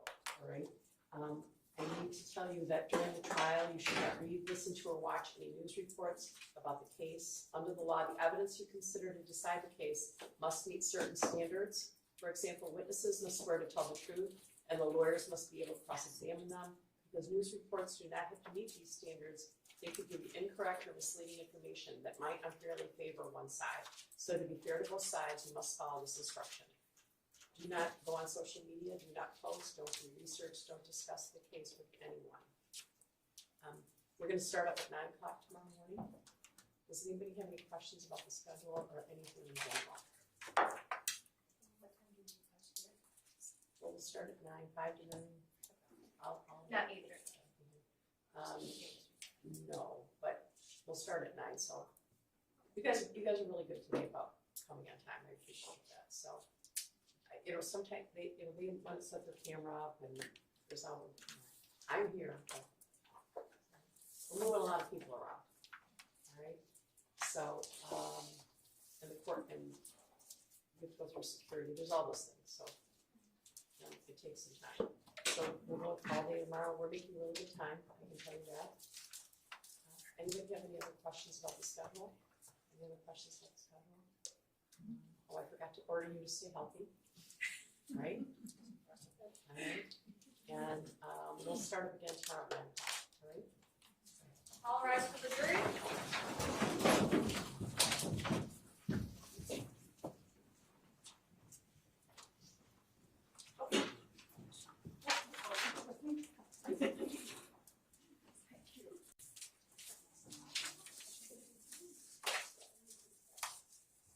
Mr. Williams is on the way to court to address the issue addressed. All right, you may be seated. Right now. Yeah.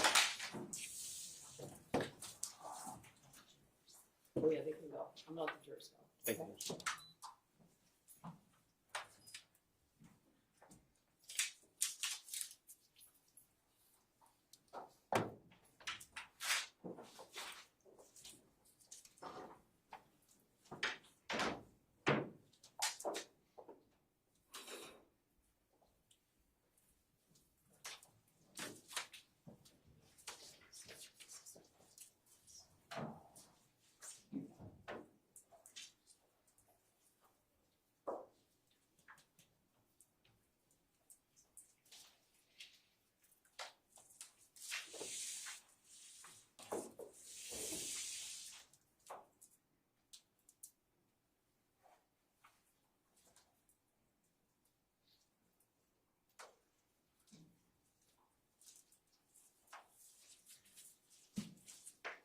There are no jury instructions issues anymore, right?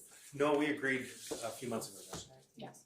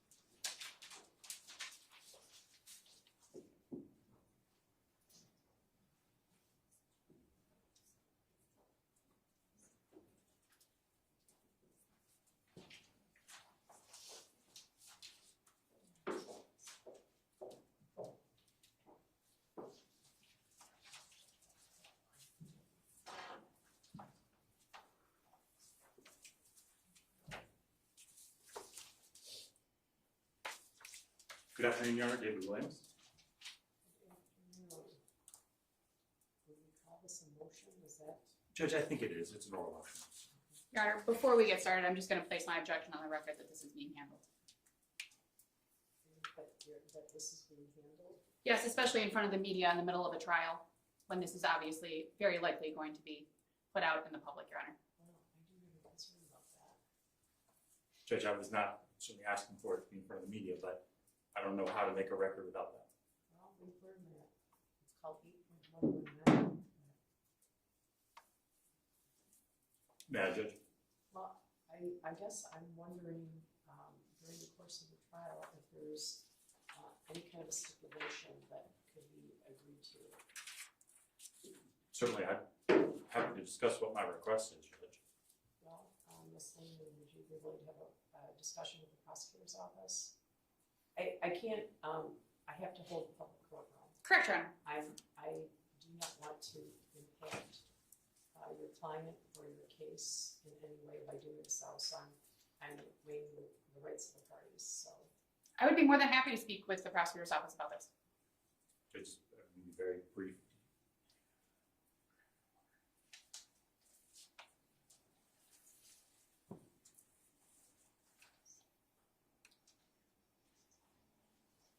I think the situation could be temporarily taken care of with a stipulated order, but I don't know if that's satisfactory or not. I'm reluctant to impact the rights of the parties during the jury trial. I mean, Judge, my request is pretty straightforward, and it's pretty time limited.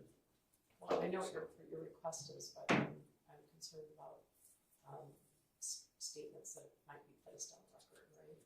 Aren't I concerned about that? I am, Your Honor. I mean, Judge, I think it's appropriate for the record, and obviously the jury's not present, that's why they're not here. But I understand what the court's raising. I'm not. All right. Well, I know you do. I know you do. I know you understand my concerns as well. I do. Hold on just 1 second, Judge.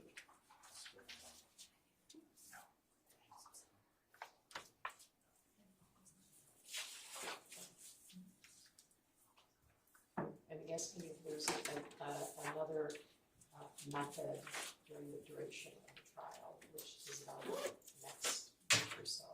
That's exactly it, Judge. Okay, so I'm asking if you and defense counsel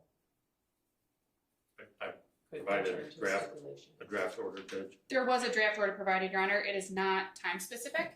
It appears to be kind of a blanket So, time period. Judge, I we can can, set this for a motion the second there is a verdict.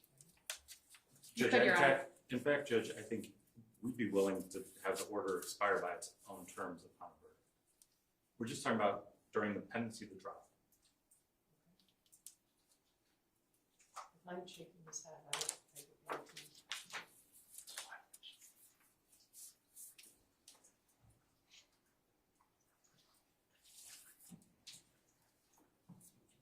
In theory, I can ask the prosecutor to file a written motion, but that doesn't help me either. And Judge, I'm happy to do that. Okay, Your Honor, my client is not willing to agree to the order. Okay, so you. It's basically restricting his ability to speak to people, Judge. I mean, it's Well, I'm a most- complete revocation, except for counsel. I'm most concerned about him being able to talk to you. Right, and absolutely, that's not part of what we're asking. I mean, Judge, if the order gets entered, we're asking that the communications be limited to only counsel and legitimate clergy during the rest of the trial. That's my request. We're talking 7 or 8 days. You can talk to his attorney, you can talk to legitimate clergy. Okay, so if he doesn't agree to it, then the prosecutor is going to make the motion.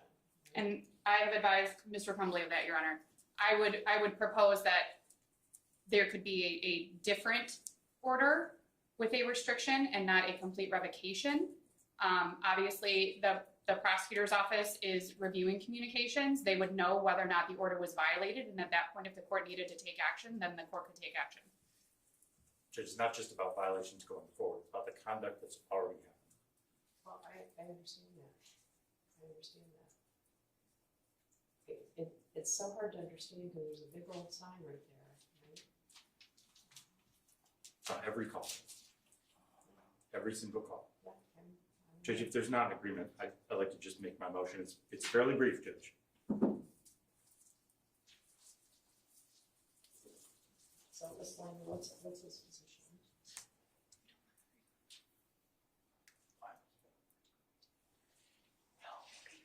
Your Honor, he is not agreeing to the order. Okay, well, does he know that in 10 minutes, there's gonna be an article about it? Does he know that in 10, maybe 8? I can't, I'm not permitted to have a closed courtroom unless we're proceeding with a closed hearing under 8.119, and as I sit here right now, I don't know if this qualifies, so.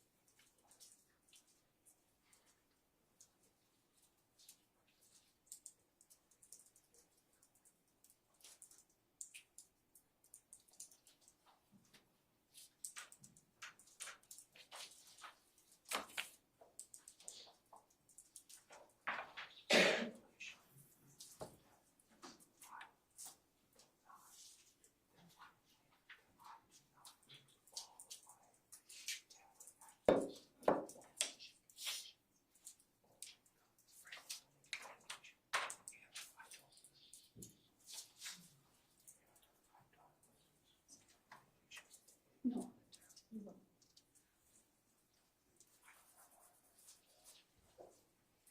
May I speak with Mr. Williams for 1 moment?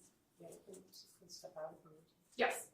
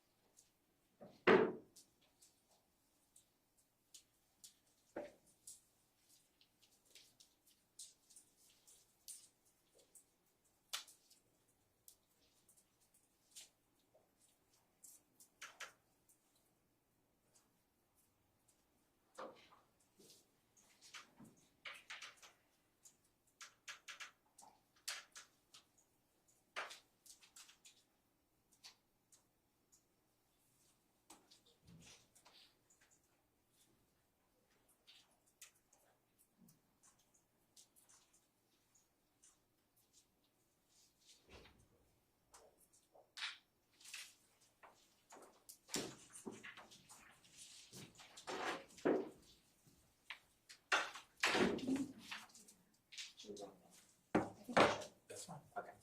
Want me to bring it in? Yeah. Okay. Judge, I think we've reached a resolution. Sounds good. Judge, I think I can just briefly make a record. This is obviously, the order is going to become public. The agreement is going to be that Mr. Crumbley's communications will be revoked, but not his ability to do research or otherwise participate in his own defense. So not just communicating with counsel, but his ability to read or get other information. Okay. Simply communication. And So- that's gonna be a stipulated order between you and Ms. Lang. Correct. All right, and did you say that order would expire upon a verdict? Yes, Judge. And, Okay. and And perhaps what- it should what go if without there isn't saying. one? What if there isn't one? Well, I think, Would you I like? mean, we can address it at the time. Okay. I think the issue is, once there's a verdict, a lot of the issues just fall away. Okay. And Judge, it should go without saying, but hope the court will encourage Mr. Crumbley that the conduct that got us here. I think I already did through his attorney. Okay, on several thank you. occasions, both in private meetings that we conducted. And I say private, I mean with both the prosecution and the defense. And for the record, I've also addressed you here. I know you have. So. I gave out free legal advice, Mr. Mullins. So someone can take it or not take it, right? So I'll sign the stipulated order. Yeah, okay. Good. I didn't sign it.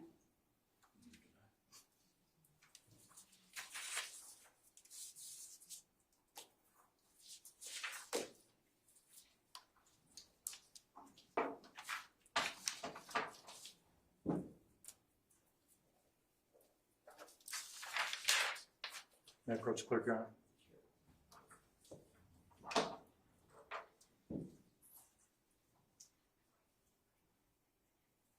All right, my staff is going to e-file the order, all right? Thank you, Your Honor. Thank you, Your Honor. Isn't your one? All right, so we'll start right at 9 o'clock tomorrow with your cross. Thank you, Your Honor. Thank you. Thank you. All rise.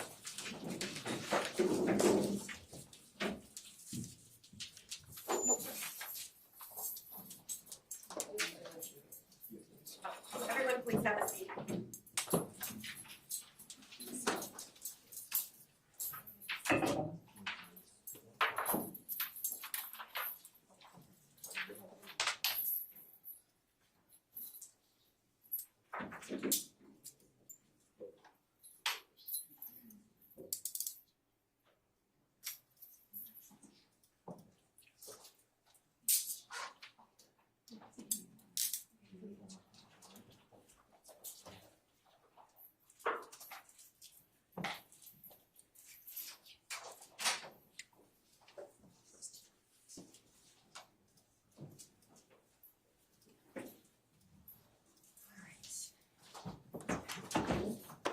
Are you leaving stuff in the closet or? No, no. I actually